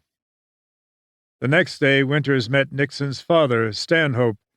One look at the two, and Winters realized that the acorn did not fall far from the tree. Stanhope Nixon was a hard-drinking womanizer who did not hesitate to speak his mind. He was also a stern businessman, and he laid the job offer on the table for Winters' consideration. Winters still had the New Holland job pending and had to decide. The main drawback to that job, though, was the fact that he would have to start work at 6:30 or 7 a.m. and work until late into the evening. And while he did not mind getting up early, the prospect of being cooped up in a factory was hard to accept for a man who had spent the last 3 years living in nature. "My God, I'll never see the sun," he thought. He accepted Nixon's offer. In January 1946, against his parents' wishes, Winters left the family home in Lancaster and moved to an apartment in New Brunswick, New Jersey. Nixon, New Jersey, does not appear on any maps. A small postal district, it is located along and south of Woodbridge Avenue, between Bonhamton and Piscataway Town, in what was called Raritan Township until 1954, when voters, given a choice between Nixon and Edison, narrowly selected the latter in honor of the region's most famous inventor. The post office occupying the corner of Plainfield and Woodbridge Avenues is still known as the Nixon Post Office. The Nixon family, for whom Winters was now going to work, had been prominent in local industry since 1913, when Lewis Nixon, grandfather and namesake of Winters' friend, founded the Nixon Nitration Works. Earlier, Nixon had owned and operated the Crescent Shipyard at nearby Elizabeth, New Jersey. There, on May 17, 1897, his company had developed and launched the United States Navy's first submarine. Named the Holland 6, after its inventor, John P. Holland, the 53-foot-long, 75-ton sub was powered on the surface by a gasoline engine and underwater by a series of batteries and electric motors. It held a crew of 1. The Navy, which paid $160,000 for the sub, commissioned the boat in April 1900 after having ordered 6 more. It was sold for scrap to the Brooklyn Navy Yard in 1930. By the time Winters arrived in New Jersey, however, the shipyard had been phased out, but the family still had a booming business in the Nixon Nitration Works, which was a manufacturer of cellulose nitrate, a plastic using a nitrate base, making the material flexible but also flammable. The company's product was then sold to various other firms to be molded into whatever product the company produced. Although owned by the Nixon family, the company's day-to-day operation was run by its president, Charlie Schuster. When Winters arrived for his first day of work, he found the company could not provide him with an office, so he was shoehorned into Schuster's already cramped quarters. Taking up his duties, Winters discovered that, initially, he had none, other than being Schuster's errand boy. Despite that, and the fact that he found Schuster to be loud, outspoken, and domineering, he grew to like the man, and the two developed an excellent working relationship. Winters' favorite employee at Nixon Nitration was Blanche Blaine, the middle-aged former live-in lover of Stanhope Nixon, who was offered the job of being his personal secretary after he dropped her to marry the blonde. Now married herself, Blanche and Winters developed a close friendship. Many times she invited the young man to her home for dinner. "I'm trying to figure you out," she told him one day. "You're funny as hell. You don't run around with women, and you don't drink. You just don't fit in with the Nixon crowd." "Is that bad?" he asked. "No," she said. "It's refreshing." When he wasn't at Blanche's having dinner, he was at Louis Nixon's home in Princeton, where Nix and his wife, Irene, the British woman from Swindon he had brought to the States and married shortly after his discharge, would wine and dine him. Sometimes these little get-togethers involved just the three of them, and other times Nixon invited other friends as well. Either way, it always ended up the same, with everyone except Winters sitting around drinking. "Nixon and I always remained good friends," Winters reflected years later, "but our relationship after the war was tough. The thing that kept us together was the bonding that we had from the war, because to visit with Nixon was to sit there and watch him get drunk. That's no fun when you're sober. So I'd sit there until I got tired, then I'd get up and go to bed. It was the only thing I could do." Winters also began taking night classes at Rutgers University, majoring in business courses and personnel management. On weekends, he often hopped a train for Lancaster, where his father would pick him up at the station. Although he worked for the Nixon Company, Winters soon discovered that he seldom saw any of the Nixon family, at least not at the plant. Stanhope had a home near New Brunswick that he called Farrington Lake, but much preferred to spend his winters in Florida. En route, he took in the Kentucky Derby and other races, laying down liberal bets. As spring arrived, the elder Nixon traveled back to New Jersey, where he spent the next month to 6 weeks looking over operations and giving instructions before heading for his summer home in New England. The younger Nixon would come to the plant from his home in Princeton once or twice a week to get his mail and pick up his paycheck. This attitude troubled Winters, who understood that his friend did not have to work, but felt Nixon needed to take on some type of responsibility. One day at lunch he was no longer able to contain himself. "Nix, why in the hell don't you take a job around here?" Winters asked. "There's a lot to do. They can use you. Someone from the family should be here." The warmest, most pleasant smile Winters had ever seen creased Nixon's face. "Dick, I can't take a job," he said, as if the answer were obvious. "If I take a job, I'm taking work from somebody else, and that would bother my conscience." "That's the way he was," Winters said 55 years later. "He was the same way in the Army.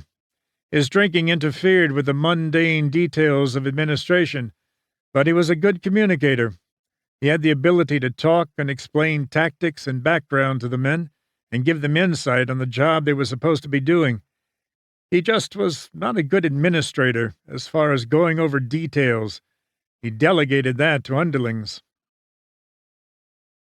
7 months after taking the job in New Jersey, Winters was suddenly called home. His father, Richard Nagel Winters, had long suffered from bleeding ulcers, a condition he treated with a bland diet and lots of milk. But his illness worsened, and on July 30th, 1946, 5 weeks short of his 55th birthday, he died. standing by the graveside at the Ephrata area cemetery where generations of the Winters family lay. Dick Winters recalled his father's sense of humor and the love of music that often led him to break out in song with his friends and family. With a smile, he also recalled his father's quirks. Often he took his children to a movie and, invariably, soon after they were seated, he'd relocate them elsewhere, utterly annoyed by someone sitting close by.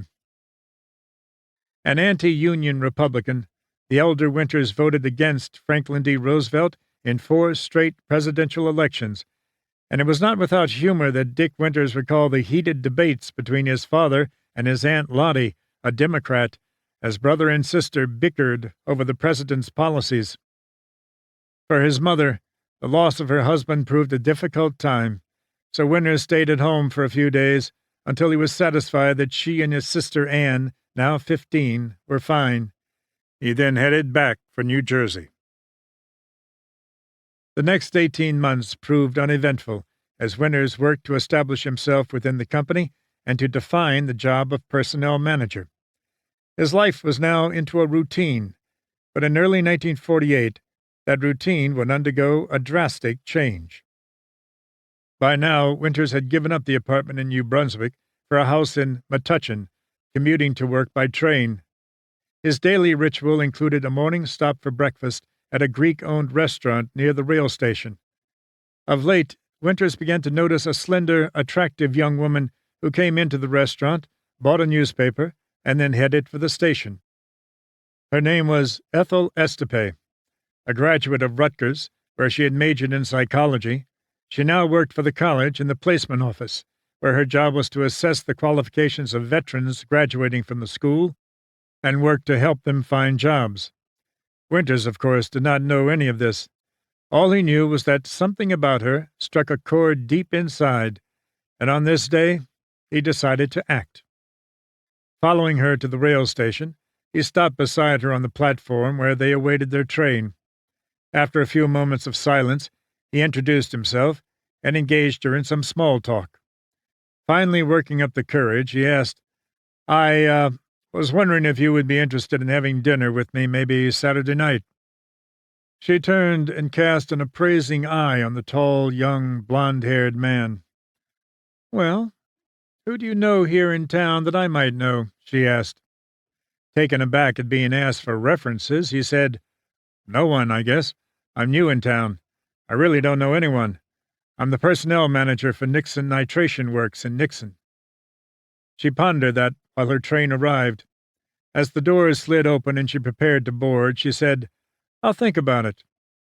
Later that day, the phone rang in the office at Nixon Nitration. It was answered by the receptionist.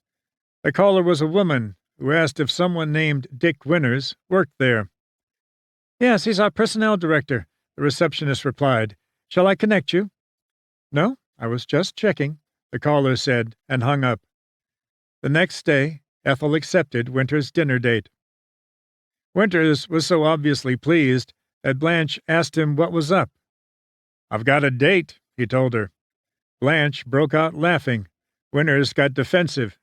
"What's the matter? Don't you think I can get a date?" "It's just so out of character," she replied. She then asked who the lucky lady was. Dick told her. "So where are you two going?" "I don't know yet," he replied. "Any suggestions?" "Try the Princeton Inn," she said. "You can even use my car." Dick and Ethel had a pleasant evening, and she immediately accepted his offer for a second, then a third. The two got caught up in a whirlwind romance, and on May 16, 1948, just a few months after they met, they were married in New Brunswick. Unfortunately, Blanche could not make the wedding, but she sent the couple a blanket that Winters cherished the rest of his life. By 1951, Edith Winters was living alone. Her son, a married man and now a father after the recent birth of his son Tim, was a busy executive in New Jersey. Anne, her daughter, had graduated from Lancaster General Hospital's School of Nursing and was also now out on her own. Quite simply, the family home at 418 South West End Avenue was now too big for her, so it was sold, and Winters packed his mother up and moved her back to Ephrata to be near her sister-in-law, Lottie. At first he found her a small second-floor apartment above a garage at 10 East Fulton Street. The garage was owned by a family friend, John Garman, who owned the Ephrata Sports Center in partnership with Alex Kilkuski, the husband of Lottie's daughter, Jane Gardner. "The Garmans were nice people. We'd known them for years," Winters recalled. Winters was glad to have his mother back in Ephrata, just a short walk from her sister-in-law, and the house across the street where she and her young family had lived in the 1920s with her late mother-in-law. The neighborhood was warm and familiar. Shortly afterward, Edith moved a few doors to the east, to 56 East Fulton Street, the small house where Letty Hall once lived, and behind which a young Dick Winters had fished in Gross Run. Changes were also happening at Nixon Nitration Works.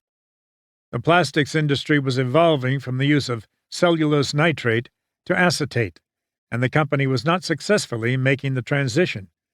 Possibly because of that, around 1950, Stanhope Nixon decided it was time to clean house, and Winters, as personnel manager, was ordered to start firing people. It was a hard duty, despite the 6 months severance pay each person received, and the whole thing left a bitter taste in Winters' mouth. Everyone, he later said, got very, very nervous when they saw me coming. They were good men, but it was my job and I had to do it, he remembered.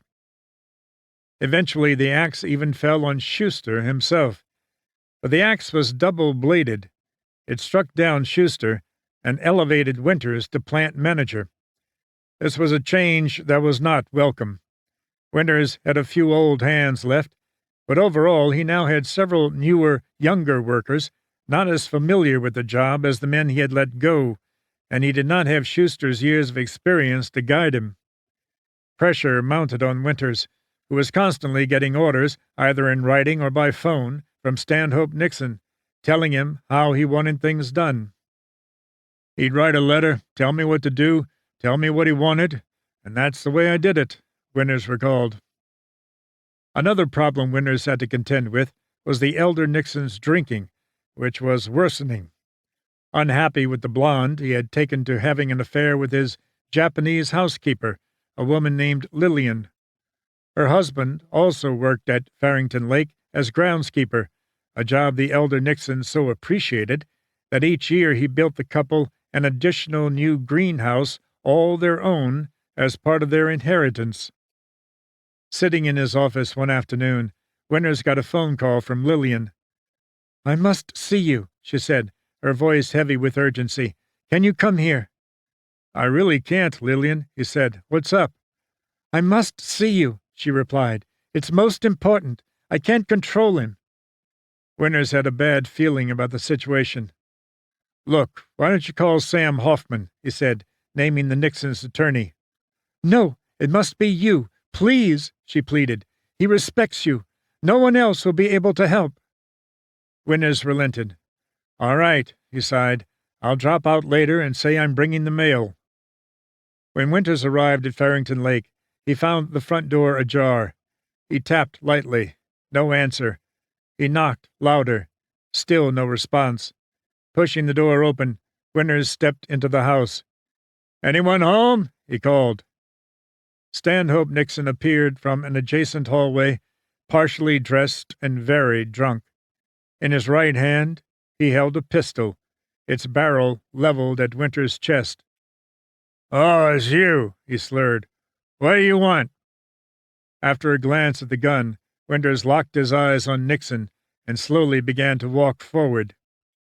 "You haven't been in the plant for a few days," he said.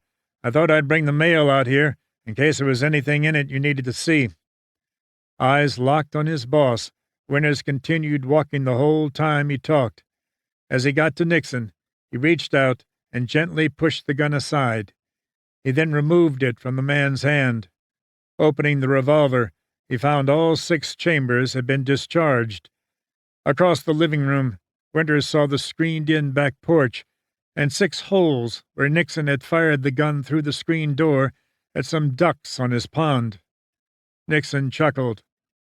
"I'll bet you thought I was going to shoot you," he said. Winters wasn't too damn sure what Nixon's intentions were. He laid the mail on a hall table, along with the gun, and left. "This is it," he told himself. "I'm leaving. I need a job, but I don't need this." Winters had now resolved to quit Nixon Nitration Works, although with a wife and a 1-year-old son, not before first finding another job. What his next job would be, Winters had no idea. In December 1951, the Army supplied the answer. The Korean War had erupted with sudden violence on June 25, 1950, when Soviet-backed North Korean troops poured across the 38th parallel. The United States and United Nations reacted swiftly, and troops were committed. However, they were too few to stop the well-armed hordes from the north, and the UN forces were driven back, setting up a defensive area around the port of Pusan called the Pusan Perimeter. On September 15th, General Douglas MacArthur performed a brilliant end run, landing U.S. Marines at Incheon, well behind the front.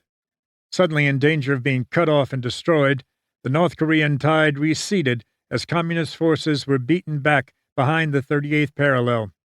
UN forces followed, and by the end of the year had taken the North Korean capital of Pyongyang, and ignoring Chinese warnings, were nearing the Manchurian border.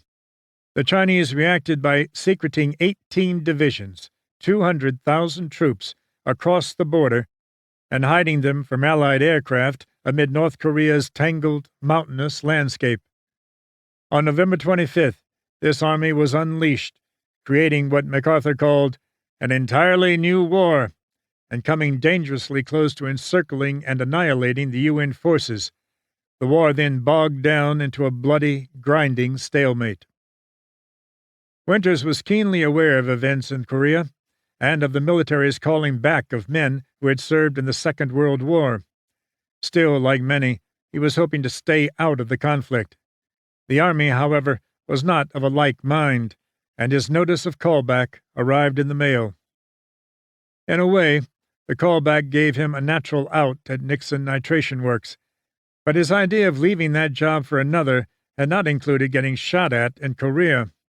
Resolved to stay out of the war, Winters hopped into his car, a company car he had been given for his personal use, and drove to Washington, D.C.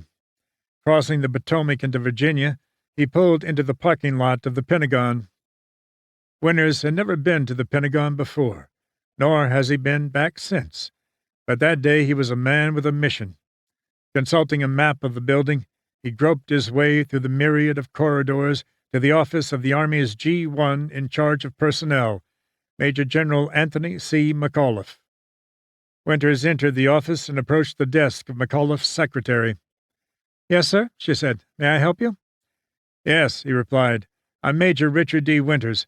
I served in the 101st Airborne under General McAuliffe at Bastogne. I'd like to see him for a few minutes, if that's possible." She looked at the young man in civilian clothes, then said, "Just a minute, please."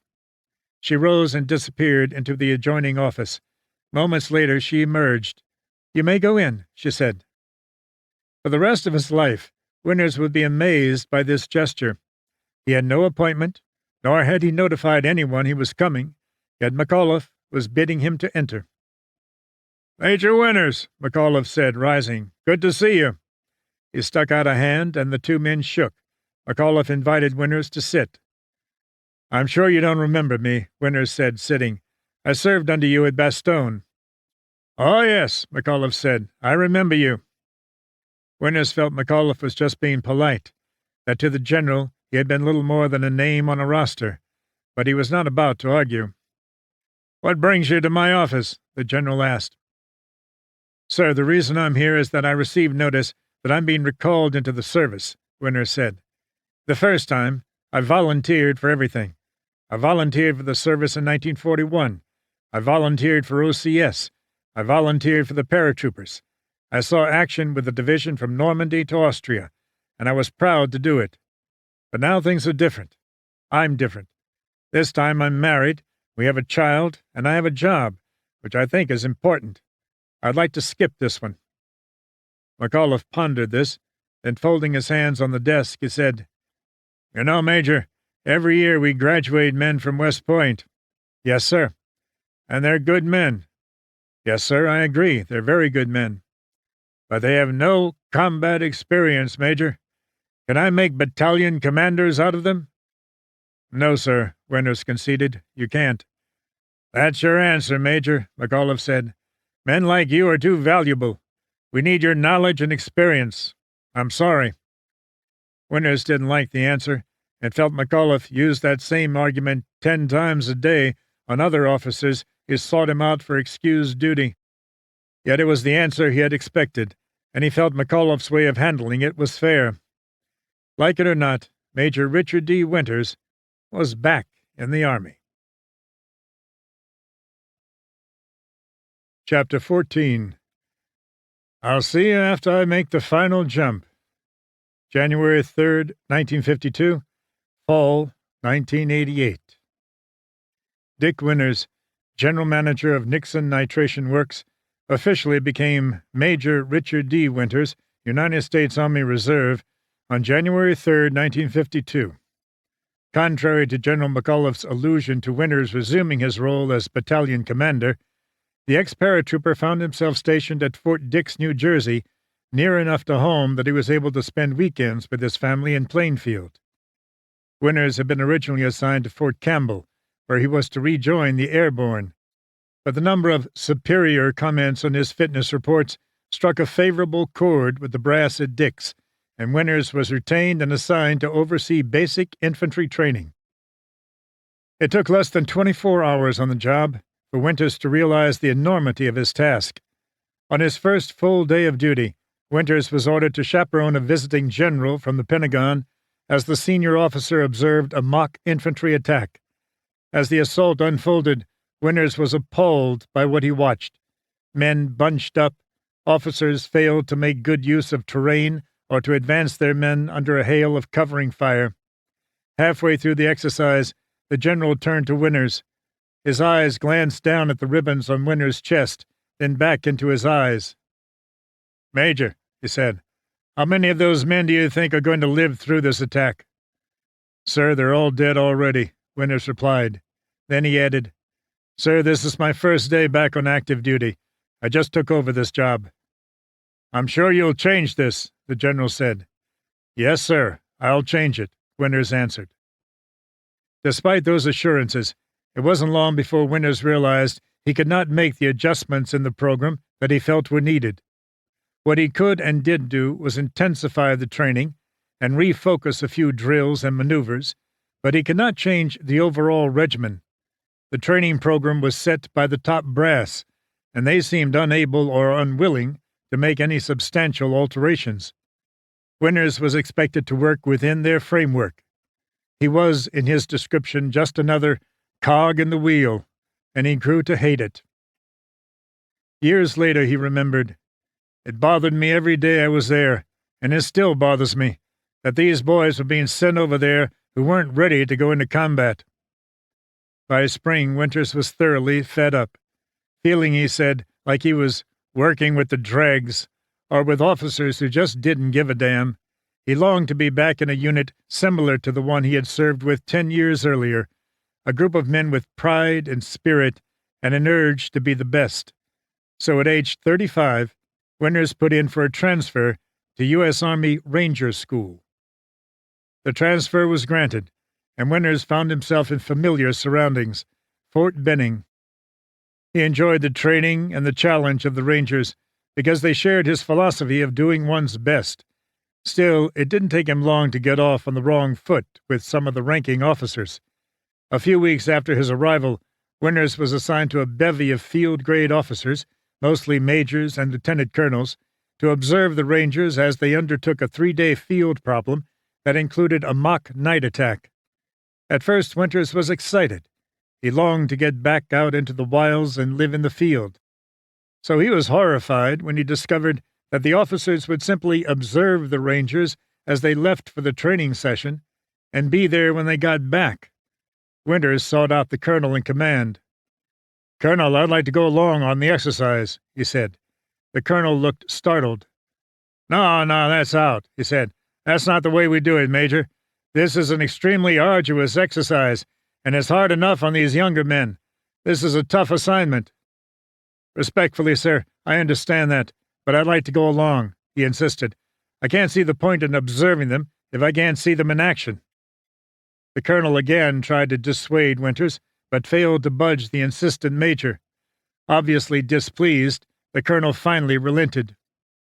Back in combat gear and helmet, fully loaded backpack and clutching a rifle, Winters trudged into the North Carolina wilderness for 3 days of hard living, surrounded by men, most of whom were 15 years his junior. The 3-day training exercise gave Winters the exhilarating opportunity not only to observe, but to participate in everything from lengthy hikes to cliff scaling. I did the whole damn thing, he later said. In the wilds, men lived on field rations, except for one day when Providence provided unexpected and far tastier fare. Bivouacked by a roadside, Winters was beginning to shave, a holdover from the days when Colonel Sink ordered all officers to shave every morning, when a civilian truck carrying a load of chickens roared past. An improperly closed cage swung open, and several chickens escaped, making themselves fair game for men living on K-rations. Winters caught one of the escapees, which was now destined to become his lunch.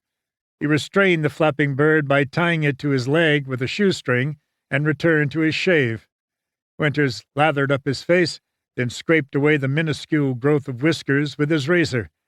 As he shaved, a movement on the ground caught his eye. Not far away, a copperhead snake was also anticipating a chicken dinner. Winters froze as the snake slithered quietly closer.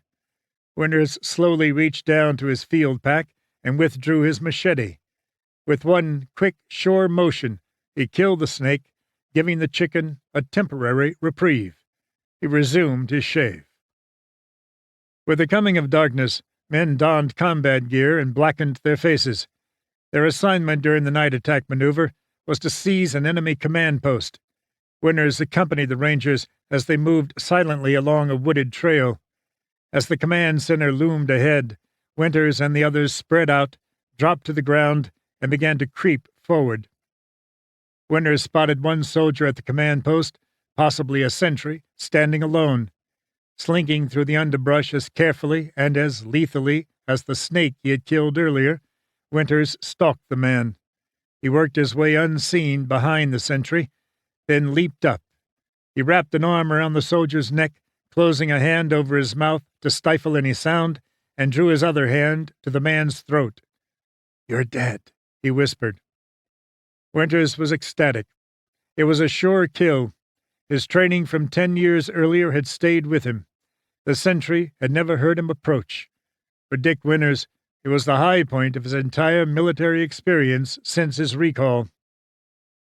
After the 3-day exercise, the Rangers hiked back into civilization, and the 35-year-old Winters marched right along. The younger men appreciated Winters' abilities and endurance, and poured respect on him. He returned their respect. However, the glowering looks on the faces of the observing officers plainly showed their dissatisfaction. "They didn't appreciate me going out one damn bit," he recalled years later. "Basically, I was showing them up." Winters quite likely would have been happy remaining with the Rangers for the duration, but the Army had different plans.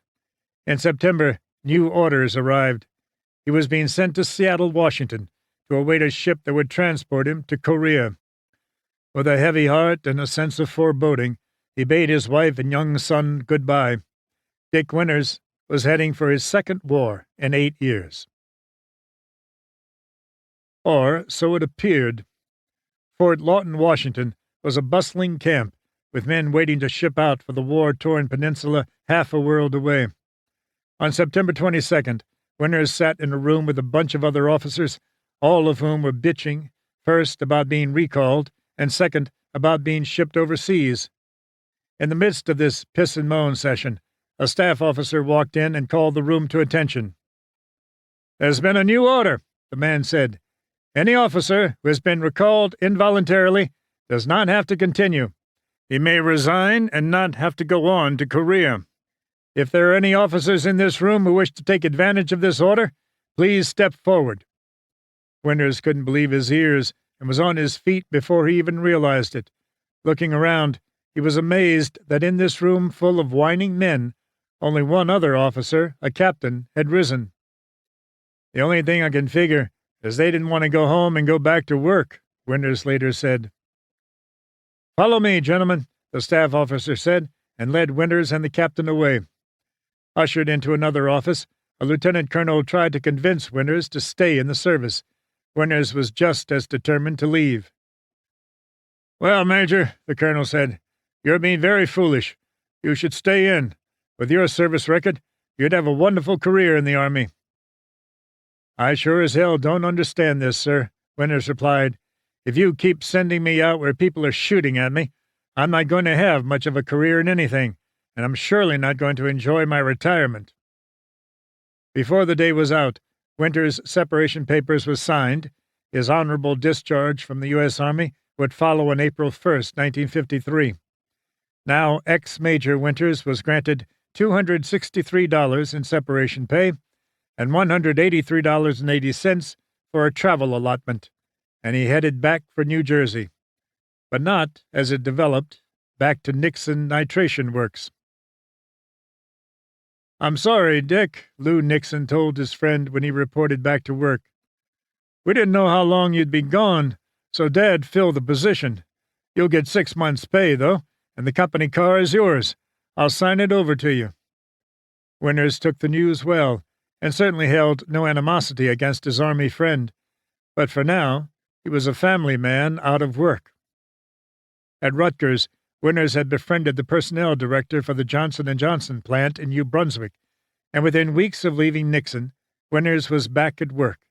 His job was superintendent in the plant's roll room, where adhesive was added to cloth and then cut to make Band-Aids. At first, Winters enjoyed this new career path. As was his leadership style in the Army, he moved around the plant, talking to the workers, getting to know them, and letting them get to know him.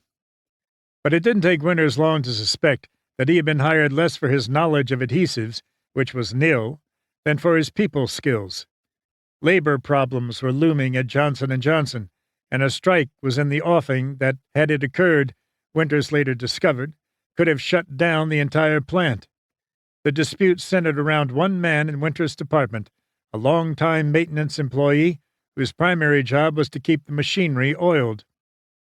Workers felt the general manager of the plant, a cost-cutting bureaucrat, was singling out the old oiler.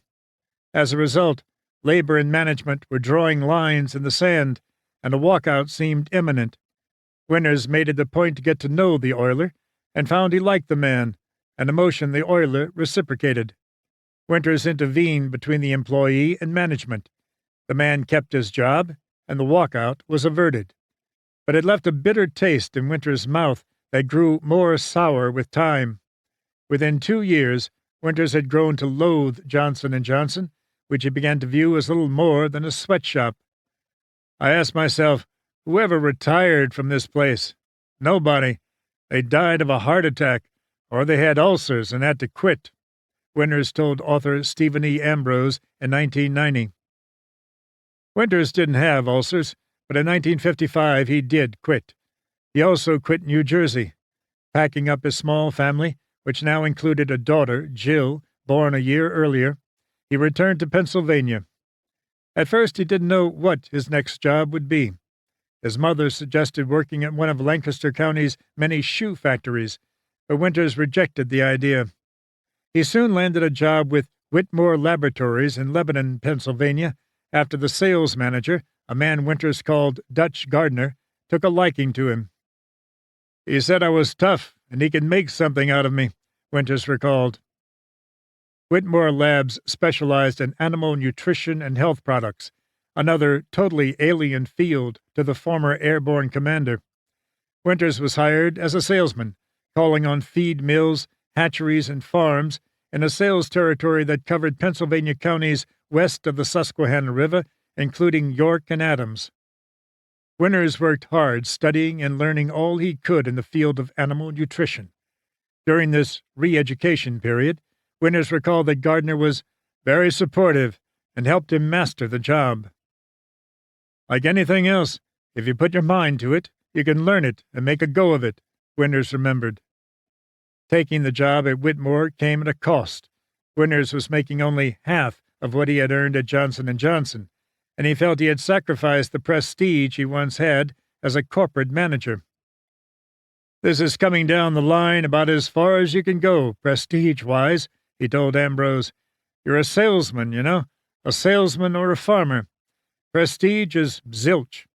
But I was keeping that promise to myself about the peace and quiet I wanted." So, happier but poorer, the family struggled on.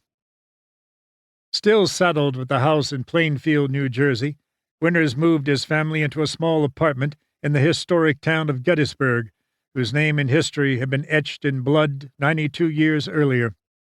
After the Plainfield house sold, Winters bought a home in the quaint Adams County town of New Oxford, whose centerpiece is a picturesque village green. By 1957, Gardner had added Lancaster County to Winters' territory. The former paratrooper used the opportunity to fulfill a promise, the one he had made to himself in a dark Norman hedgerow on the night of June 6, 1944, about settling down on a quiet piece of land. Shortly after the Korean War, Winters had purchased a 300-acre farm in Lebanon County. Unable to devote full time to the land as yet, another family lived in the small farmhouse and worked the land, except for weekends. That was when Winters and his family came by. By 1955, he had begun construction of a larger house, working on it as time and money allowed.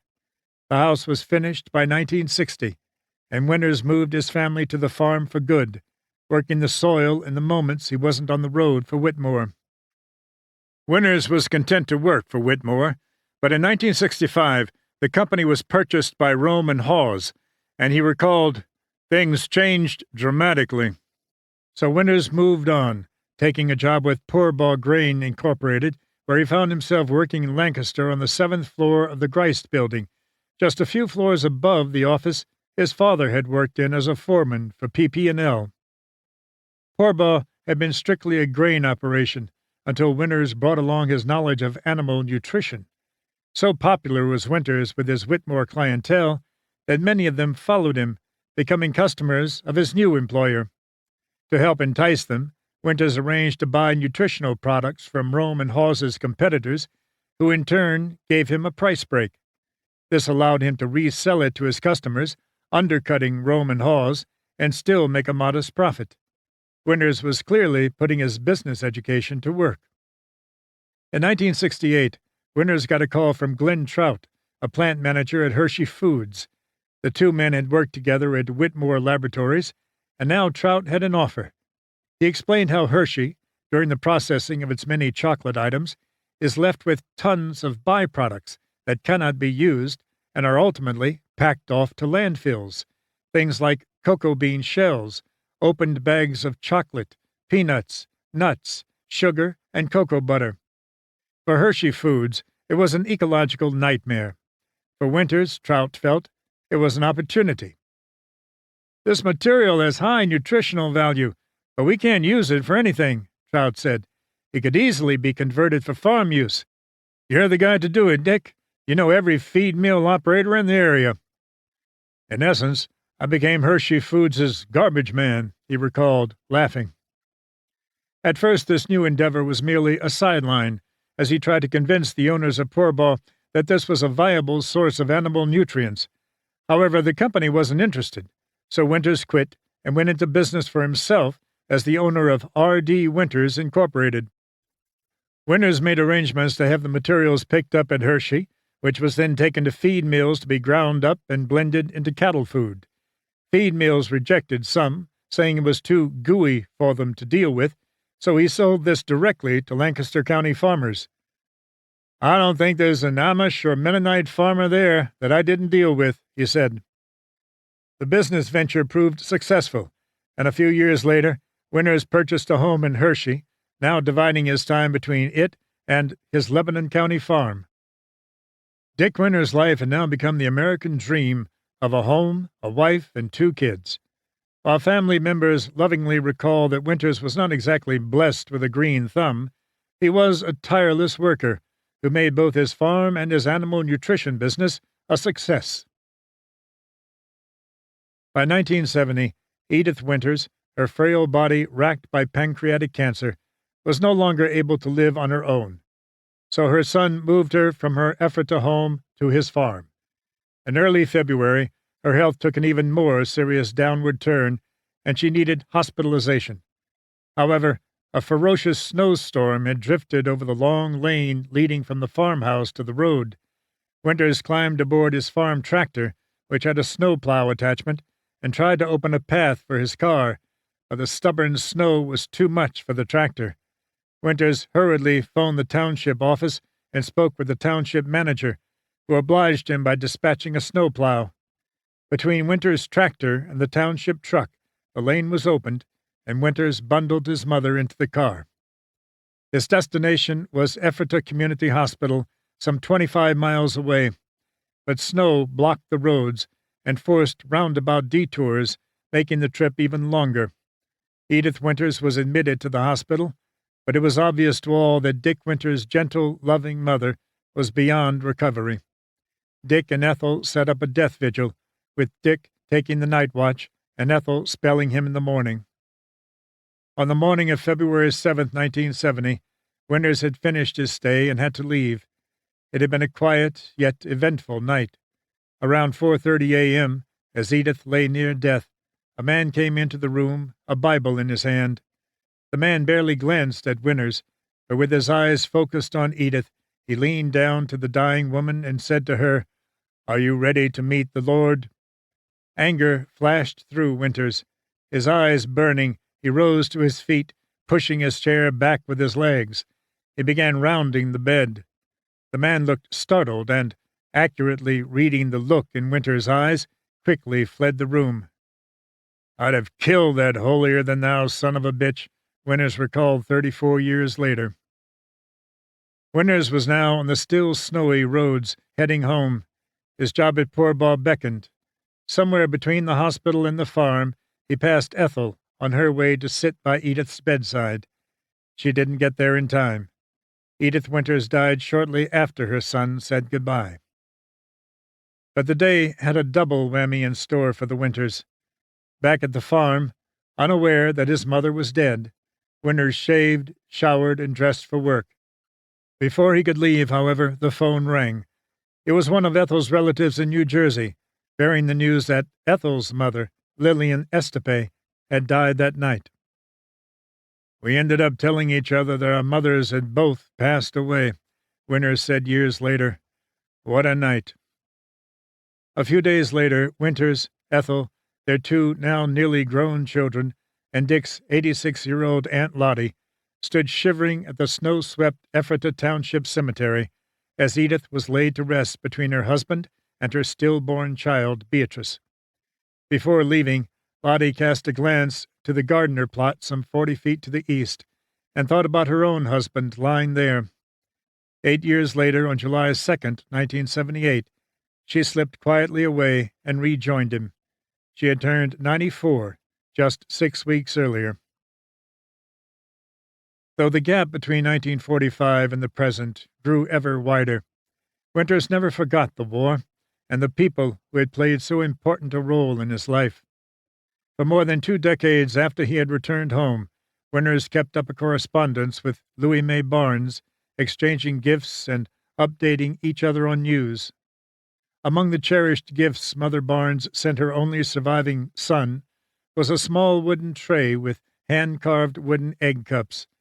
The wood came from an old church and dated back 400 years. Then, one day, the letters stopped. Frances and Louis May Barnes were reunited. In 1965, Winters learned that death had also claimed his former commander. General Robert F. Sink, an early and enthusiastic proponent of airborne operations, had made the last jump. "He was a leader," Winters recalled, admiration in his voice. A few others were gone, too. Among them, Marshal Clayton Oliver had died in 1956.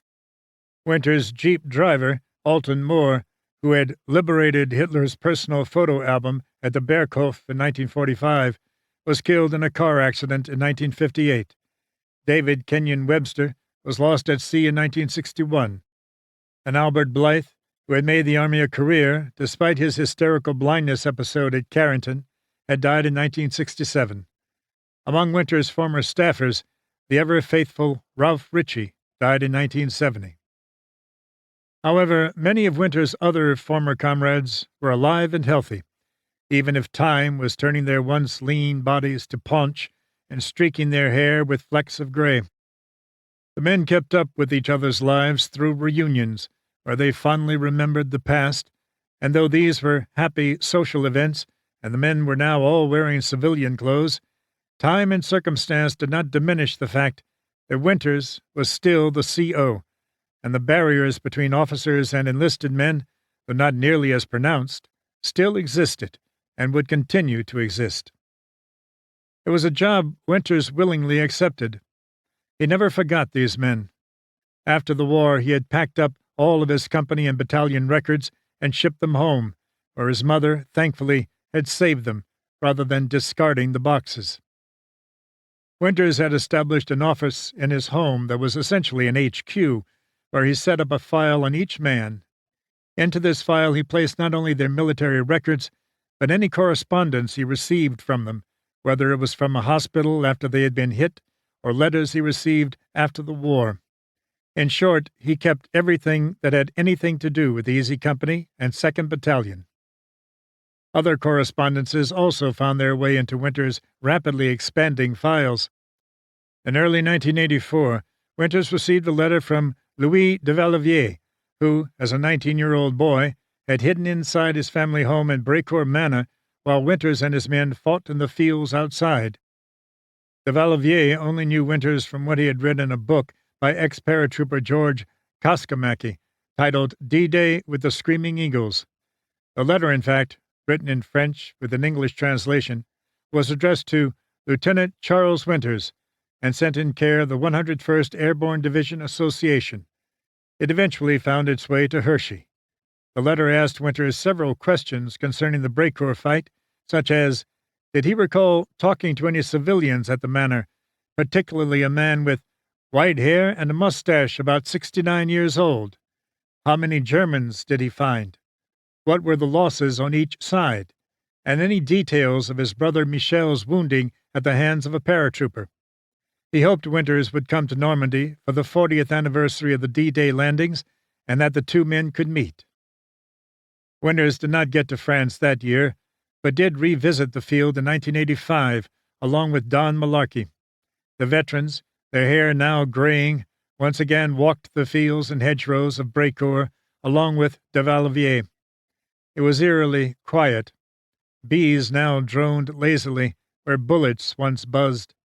Much of the tree line that once hid the 4 German guns was now overgrown by a tangle of vines, but the earth still bore the scar of the trench. As the landowner listened, Winters pointed out the progression of the battle. The tree Carwood Lipton climbed, fragile then but now grown to maturity, the place where John Hall died, and the location of the German headquarters where he had found the maps. Malarkey recalled his mortar barrage of the house, unaware that the family was hiding inside. The guns themselves, the object of the fight, were long gone, claimed by some post-war scrap metal dealer. Winters had by now become good friends with the de Valvier family. He had stayed both at the manor house and at Louis de Valvier's lavish apartment complex in Paris, where he was impressed by the huge iron gate that ushered one into a courtyard surrounded by a stone wall. Inside, Winters recalled the wide, circular stone staircase that wound upward like something out of an old movie. The grounds included a stable and servants' quarters. 2 years later, Winters returned, this time accompanied by Walter Gordon, who had recovered from the Christmas Eve wound at Bastogne that had left him paralyzed. After once again walking the Brecourt battlefield, the men accompanied de Valvier to Saint-Marie-de-Mont, where his brother Michel, 24 at the time he was shot by an angry GI, was now mayor.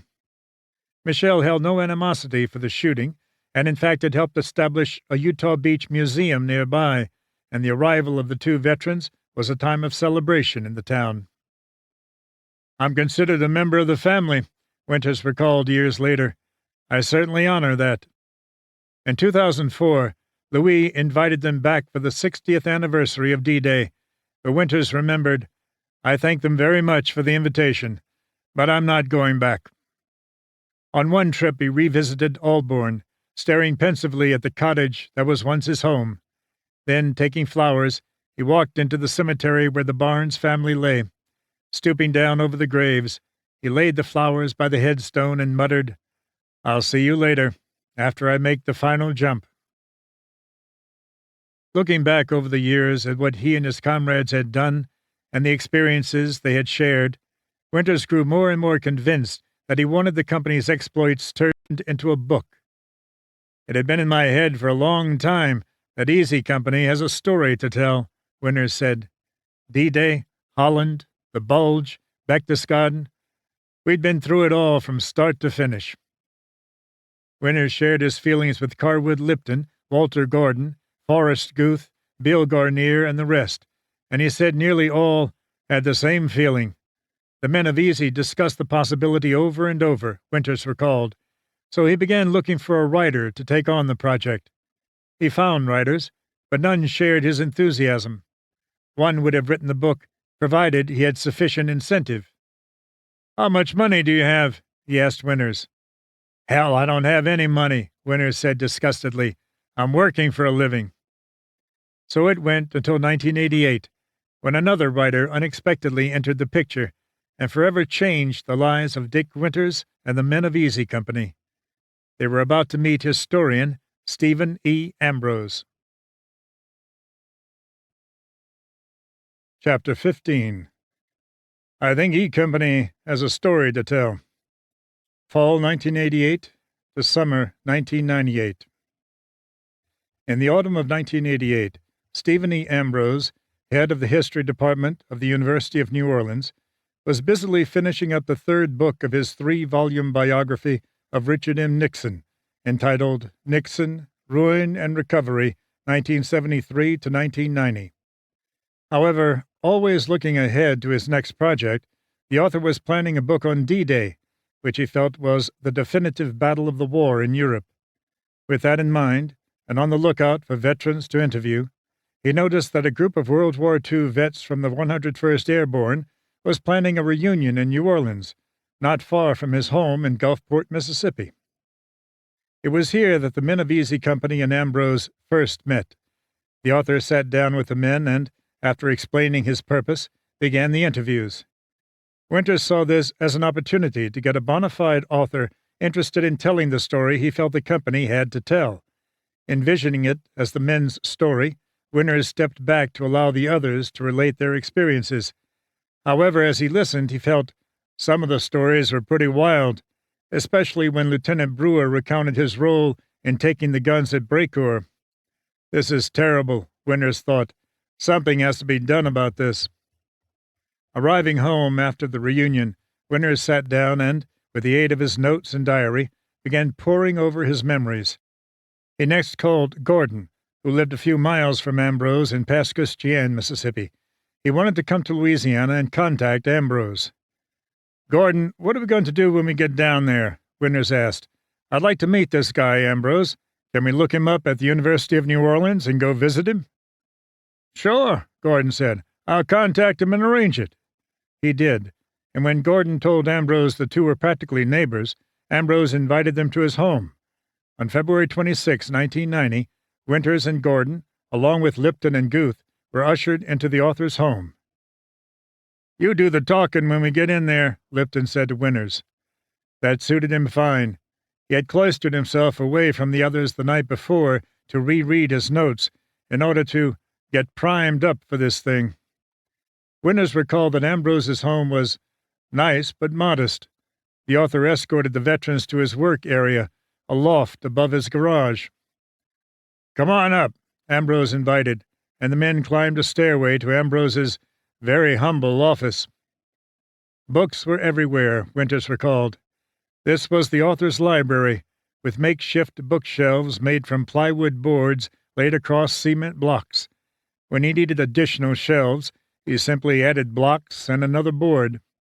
Even Ambrose's desk was a large sheet of plywood sitting atop concrete blocks, and his chair was a Western-style saddle mounted on a wheeled swivel base. Once everyone was settled into chairs and Ambrose was on his saddle, he said, "Okay, tell me your stories." "We're here basically to see how we can contribute to you and your project," Winters began. "And the big thing in our contribution that I think we can make is the job that we did, that is, Easy Company, on D-Day." "That's what I want to hear," Ambrose said. "That's exactly it." Winters began to relate the Brecourt fight, telling Ambrose that past accounts of the action around Causeway 2, especially those done by historian S.L.A. Marshall, had been very, very vague and often have not been accurate. Ambrose offered to pull out a map as they traced the action, but Winters had his own map. One matter Winters wanted to clear up was Brewer's account of the assault at Brecourt Manor. "Bob Brewer wasn't there," Winters said. "He's a good man, and I don't understand what happened there, but he made a comment that he took it and that Lieutenant Compton was with him. That is not true. Lieutenant Compton was with us. He played a major part in taking the battery." The interview went on for several hours, interrupted only when Ambrose's wife, Moira, announced that dinner was ready. The veterans joined the Ambroses in a meal centered around roast beef and shared a few drinks. The alcohol loosened Ambrose's tongue, and at one point in the talks, drink in hand, he reared back in his chair and said, "You know what? I think I am the best military historian in the business today." This statement shocked Winters, who had never heard of Ambrose before New Orleans, although before this meeting he and the others had all read Ambrose's book, Pegasus Bridge, about the seizing of the Orne River Bridge by British glider troops under Major John Howard early on D-Day morning. "That takes a hell of a lot of ego," Winters recalled later. "He might be well known, but I didn't know him." Ambrose later proved it was true, at least to Winters' satisfaction, and the two would prove to be an ideal team, also developing a personal friendship. "He treated me wonderfully," Winters later reflected. At the conclusion of the interview, Ambrose told the Easy veterans, "I think E Company has a story to tell. You've been to D-Day, Holland, Bastogne, Germany, the Holocaust, VE Day at Berchtesgaden. It pulls the entire war in Europe together. Let me think about this, fellows. I'll let you know." The four men returned to Gordon's home with mixed feelings. Winters, Guth, and Gordon thought they had been blown off by the author. They felt Ambrose would not be in any further contact. Only Lipton remained optimistic. "I think you'll call," Lipton said. "I think you'll get in touch with us." He was right. Within weeks, Winters got a note from Ambrose telling him to get the men's stories together. "Let's try it," Ambrose told him. Ambrose envisioned a book about their exploits as a filler, Winters later recalled, something to write and get out on the market while he worked on his lengthier D-Day project. Winters, Gordon, Guth, and Lipton split the company roster into equal portions and began contacting their comrades, asking for their memories. Almost all seemed to be enthused, although some needed prodding. "Malarkey would write and come in with good stuff, but he was always a step late," Winters remembered. "Like we were on Holland, and he'd come in with Normandy. I'd say, 'Shit, Don, get on the ball and get me Holland. We're going to hit Bastogne next.'" When Winters had all of the notes from the men, he and Gordon returned to Ambrose's home and laid them before the author. Ambrose flipped through them, read passages here and there, and smiled.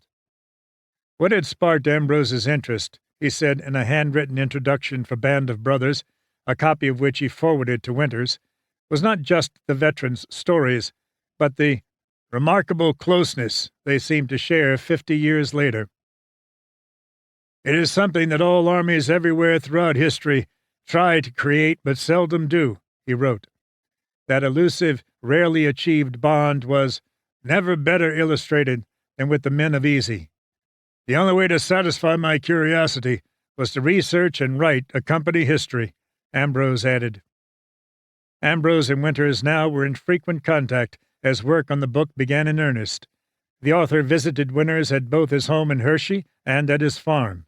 In August 1990, Ambrose sat down at the farm with Winters, Guth, Harry Welsh, Joe Toy, and Rod Stroll for a lengthy interview. This session covered the war years and was punctuated by numerous personal stories, including the theft of personal items from storage while the men were overseas and from men who had been wounded. Stroll recalled being hit at Carrington. He was sent back to Utah Beach for evacuation. "I was hit in the feet, so they took my boots off and tied them to my stretcher," he told Ambrose. "I had a .45 and a pair of boots when I went to sleep on the beach that night. The next morning when I got up, I didn't have the .45 and I didn't have the boots, and I thought to myself, that was pretty chicken shit of the guys who were there to steal the boots off a wounded soldier." Toy told Ambrose that wounded paratroopers had an advantage over regular infantrymen after they had recovered and were ready to go back on the line. "We were specialized troops," he said. "They sent us right back to our outfit. Those other poor infantrymen, they kept them there and sent them to a place called Fiji Farms, and they just pushed them in any infantry outfit that needed men," Winters finished. "There was a tremendous amount of complaining about that, and it was a terrible mistake," Ambrose admitted. "That's one place where the Germans had it way over the American army. They always kept their units together as units." During the interviews about Bastogne, Winters commented that he hoped the U.S. never fights the Germans again. "They are tough," he said. "You get to Berchtesgaden, you get to Austria, and you're eyeball to eyeball with them, you know. They have my respect. They were good soldiers." Ambrose questioned Winters about his style of leadership, impressed by Winters' rapid climb from private to lieutenant to company commander to major and battalion commander. He asked if Winters was given good junior officers to serve under him. "We had weak lieutenants and we had some good ones, but they were few and far between," he said. "What you do in a pinch is talk to the sergeants. The lieutenant might be there, but I'm talking to the sergeant, and I get the job done." Over 40 years after the fact, Winters' bitterness toward General Taylor for not being with his men when the bulge erupted still showed. He talked about the hardships the men endured while Taylor was coming back from Christmas in Washington. "That's not quite fair," Ambrose interrupted. "Isn't it?" Winters replied. "He was called back to testify," Ambrose began. "I don't want to be fair," Winters stated. "Okay," Ambrose said. All right. Winters appreciated the job McAuliffe did, but said Taylor tells you what you do here and tells you what you do there. He has to run everything. Winters spoke about the strain of combat. He said that by Bastogne many, himself included, had reached the third stage. "Sooner or later, I'm going to get it," he said. "I just hope it isn't too bad. But there was never a fear in me that I was going to break. I just felt I was going to get hit sooner or later." After these interviews, Ambrose began visiting other Easy Company men at their homes, stopping in West Virginia with Lipton and Philadelphia with Garnier. He then flew to the West Coast to visit with Malarkey and the men there. Other interviews, like one with Shifty Powers, were done by telephone. Overall, the men were cooperative and enthusiastic, with one notable exception. Lewis Nixon took no part in the book. "He did not want to talk about it," Winters later said of his friend. "He did not outwardly object, but he had a habit of pooh-poohing every idea that came down the road." Another who took no part in the book was Easy's former commander, Captain Herbert Sobel. After leaving the Army, he had returned to Chicago an embittered man.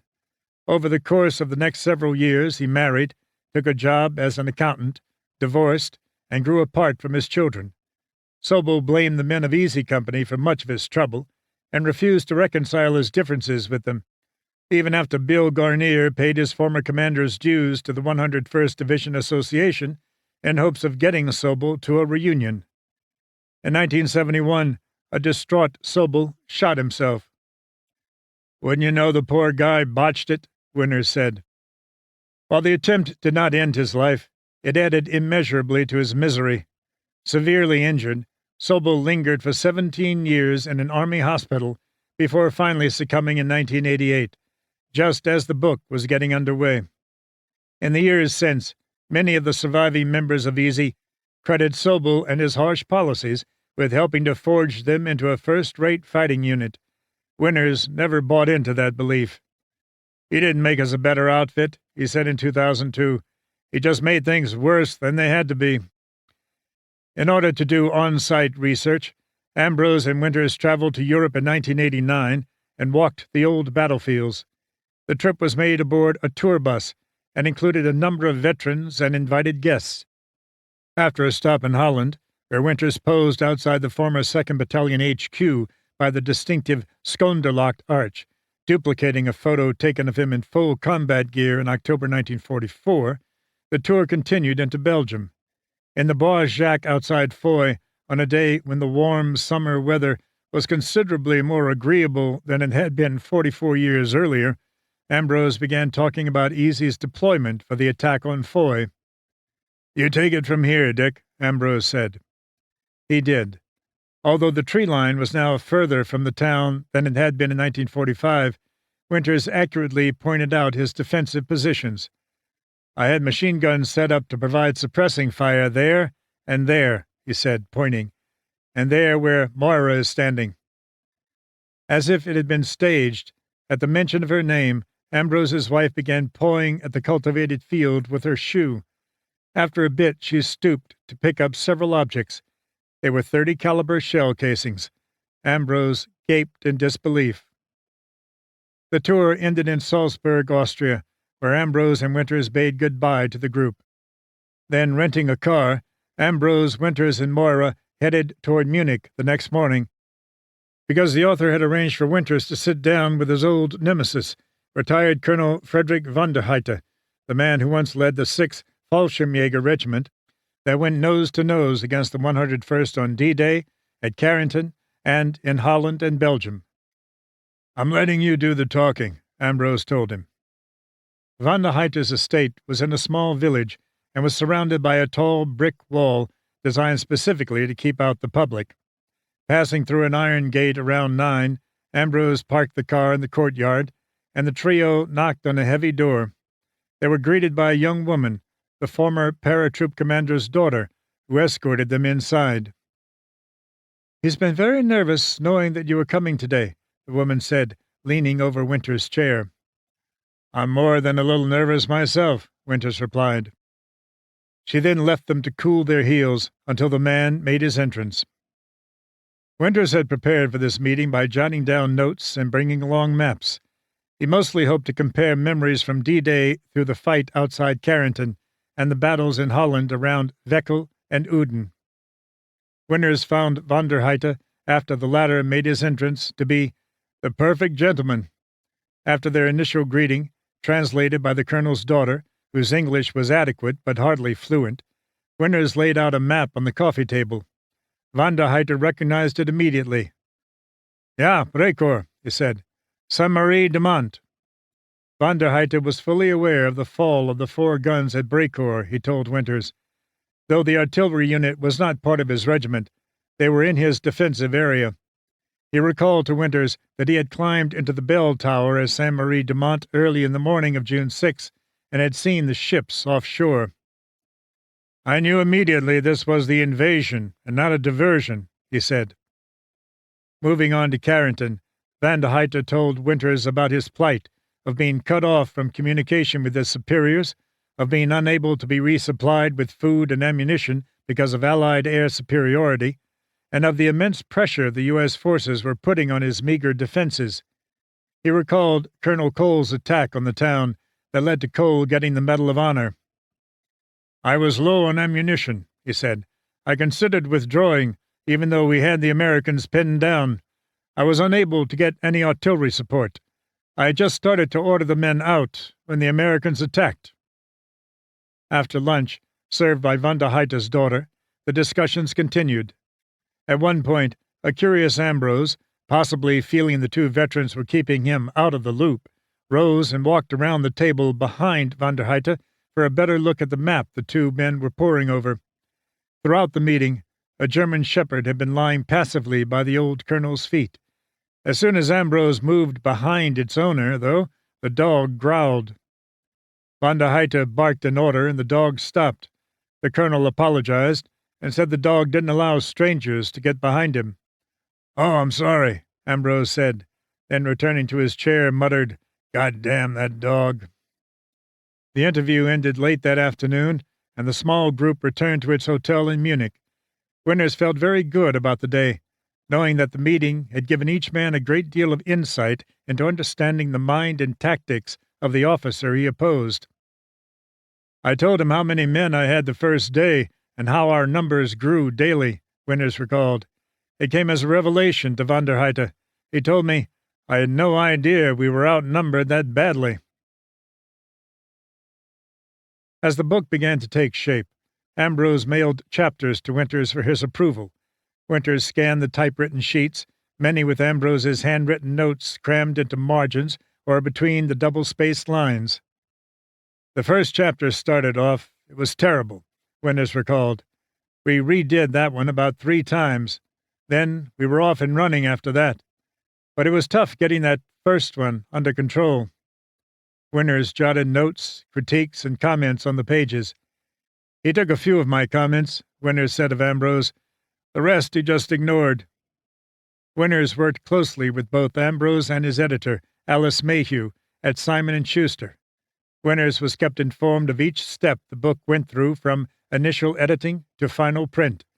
He recalled that Ambrose was easy to work with, despite a dominating personality that let everyone know who was in charge. "When you talk to him, you might make some comments, and you might think he never heard you. But he did," Winters remembered. "He heard you." During these final phases, Winters was given an inkling of the possible success of the book. "Alice has read the book," Ambrose told Winters over the phone one day, "and she said that with my biography of Eisenhower, I did okay. With Nixon, I did good. But Band of Brothers is the best book I've written to date." The book came out in 1992, and Winters agreed, saying it was all he had hoped it would be. But not everybody was happy with the final product.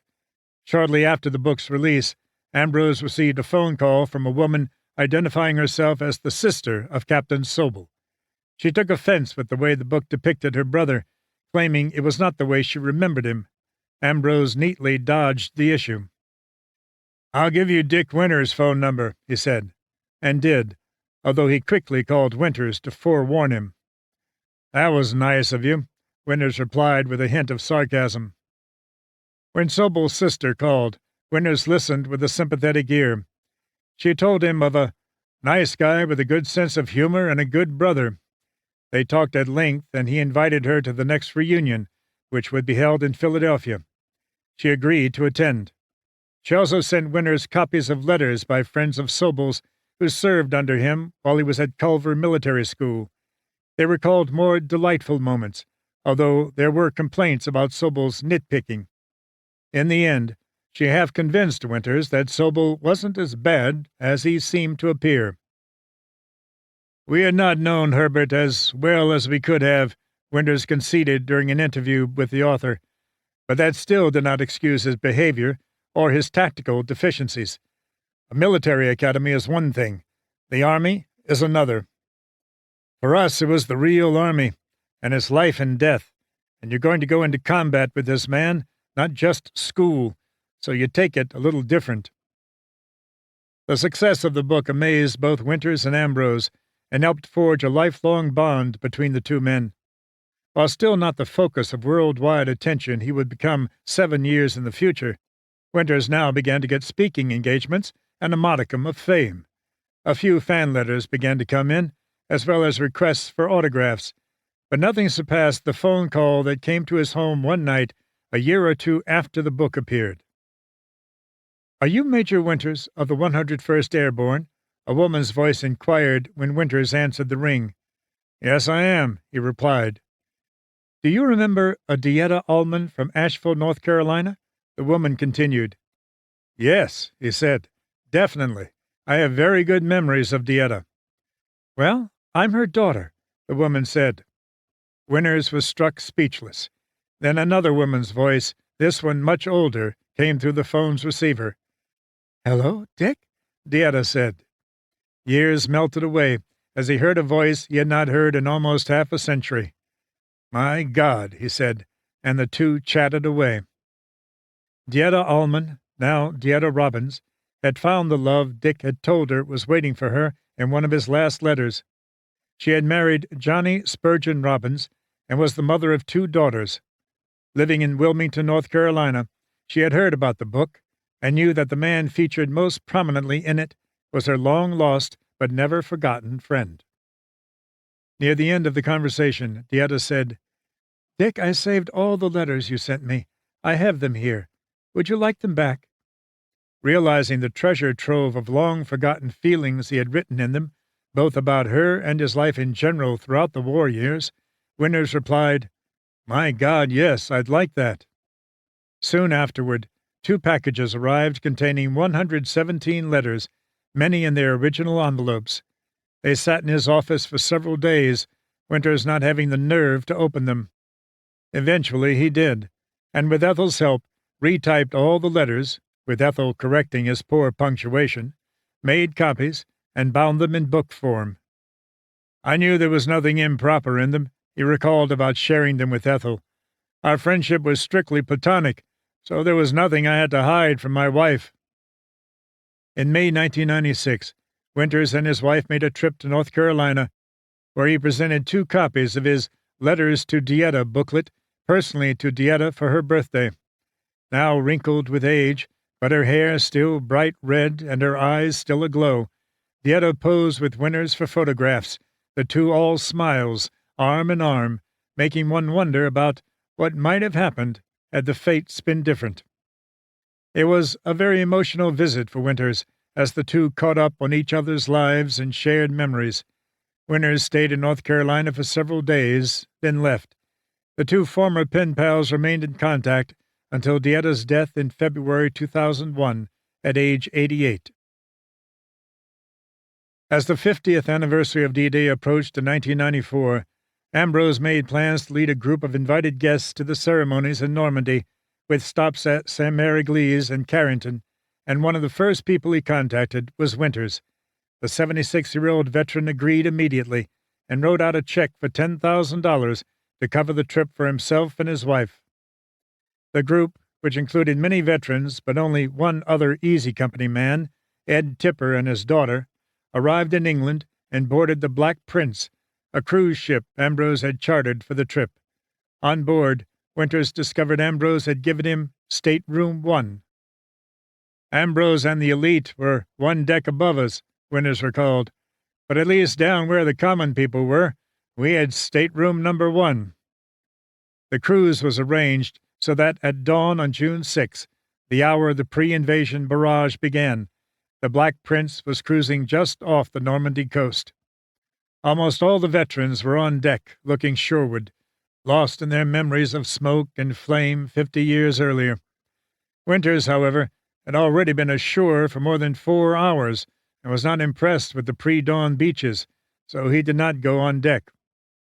"Ah, hell," he told Ethel. "Let 'em go. Let the rest of them talk."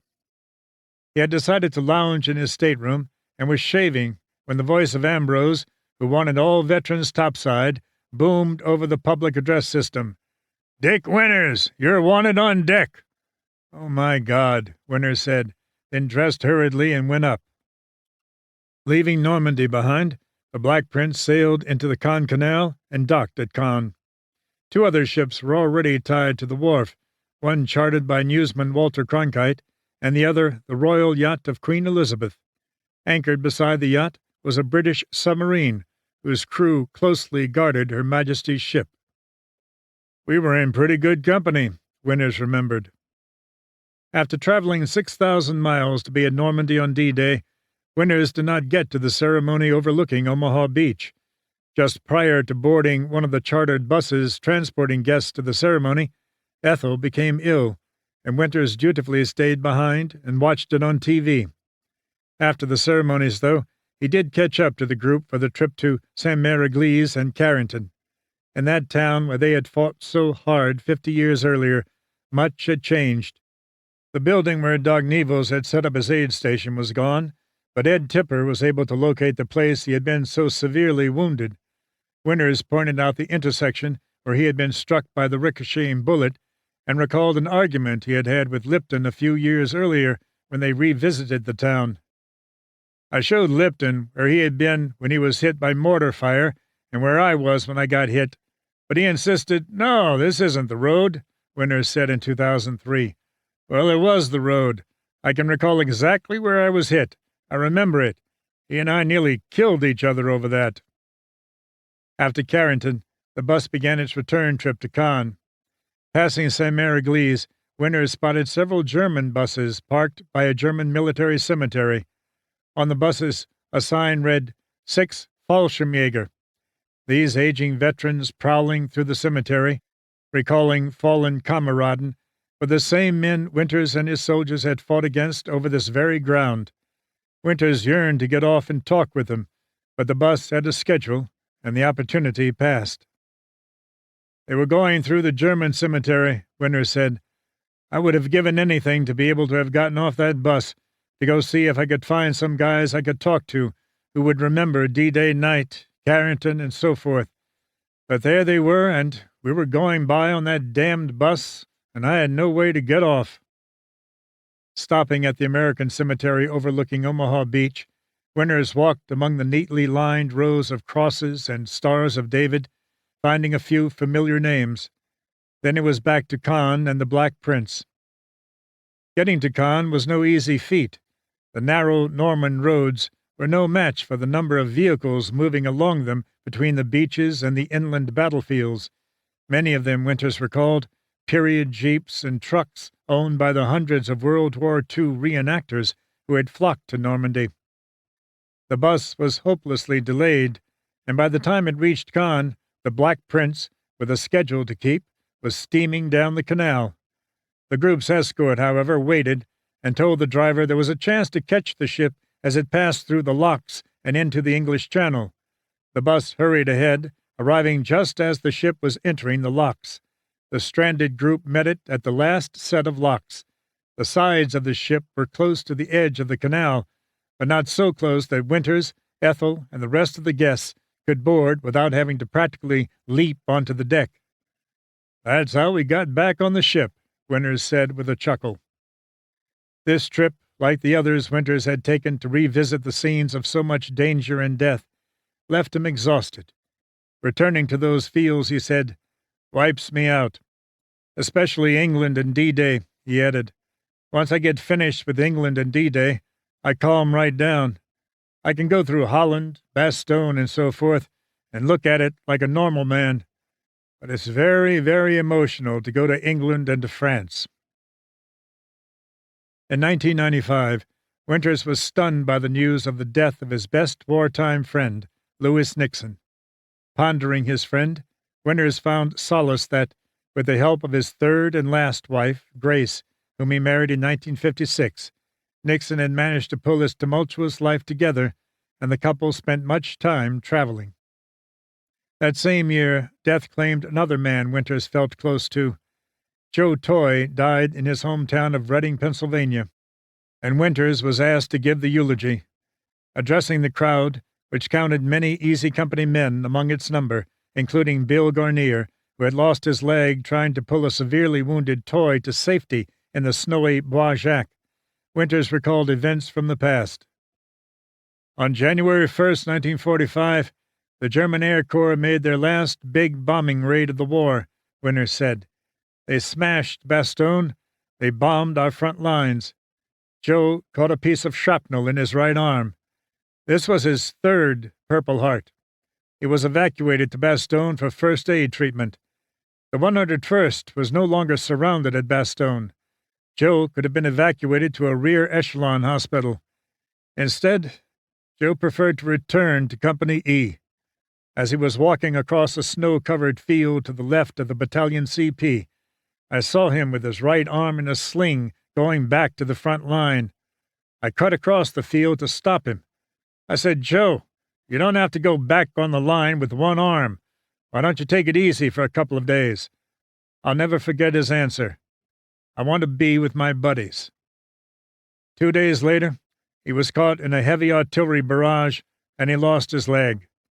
That kept him from joining his buddies on the front line then, but that did not stop him in the next 50 years from joining his friends at their annual reunion. Today, I know Joe has joined his assistant squad leader, Corporal Jim Campbell, who he lost in Holland, and all the rest of his buddies who have preceded him in heaven. 2 years later, on April 19, 1997, death overtook Walter S. Smokey Gordon, and a year later, the little Irishman from Pennsylvania, Harry Welsh, made the final jump as time continued to take a toll of Easy Company's roster. In Hershey, during these years, Winters had by now retired from his animal feed business, devoting full time to documenting the lives of the men of Easy Company and keeping their story alive as invitations started rolling in for public appearances. The number of requests was not overbearing, but steady to the point where it kept him as busy as he was while working at his job. "I tell people I didn't retire," Winters told this author with a smile. "I just changed careers." But life was about to get a lot busier for the aging veteran. Arriving home one evening in 1998, Ethel checked the telephone answering machine. There was one message. It was from Ambrose. "Hi, this is Steve," the gravelly voice on the tape said. "This is not going to be a short message. I have a letter from Tom Hanks, and he wants to buy the Band of Brothers, and he has sent me the HBO show he did called From the Earth to the Moon, 12 parts. He said he wants to do the same with Band of Brothers. He wants to do 12 parts following the 101st Airborne from training to post-war Germany. It would make a magnificently textured story, which needs hours and hours to tell, and he wants to do it. I presume he'll want to play Dick Winters, although I'm going to try to tell him Herb Sobel's the role for him. Anyway, I just wanted to share that good news with you. Bye." That call would change Winters' life in unforeseeable ways, and threatened to end any dream that his final years might reflect the peaceful and quiet life that he had promised himself on June 6, 1944. Chapter 16. This is Our Last Hurrah. Summer 1998 to September 2003. Primary filming of the miniseries that would tell the story of the Band of Brothers would take place on an 1,100-acre lot at the Hatfield Aerodrome in Hertfordshire, England, a former World War II Royal Air Force base northeast of London. Here, director Steven Spielberg had filmed his gritty 1998 combat classic, Saving Private Ryan. The lot would feature a 12-acre village that was built in such a way that it represented 11 different European villages. But before any actors were cast, before any storyboards could be drawn, and long before a single frame of film could be exposed, a script was needed.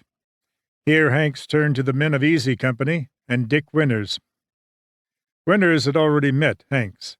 Ambrose, who served as one of Saving Private Ryan's historical advisers, was invited to that film's Hollywood premiere, and he took along Dick Winters. The day before the actual premiere, a small group of invited guests, including members of the Nyland family, were given a tour of the DreamWorks studios.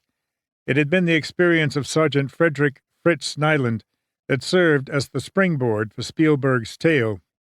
Nyland, who served in the 101st Airborne, 501st PIR, lost 2 brothers killed in Normandy, and a third was reported missing in Burma, although he later turned up alive.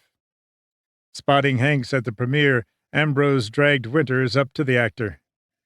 "Tom, I'd like you to meet Dick Winters," Ambrose said. Evidently, Ambrose had already regaled Hanks on Winters' remarkable display of memory during the trip back to Foy a few years earlier, because Hanks stuck out his hand and said, "Oh, yeah, I remember you. You're the guy who knew right where the machine gun was set up." Later that evening, at a special showing of Saving Private Ryan, Spielberg rose to make some pre-film remarks. He then began to recognize guests, starting with Winters. "This guy isn't too goddamn smart," Winters thought to himself. "Winters is at the end of the alphabet, not the beginning." He listened as Spielberg also began to recount the Foy story, which had become one of Ambrose's favorite tales. After the premiere, work began in earnest on Band of Brothers. Winters supplied Hanks with a 4-volume set of his notes, the same material he provided Ambrose, and in 2003, this author. These loose-leaf books contained personal memories, photographs, maps, letters from other Easy Company men, and company, battalion, and regimental memos and reports. When he received them, Hanks wrote back, "You have sent me golden nuggets." Hanks next dispatched head writer Eric Gendrison to go to Hershey and sit down with Winters to pull together the 250-page Bible, or framework, upon which the scripts would be based. Gendrison sifted through Winters' files, and the two held several lengthy interviews in the second-floor office of Winters' Hershey home. For the next 3.5 months, they would be in contact night and day, Winters recalled, both by phone and in person. Gendrison also spoke with other surviving members of the company to get a well-rounded look at the action from their viewpoints as well. Once completed, sections of the Bible were assigned to 6 other writers to spin into episodes of the planned series. Gendrison maintained contact with Winters once the film went into actual production, clarifying points and getting answers to questions that arose. Principal filming for the miniseries, now scaled back to 10 parts from 12, began in April 2000 and lasted until December. Period vehicles and weapons were obtained, sets were built, and in many cases later blown up, and uniforms made for the 500 speaking roles and 10,000 extras. Filming would take 8 months, and before it was over, home box office, which was footing the bills, would spend $125 million, or $12 million per episode. A normal TV episode cost between $1 and $2 million per hour to produce. This phenomenal amount was $60 million more than it had spent on Hanks' 12-part From the Earth to the Moon, and $70 million more than DreamWorks spent on Saving Private Ryan. About 6 weeks into the filming, Winters and other Easy Company veterans were flown first class to England by HBO and given a chance to walk the set. Picking his way along the rubble-strewn streets of the mock village and seeing his friends, many of them now dead, but brought back to life through the cast of young actors, tore at Winters' heartstrings. "That was probably as emotional a time in my life as I can remember," he later noted. "I didn't handle it very well. That was the first time my emotions got to me. I froze up. I'd always been able to handle these things before, but my nerves got to me." During the tour, Winters was shown the extensive wardrobe section, with racks and racks of German, British, and American military garb and civilian clothes. "It was huge and very impressive," he said. "The producers demanded that it all be correct. They even had the same company who made our jump boots during the war make the boots for the film." Winters and the other veterans were asked their advice on some matters, but in essence, they soon realized they were there primarily to be observed. "I wasn't sure myself why I was there at the time," he recalled, "but as I look back on it, what they were really doing was studying me. They were watching my mannerisms, my speech, my expressions, my tone of voice. They studied all of us very carefully, and it shows up when they made the film." He also got his first chance to meet the young actor who would be playing Dick Winters, Damian Lewis. Winters recalled how Ambrose's editor at Simon & Schuster, Alice Mayhew, had told him if Band of Brothers had been made into a film years earlier, his role would have probably been played by John Wayne. Lewis was no John Wayne. Somewhat taken aback that he, a formerly blonde-haired American, was being played by a red-headed Englishman, he soon got over the shock and found Lewis to be a good guy who studied him while they were together. "We spent a lot of time talking," Winters said, "and he sat right beside me. This guy had been studying me very intently." Indeed he was. The two men spoke several times during the 10 days Winters was in England. Lewis would ask him both technical and trivial questions, down to how he wore his knife. Winters also corrected him on some things, In episode 2, entitled Day of Days, an utterly fatigued Winters plopped down to rest on a log. Winters informed Lewis and the writers that, under no circumstance, would he allow himself to take such a break, even for a few seconds. The scene was deleted. Lewis found that Winters dealt with his experiences by militarizing his memories, replacing fear and emotion with the cold, hard fact of just getting the job done. Winters helped Lewis with his questions and concerns, but the actor's chief complaint was that the man he was portraying refused to discuss in intimate detail his wartime experiences. He also discovered that Winters commanded much respect, and that he, in turn, would have to earn respect from Winters. He did. Damien had no military experience going into this thing, but hell, I didn't have any either when I started, Winters told this author. But he matures as he goes along, and he becomes better and better as the thing progresses. By the end, he's doing a good job. 10 days after arriving in England, Winters headed for home. I should have stayed longer, but it was very, very hard emotionally, he recalled. I had to come home. The memories it brought back, and the realization of what we were doing here, of recreating all of this, was very, very emotional, and it got me down. Winters never returned to the set. Over the next half year, as filming progressed, Hanks sent Winters finished installments on tape for his critique. Winters would watch each episode, make his comments, then lock the tape away in a bank safe deposit box to ensure that no one else saw it before the series was aired. Overall, Winters was pleased with the results. He felt the actors did an excellent job in their portrayals of the men of Easy, and was impressed with the level of detail the production staff went to in order to capture the feel of the times. He was especially thrilled with the winter scenes around Bastogne, calling them terrific and very realistic, although he said the snow was at times almost hip-deep. Most impressive of all were the tree bursts depicted in the film, which gave Winters shudders of realism, as the memory of exploding trees raining down jagged missiles of wood flashed through his mind. The hardest part of watching the film was seeing everything happening again, and especially watching his friends get killed or wounded.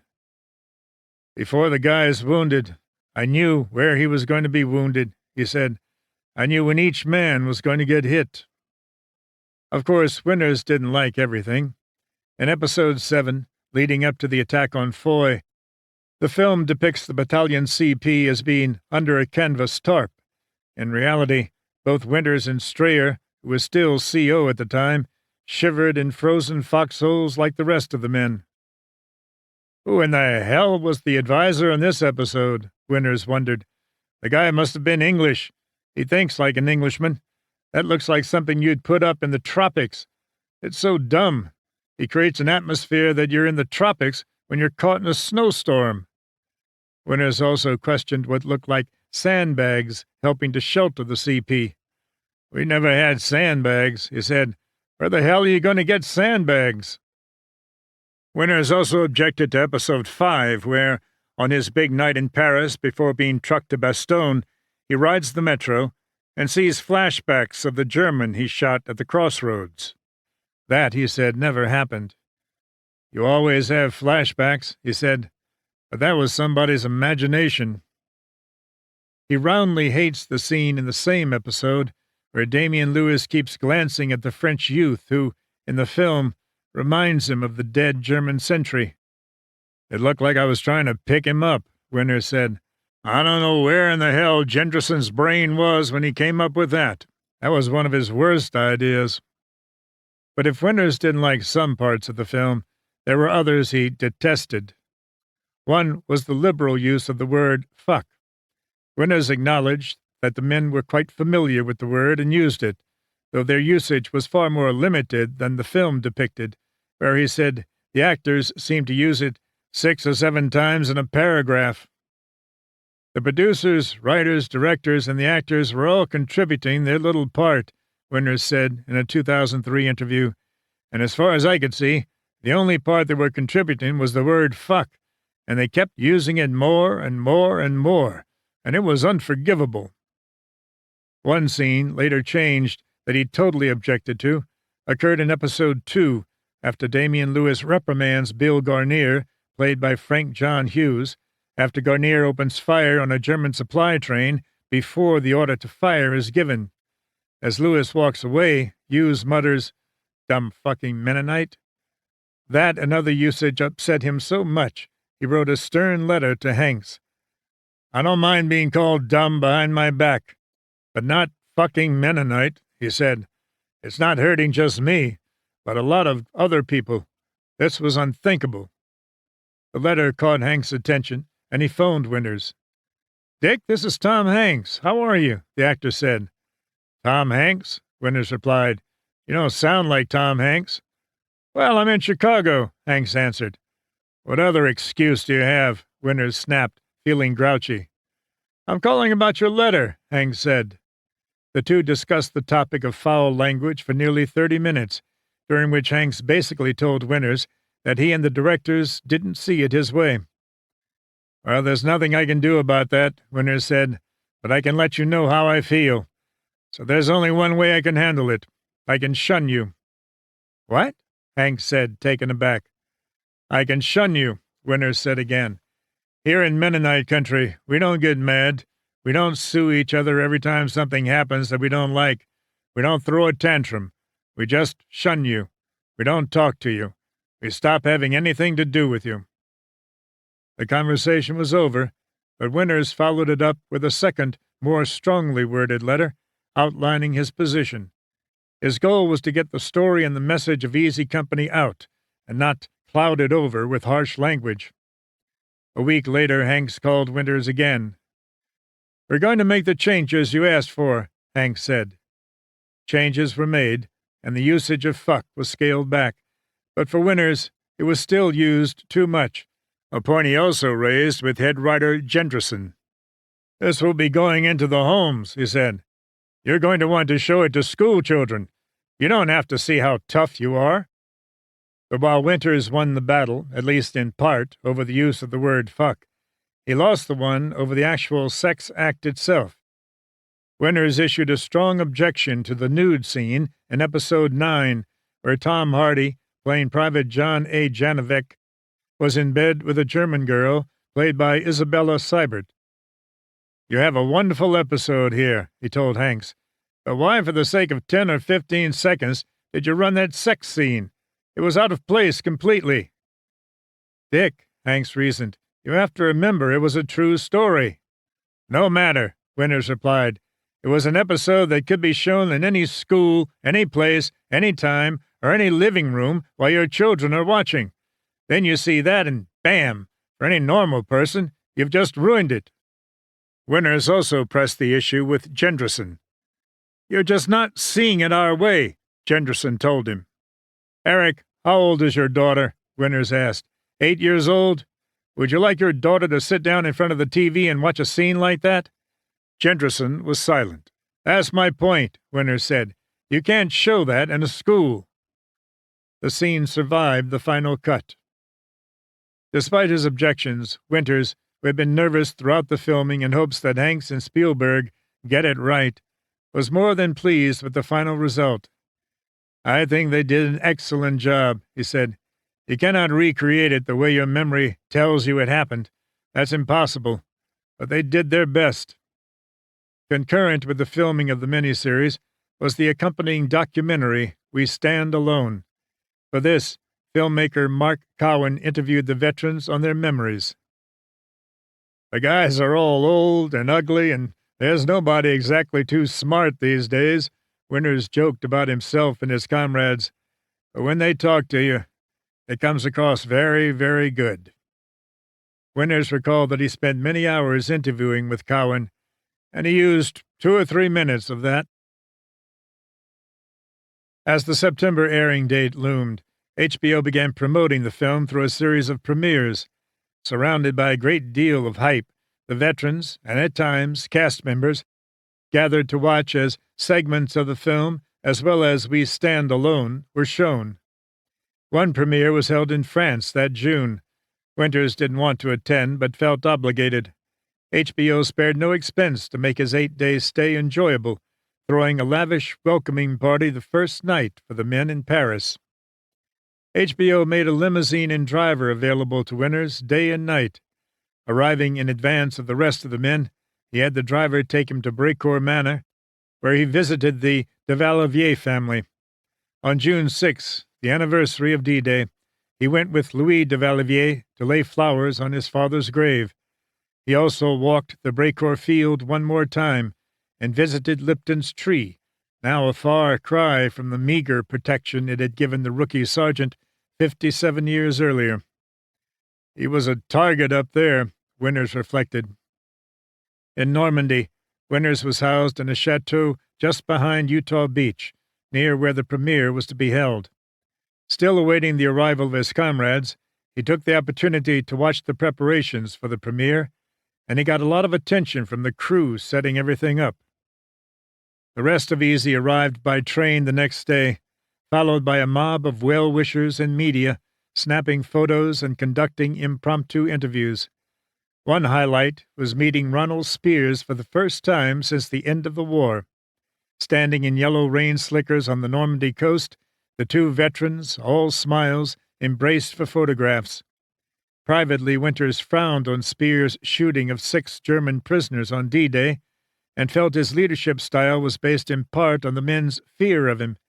Yet Spears, Winters felt, was a top-notch combat soldier and a fine officer, who led his men competently and always did what was asked of him, giving 110% to the company. The premiere ended back in Paris for a farewell dinner. Another premiere, this one on July 22nd, took place where it all began, Camp Toccoa. 18 of Easy Company's surviving veterans attended, along with some of the actors.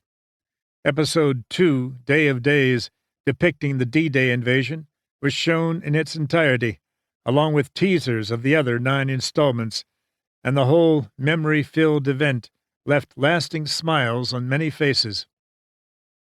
"It was one of the greatest times of my life," recalled Bucky Simmons, vice president of the Toccoa-Stevens County Historical Society. "I sat in the same section as the vets and the actors during the viewing of Day of Days. To sit there with the men on the screen and the men that the movie was based on was mind-blowing."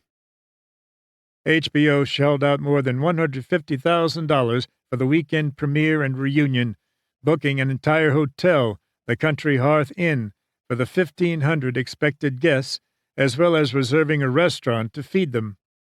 The entire town of Toccoa eagerly awaited the arrival of the former paratroopers turned media stars. Every store window in town sported signs reading, "Welcome, Easy Company." Buses began rolling in that Friday. Along with cast and veterans were a number of invited guests, including representatives of the French government. Veterans and actors alike spent time walking the old Army base. For the vets, it was an emotion-charged time. While only one building remained standing, historians think it was either the PX or a storage facility, although Bill Garnier insists it was the old mess hall. Currahee still looms over the place, immobile, eternal. Throughout the event, the actors stayed close by the men they portrayed. Hughes spent a great deal of time with Garnier, Donnie Wahlberg and his bodyguard, a throwback to his rock and roll days with New Kids on the Block, stayed near Carwood Lipton, and Michael Cudlitz with Bull Randleman. Damian Lewis was not able to attend with Winters. It was an emotional day for both the cast members and their veteran counterparts, especially the latter. Following the screening in the auditorium of the Georgia Baptist Conference Center, Don Malarkey went off by himself, tears flowing from his eyes. A woman with actor Scott Grimes, who portrayed the Oregon-born veteran, turned to him and said, "Scott, Malarkey needs you. Go to him." The young actor raced over to the veteran's side, and the two spoke softly. As Bull Randleman, with the aid of a walker, and his wife boarded the bus following the reception, Cudlitz hovered behind them, arms outstretched in case either stumbled. From Cudlitz's arm dangled Mrs. Randleman's pocketbook. On Saturday morning, before the screening, the actors, feeling spry, decided to run up Currahee. With the veterans riding in vans to the rear, the actors set off in high spirits, but the mountains soon got the best of them. Hughes made it the furthest, but none made it to the top to touch the marker placed there some years after the war to commemorate the paratroopers' ordeal. Everyone continued on to the top in the vans, where Winters snatched a rock up off the ground and approached the still puffing Hughes. "You were my bet all along," he said, and handed the young man the rock as a trophy. That evening, Day of Days was shown in surround sound, which added dramatically to the realism. Bucky Simmons, who was seated near the front, recalled looking back at the veterans as the C-47s on the screen came under intense anti-aircraft fire, and Meehan's plane was hit and went down in a ball of flame. "Some of the men had tears in their eyes. The rest were ducking like the bullets were really flying past," he said. Winters was just sitting there in deep thought. During the fight in the trench at Brecourt Manor, when Hall was killed, Winters sat with his hands held up to his face, his fingers to his lips, and his head tilted down. "You could tell he was back in Normandy," Simmons recalled. During the reception that followed, men mingled and talked about the film, while 3 women, dressed as the Andrews sisters, sang songs from the war years. Winters, emotionally and physically drained from the activities in the movie, stood off in a corner, just watching the festivities. Simmons approached Winters and spoke to him, sensing the fatigue in the veteran's voice. "No one was paying Winters any attention," he recalled. "You would have never guessed that he was the star of the movie that had just been shown. He was like a regular grandfather. He talked about the town now and about other things." As the September air date for the miniseries approached, Damian Lewis arrived in America to reunite with Winters. The two posed for photographs for People magazine, both at the veterans' Hershey home and at the farm, which Lewis called a charming little place. Episode 1 of the 10-part series, Currahee, aired on September 9, 2001, and was watched by 10 million viewers. The afternoon before, Hanks phoned Winters to wish him well as the big moment approached.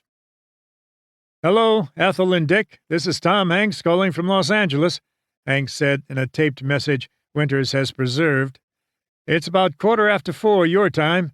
Sunday is the big premiere, and I'm sure your phone has been ringing right off the hook."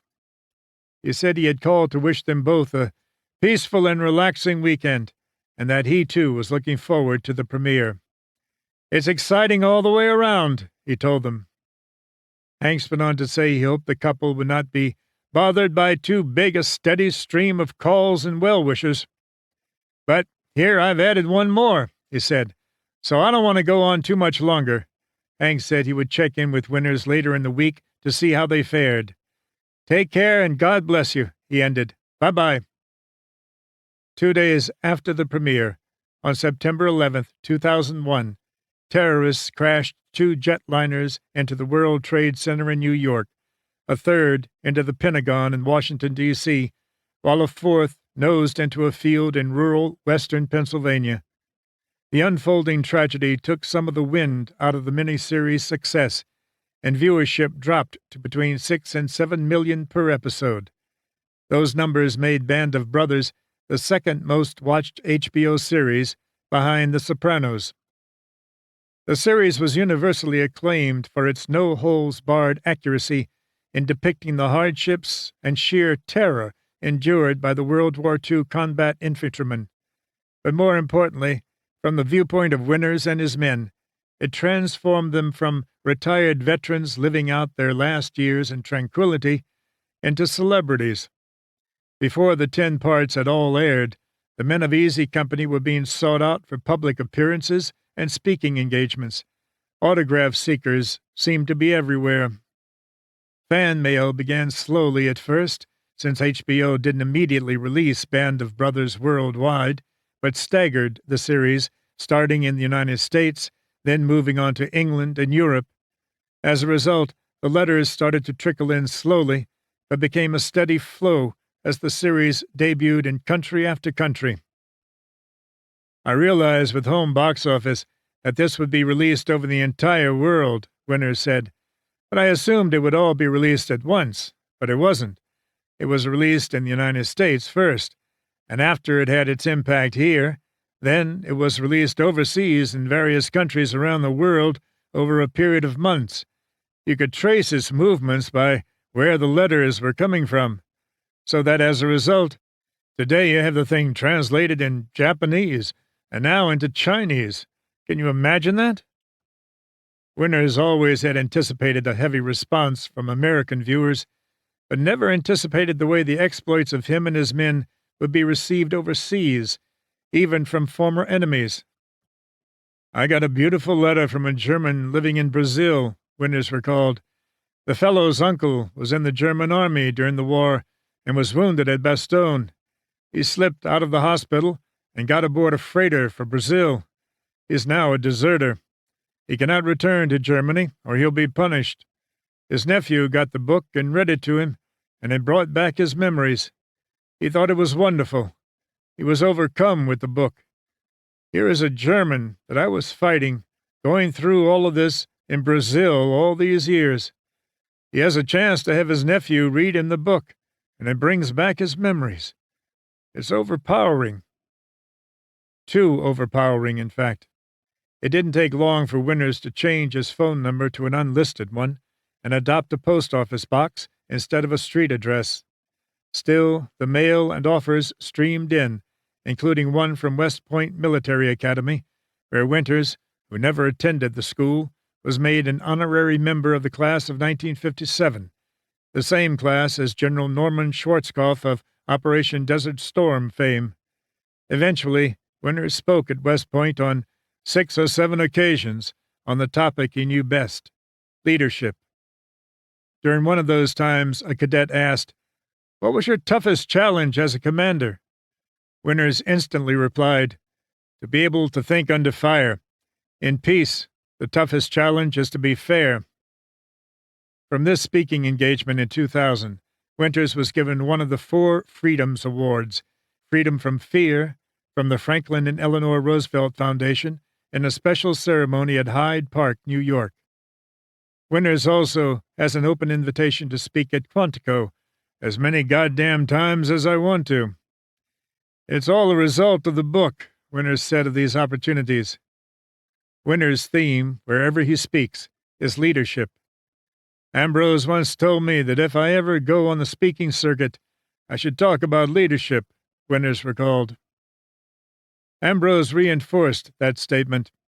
In a letter to Winters in December 1995, Ambrose thanked the former soldier for teaching me the duties and responsibilities of a good company commander. In the acknowledgment of his book, Undaunted Courage, he repeats the message, crediting Winters for giving him insight into leadership. On August 19, 2001, TV personality Charlie Rose interviewed Ambrose, whom he called the preeminent World War II historian. "If you had to serve in World War II, where would you have wanted to be?" Rose asked. "Easy Company of the 506th Parachute Infantry Regiment of the 101st Airborne Division," Ambrose replied without a moment's hesitation, "because the company commander, Dick Winters, was almost a Meriwether Lewis. He was that good.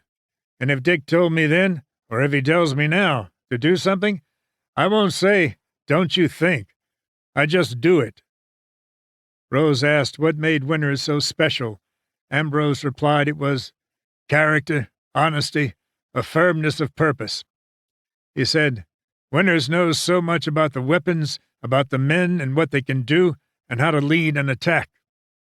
He knows what a good company commander needs to know," Ambrose said. The demands of stardom took a heavy price on some of the aging men of Easy Company. Many times Winters drove himself to the point of outright fatigue, trying to keep up with his mail and an increasingly hectic public appearance schedule. Carwood Lipton, too, paid a price. Lipton, plagued by emphysema and increasingly dependent on oxygen, spoke with Winters in late 2001. You know, Dick, with all these offers I get from all over to talk and travel here and there, I'm going to keep going as hard as I can go," he told Winters. "Not me," Winters replied. "I'm going to go as hard as my limitations will take me." That December, while boarding a plane, Lipton's oxygen was temporarily removed from him. It took longer than expected to return it to the aging veteran, which seemed to have a disastrous effect. On December 16th, 2 days shy of 57 years from when he and his comrades were trucked into Bastogne, Clifford Carwood Lipton died. Removing his oxygen like that seemed to be the straw that broke the camel's back, Winters reflected. After that, he went very quickly. As acclaim continued for the Band of Brothers miniseries, it became more and more evident that the series was destined for awards. Shortly after Lipton's death, Winters was talking with Ambrose and brought up the subject of the Golden Globe Awards. "Steve, how are we going to make out in the Golden Globes?" Winters asked. Ambrose quit talking and remained silent. Winters thought, "Oh my God, I got him." "You seldom get one step ahead of Ambrose," Winters said in 2003. "And if you did, you knew, because he'd quit talking." Ambrose quickly changed the subject. "You know, I was talking to Alice Mayhew the other day, and she told me since this hardcover copy of Band of Brothers came out in June, we sold well over 1.5 million copies. That's all a spin-off from the movie." In fact, Band of Brothers did well at the Golden Globes.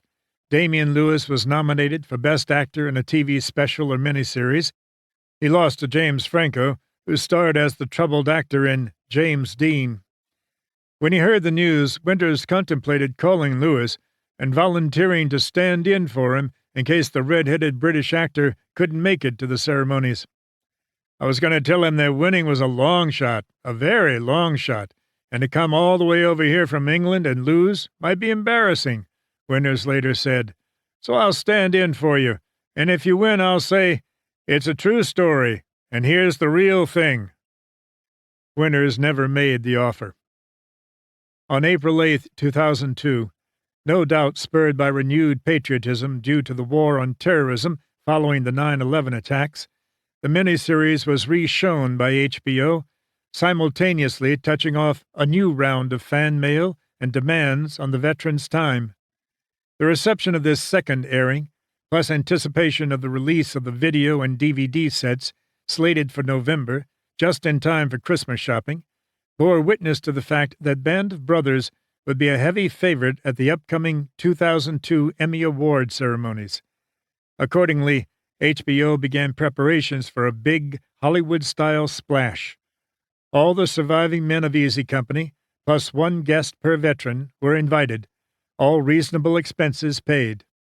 Children of deceased veterans could also attend at their own expense, but with a reduced hotel rate.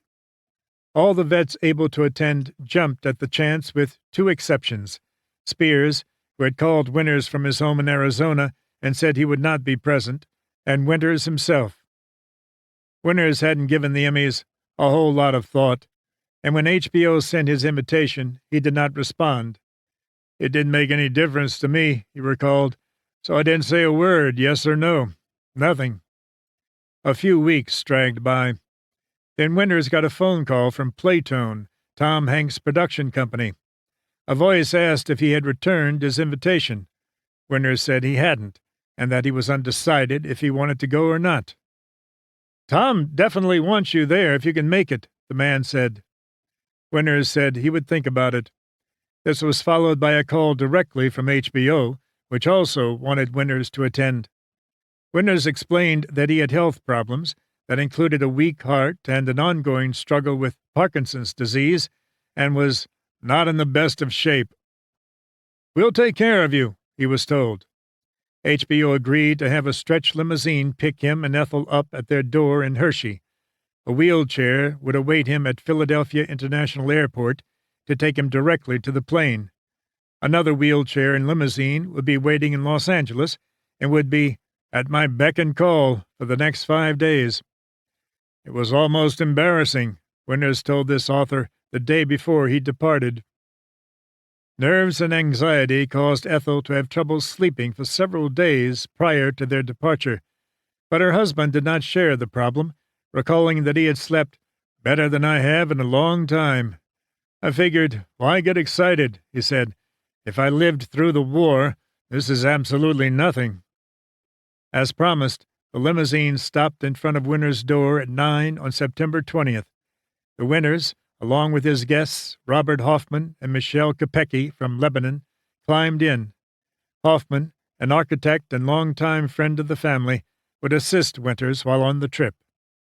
Arriving in Philadelphia, the party boarded the plane to find that HBO had booked them in the first-class section, seats 1A through 1D. "You can't do any better than that," Winters said. "Next, you're up with the pilot." In Los Angeles, Winters was met by Kirk Sadusky of Tom Hanks' office. A limo whisked Winters and his party to the lavish Peninsula Hotel in Beverly Hills, which Winters remembered as the most luxurious he had ever stayed in. Winters, his wife and friends, it turned out, would be alone at the Peninsula.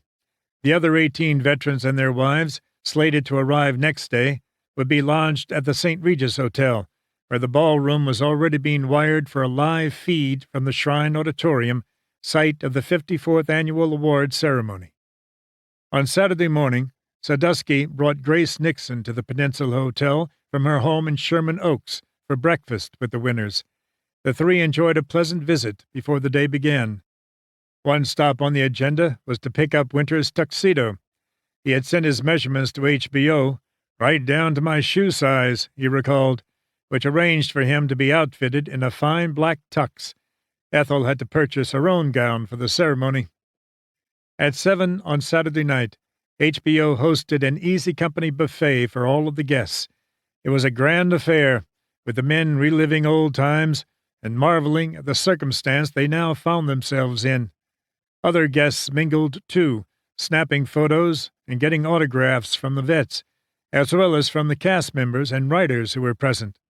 Some of the children of the members who had died asked the veterans about stories that might involve their fathers, hoping to complete a mental picture of their parent in his younger days.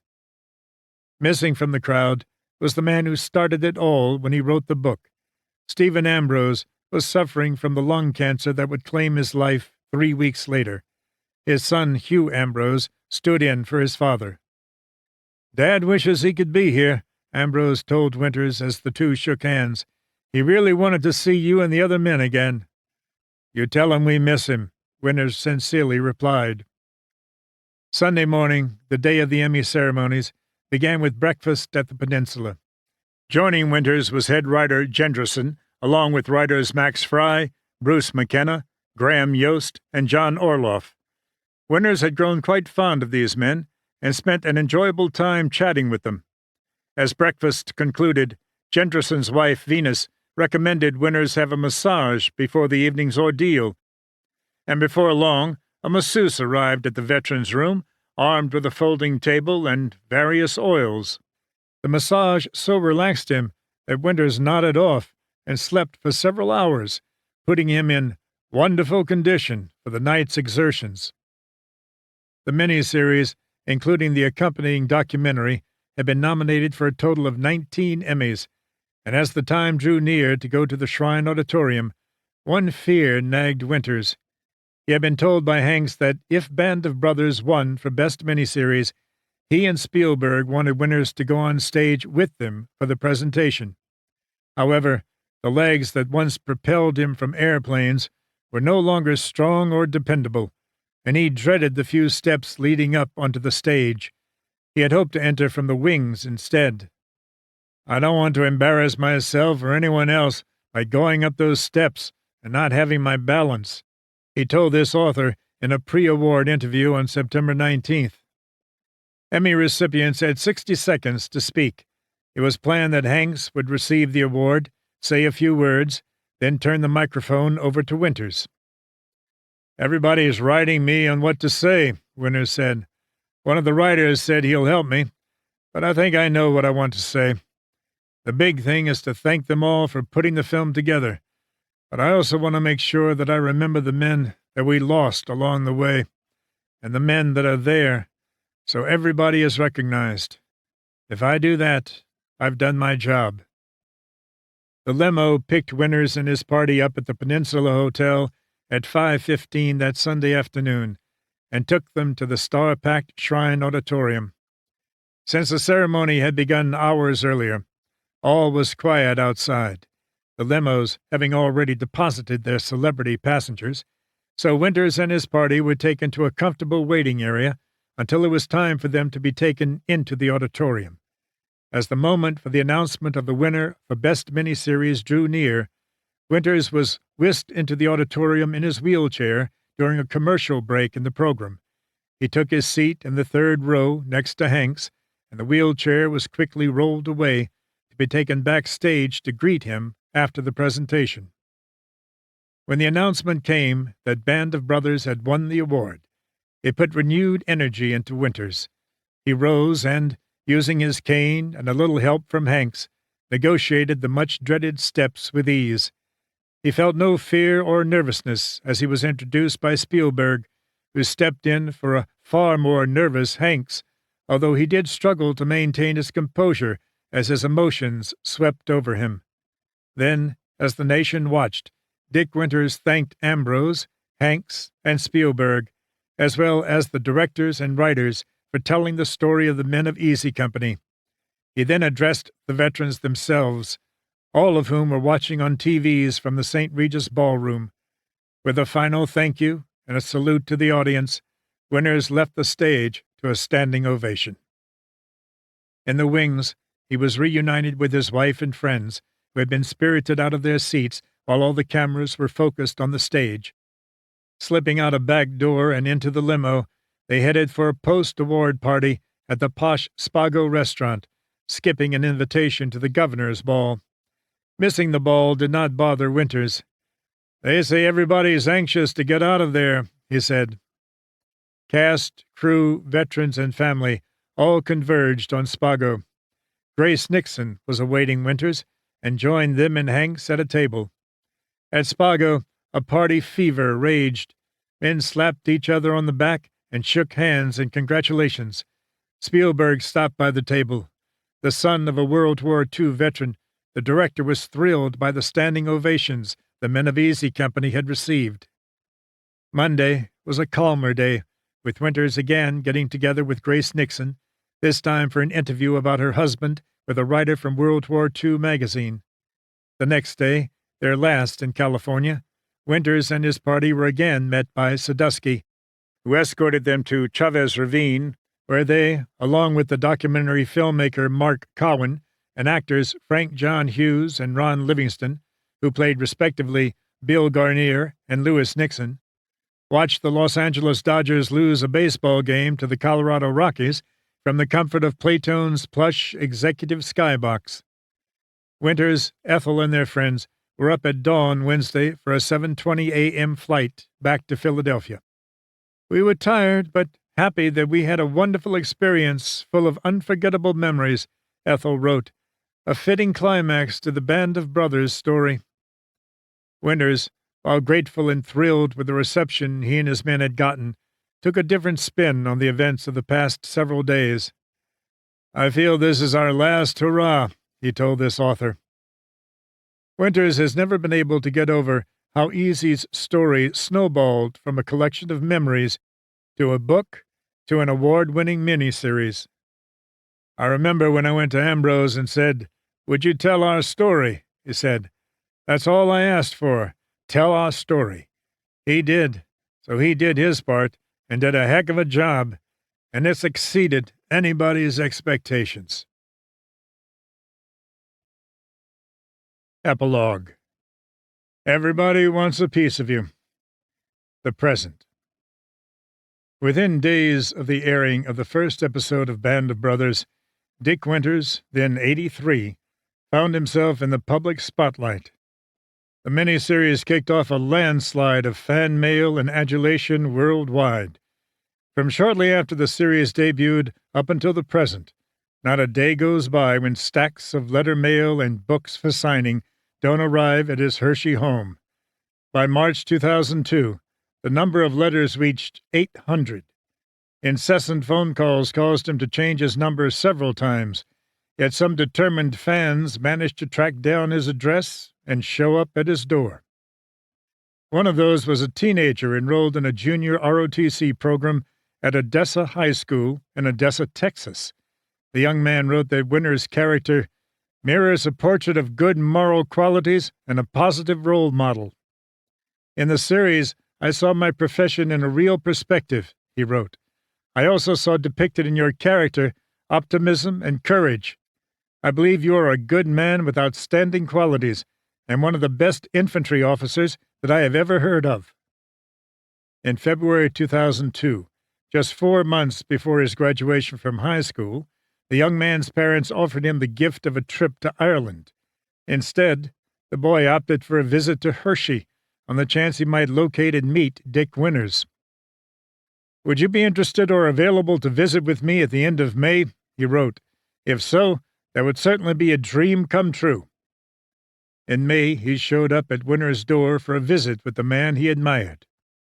Ethel is in charge of her husband's mail. She also fields phone calls, although Winters joked she is a little too tough. It's damned hard for somebody to get through to me on the telephone, he said. For the most part, Winters did not mind the interruptions too much, except at mealtime. That's enough, I think, he said. Now knock it off. Let me have dinner.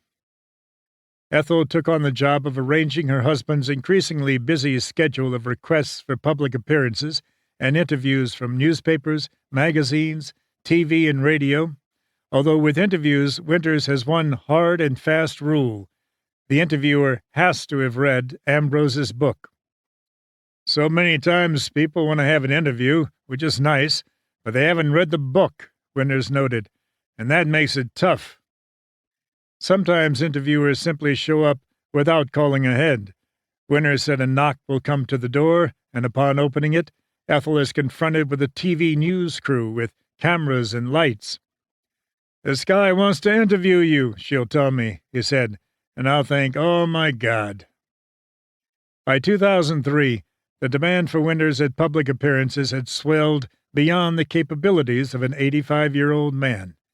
That January, he was hosted at a special birthday party at the Hershey Veterans of Foreign Wars Club, where he was accompanied by Forrest Guth and Clancy Lyle, an Easy Company replacement.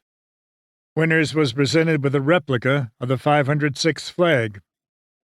In the months that followed, he was interviewed by several newspapers, the invited guest at a dinner attended by Bastogne veterans and World War II reenactors, and featured in a special edition of the alumni magazine for F&M College. He was the Grand Marshal in several parades honoring veterans, as well as the Hershey Centennial Parade that September. He was invited to luncheons with both his state and federal legislators in Harrisburg and Washington, D.C., and in April was invited to speak before a gathering of FBI agents and officials at the Bureau's headquarters, where he received a standing ovation. That trip was also to include a tour of the White House by the Secret Service, but the tour and a subsequent meeting with President George W. Bush were postponed because of the president's schedule. One honor Winters received that October was the Distinguished Alumni Citation from F&M College. Prior to this, Winters had not been back to his alma mater since 1941. A few weeks before the event, he and Ethel, chauffeured by this author, who served as his assistant, were briefed on what would happen that weekend. He also got his first tour of the campus in 62 years. Now unable to walk long distances, Winters paraded across the campus in a wheelchair pushed by this author. Moving in and out of buildings, some of which held memories for the former student, but most of which were new, Winters marveled at the school's growth. The awards ceremony was held October 24th, during Alumni Weekend. The next day, Winters was back again, this time as a featured speaker. This gave Winters the chance to publicly debut a new speaking tool aimed to ease the burden of his hectic schedule. With the help of a local filmmaker, Brian Kreider, Winters had put together a videotape entitled Major Richard Winters, in his own words. The presentation uses film clips from the miniseries, overdubbed with Winters' own memories. The lesson, as always, was leadership, and the video was divided into segments. In each, Winters discusses the leadership styles of men like Sobel, Spears, Strayer, Sink, and Lipton, as well as his own philosophies. It also covers action scenes and incidents, during which Winters tells why he made some of the decisions he did. The film looks at the NCO mutiny in England, as well as Brecourt Manor, Carrington, the Island, and Bastogne. The video gave Winters a much-needed break from public appearances. Organizations that wanted him to speak could, instead, now use the video, showing the entire 2+ hours, or just the segments they wanted.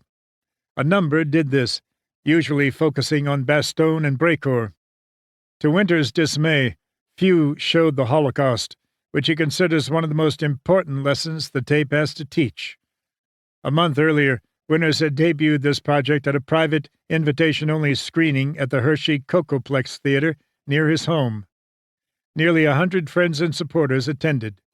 Between segments, Winters, seated in a high-backed chair, had Kreider stop the film. Then he flicked on a lamp on a small end table and added more memories to those being shown on the big screen. At the end, Winters' audience gave him a warm, standing ovation, shaking hands and congratulating him as they filed out. Winters was ready to take his show on the road. In late 2001, several of Winters' friends and supporters began a drive to correct what they viewed as an error made 57 years earlier, the downgrading of his Congressional Medal of Honor nomination to the Distinguished Service Cross. A recommendation for the Medal of Honor was filed by retired Sergeant Major Herman W. Clemens and endorsed by retired Colonel Cole C. Kingseed and Stephen E. Ambrose. The three sent letters to U.S. Senator Rick Santorum outlining Winters' actions at Brecourt and also touting his record as a commander. Kingseed asked Santorum to support the request. "While Dick is still with us," he continued, "now is the time to honor this gallant officer, whose selfless service to the United States and the men of Easy Company, 506 PIR, inspire us all." He concluded, "I firmly believe that his intrepid leadership under fire merits the thanks of a grateful nation." Clemens' letter told the Pennsylvania senator that Winters' actions at Brecourt saved untold lives and positively affected the success of the invasion force landings beyond our ability to calculate.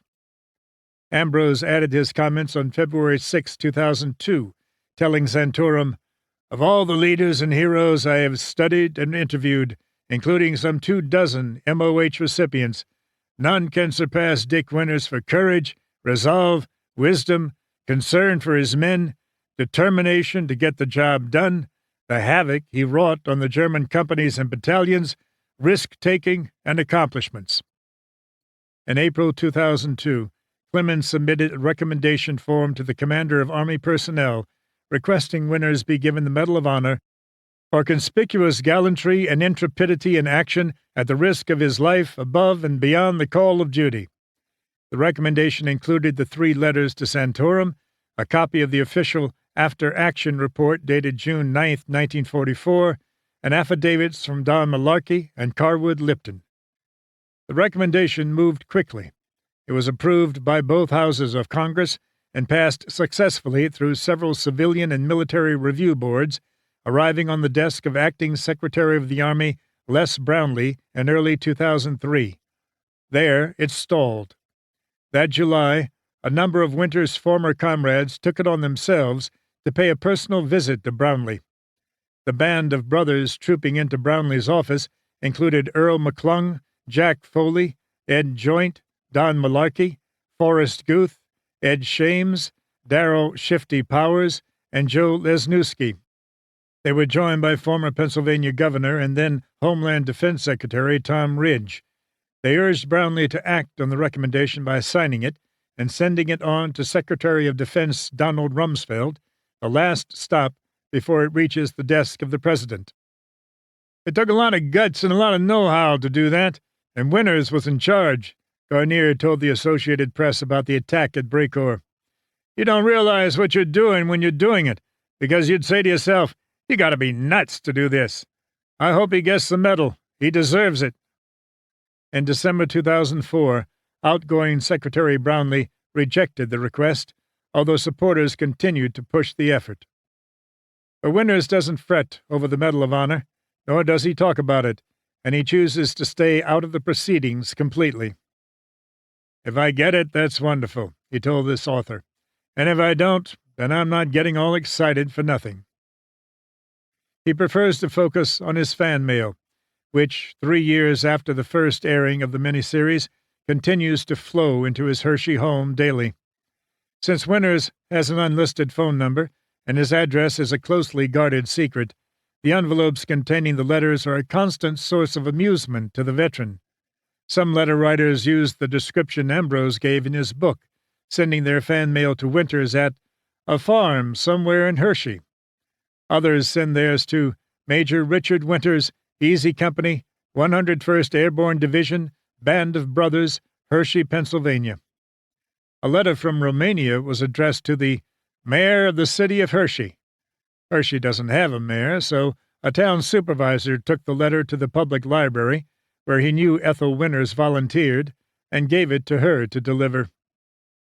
One very wordy fan sent his letter to Mr. Richard Dick Winters, World War II hero and subject of the HBO Band of Brothers series, Hershey, Pennsylvania, 17033, while a polite British writer addressed his envelope to Winters at an address in or near Hershey.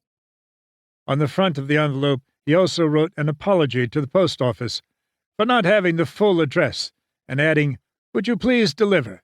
Thanks." "You never know what to expect," Winters said with a smile. "If they have no address, they use their imaginations." However they are addressed, though, Winters gets them. "The post office has been very kind to us," he told this author. "Every once in a while I go to the post office personally and thank them." Winters enjoys his mail immensely and appreciates people's sentiments as well as their concern for him. "They often apologize for disturbing my privacy, but they just want to say thanks," he said to this author in 2002.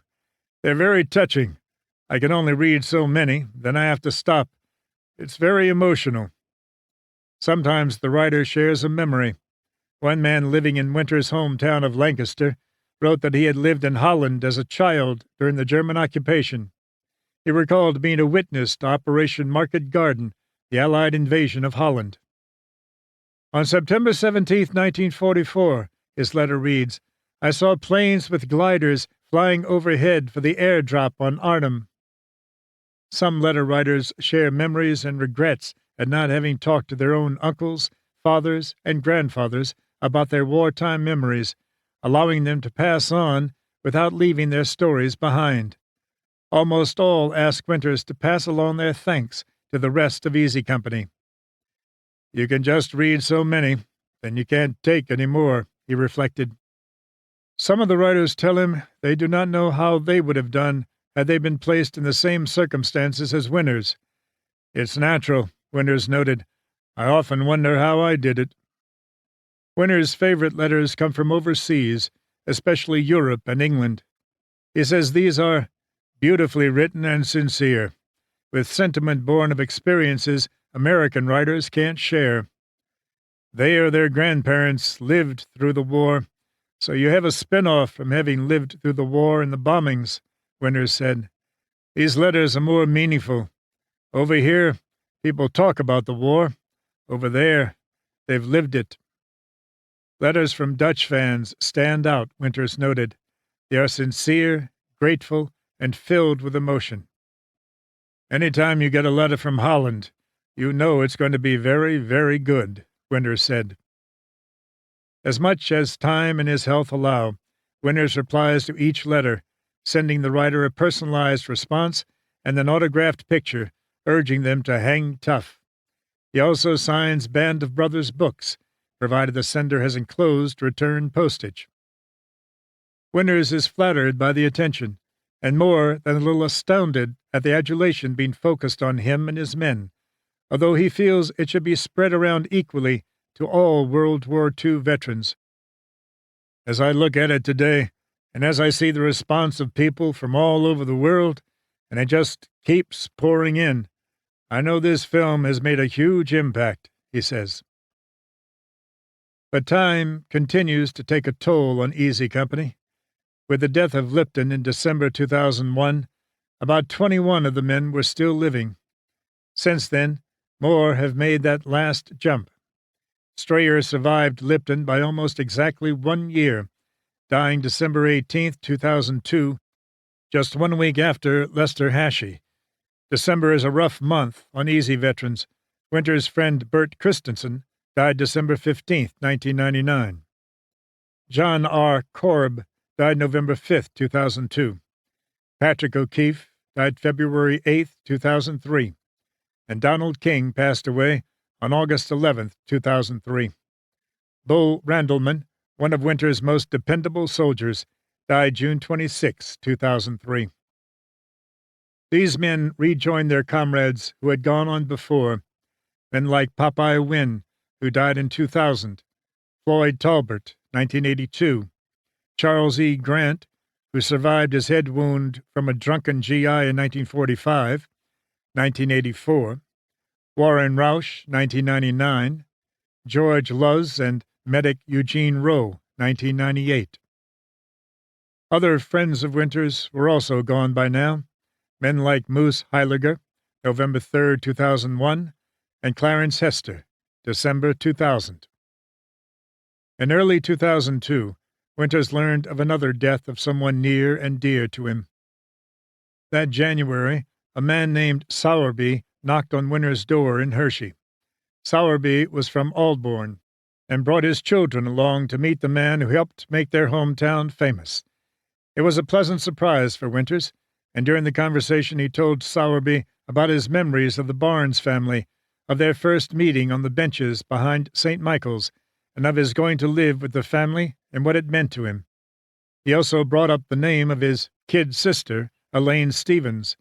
Anne had kept contact with her after the war, but Elaine's letters stopped around 1950. Sowerby told Winters about a BBC program entitled Until We Meet Again, which was aired weekly and which tried to reunite people who had lost contact with each other over the years. Winters hoped to find Elaine and decided to give the BBC a try. He contacted the program and convinced them to help him locate her. In March, Winters was interviewed over the phone for Until We Meet Again by radio hostess Angela Lodge, and he told her about his desire to find Elaine Stevens. It worked, although not to the extent Winters would have liked. Shortly after the interview aired, Winters was contacted by a woman named June, who said she was Elaine's sister. June told him Elaine had moved to Australia when she reached the age of 20, about the same time he had last heard from her. There she married and eventually had 4 children, but Elaine had died a few years before Winters' broadcast. Sadly, Winters thanked June, sent her a signed copy of Band of Brothers, and promised to keep in touch. Time was also catching up to Dick Winters. By mid-2003, his Parkinson's disease was starting to slow him down. He agreed to speak at the Pennsylvania State Police Academy in Hershey. He also still visited historical societies and schools, as well as activities at Fort Indiantown Gap, where he had mustered out of the Army in 1945. However, distant events that required extensive travel, like an invitation to receive an honorary degree from the University of New Hampshire and a presentation of a Medal of Honor from the Daughters of the American Revolution in 2004, were more and more being rejected by Ethel, whose concern for her husband's health led her to begin reining in his social calendar. "There's a time I could have made all these things, but Ethel's right," he told this author. "Where does it all end?" In April 2004, Band of Brothers was aired by the History Channel. To accompany it, Winters taped an interview with the History Channel, as well as the Pennsylvania Cable Network. The History Channel's showing of the series drew a record audience and a corresponding increase in Winters' fan mail. At about the same time the History Channel was renewing his fame, Winters was invited to the opening of the World War II monument on the Mall in Washington, D.C. "The guide told me all expenses will be paid. We'll put you up first class," Winters remembered. But I had some good counsel from the mayor of Media, Pennsylvania, who wanted to take me there. Later he said, "Let's forget that. It'll be a madhouse. Stay away from it. With the condition that I'm in, my health and all, he advised I attend something local, but stay out of Washington. That's what I did." But even his reduced schedule soon proved too much. On April 19, 2004, Winters, then 86, was invited to meet President Bush, who was stopping by in Hershey during a re-election campaign swing through Pennsylvania. This was, in part, Bush's way to meet Winters after postponing their previous appointment the year before. Winters agreed, even though he had a previous engagement that evening to speak at a Lancaster County high school. "I hope we make it through the day," Ethel told this author the day before the meeting. They did, but in doing so, Winters pushed himself too hard. The veteran met the commander-in-chief as Bush alighted from Air Force One at Harrisburg International Airport. The two shook hands and exchanged a few words. They then got into limousines for the motorcade to the Hershey Convention Center, where Bush was to speak. In his speech, Bush took time to acknowledge Winters. "I had the honor of meeting Major Richard Winters," Bush said. "Dick Winters is a World War II veteran. There's an HBO miniseries called Band of Brothers. He led the platoon in World War II. I told him when I got off the airplane it was an honor to meet him. It's such a fine example that he and others have set for those brave souls who now wear our nation's uniform. Major Winters, I'm glad you're here. I also want to thank the other members of our military who joined us today as well. Thank you all for coming." That same evening, Winters kept his appointment at Donegal High School in the Lancaster County town of Mount Joy, where he spoke before a standing-room-only crowd and showed clips from his video. It was all too much. The strain led to an onset of atrial fibrillation that caused Winters' heart to beat erratically. His doctors ordered him into complete rest.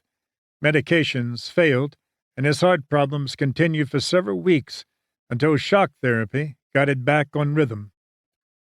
As of the writing of this book, Dick Winters, still battling a weak heart and worsening Parkinson's disease, keeps a much more sedate schedule.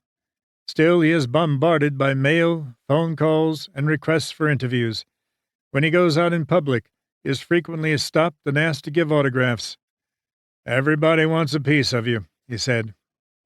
On September 24, 2004, and shortly after the sudden death by heart failure of his sister Anne, Winters was part of a program at the Army War College at Carlisle, Pennsylvania, during the dedication ceremony for Ridgway Hall, named for General Matthew B. Ridgway. The new building, a library, will eventually hold 14 million historic items and documents. At that time, Winters presented to the college some of his wartime papers.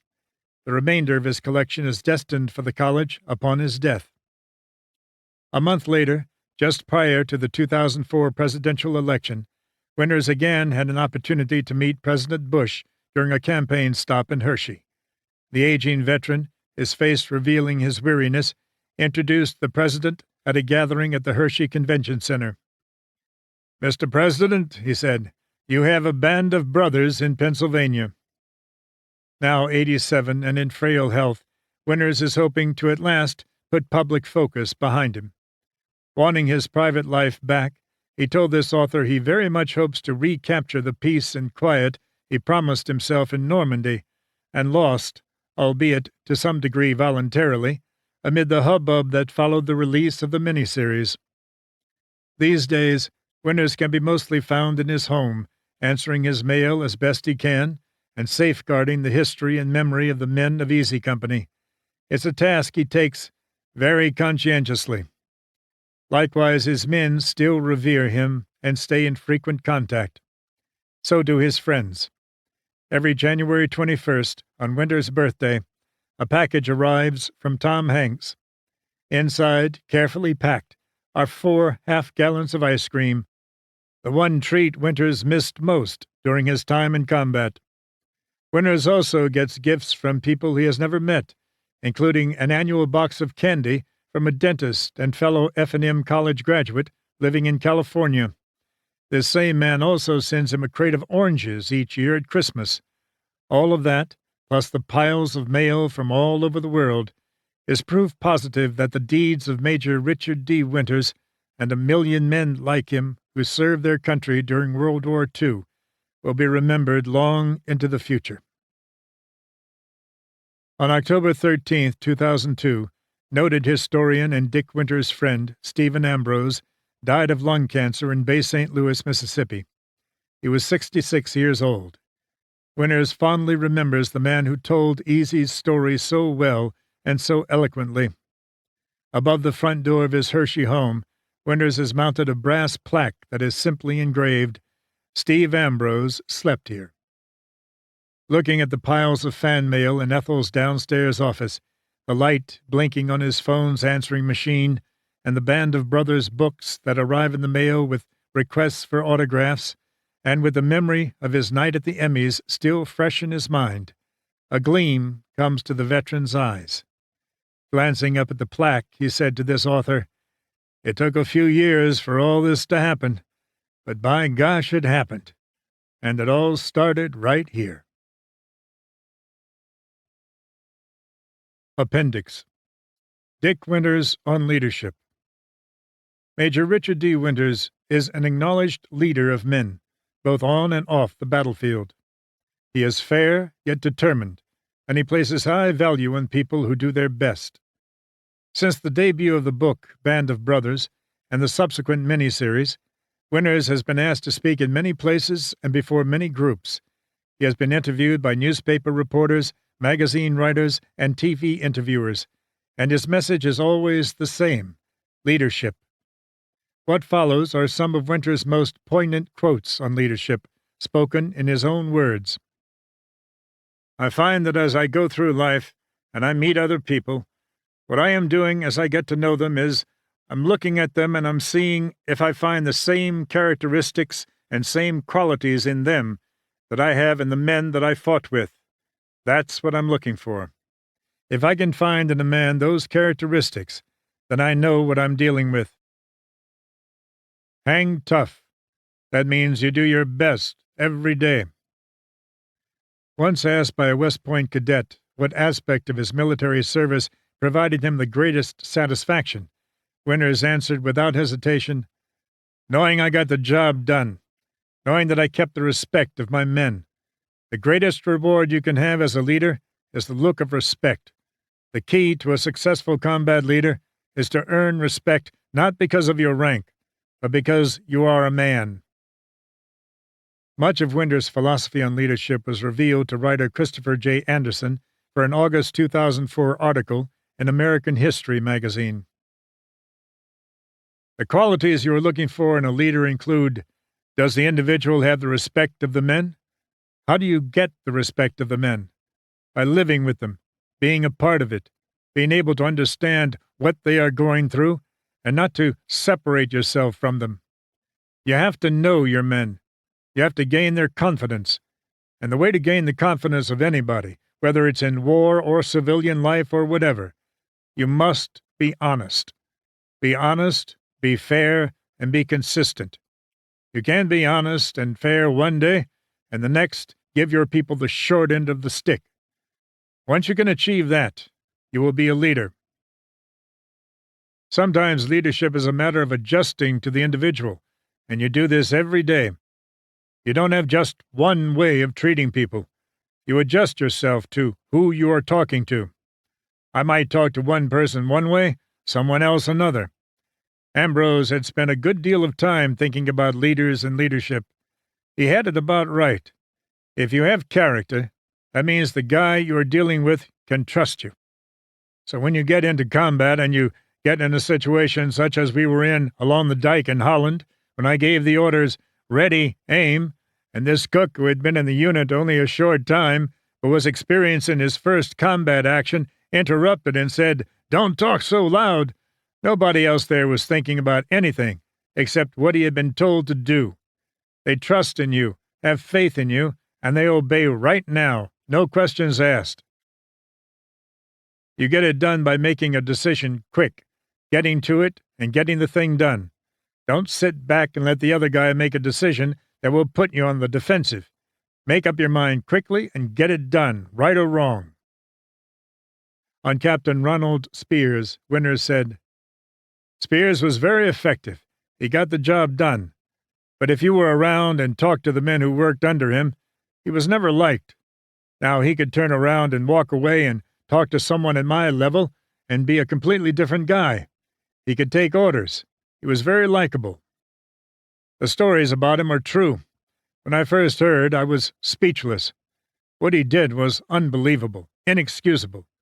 If you talked to somebody in today's army, they would say, well, how come he wasn't court-martialed? Well, you needed every man you had. Those guys that goofed up, didn't measure up, you couldn't just get rid of them. You needed the body, because if you lose that body, then somebody else has to shoulder twice the burden. You needed every body you could get. At Foy, he was the first officer I saw when I turned around. It could have been anybody, but it was Spears. I didn't ask, would you mind taking over? No, I just turned around, saw him, and said, take over. It was just a roll of the dice that he was standing there when I needed someone. You maintain close relationships with your men, but not friendship. You have mutual respect for one another, but yet you have to hold yourself aloof to a degree. If you are too friendly, it works in a negative way when you need to discipline your men. You can have your men's respect and friendship, but there is a point where you have to rise above this relationship and make sure they are following the orders that are in effect for everybody. In leading groups effectively, you have to rise above camaraderie. You have to be fair to everyone. Everyone must know that they are treated equally. Winters acknowledges different styles of leadership and cites the ability of men to lead through fear, such as Spears and E Company's first commander, Herbert Sobel. He asserts, however, that the most effective leader will have quiet self-confidence and self-assurance that ultimately command the respect of the men. In Sobel's case, it was in training, and in Spears' case, it was in combat. It is impossible to imagine what would have been the result if we had been led into battle by Sobel. He had driven the men to the point of mutiny, and, more important, he had lost their respect. If he had been in command, more men would have died in battle. Spears had the men's respect. He had my respect. We both knew he would get the job done. I was fortunate enough to fall in with the Barnes family. They were wonderful people. For the 9 months prior to the invasion, I was there and studied, developing my own personality, my own personal perspective on command. Most of the other officers never had that. It was a chance for self-analysis. If you listen and pay attention, you will find that your own self-consciousness will tell you if you're getting off track. Nobody will have to tell you that what you are doing is incorrect or ineffective. If you take advantage of opportunities for self-reflection and honestly look at yourself, you will be able to be a better leader. This concludes the reading of Biggest Brother, The Life of Major Dick Winters, the man who led the Band of Brothers, by Larry Alexander. Copyright 2005 by Larry Alexander. This book was read by Traber Burns, a member of SAG-AFTRA. This unabridged recording was published by arrangement with Dutton, an imprint of Penguin Publishing Group, a division of Penguin Random House, LLC, and was produced in 2020 by Blackstone Publishing, which holds the copyright. Neither this recording nor any portion of it may be reproduced or used for any purpose without prior written authorization from Blackstone Publishing. If you would like to obtain a monthly update telling you about new releases, call 1-800-SAY-BOOK. That's 1-800-729-2665. For a complete listing of our titles, visit our website at www.downpour.com. Thank you.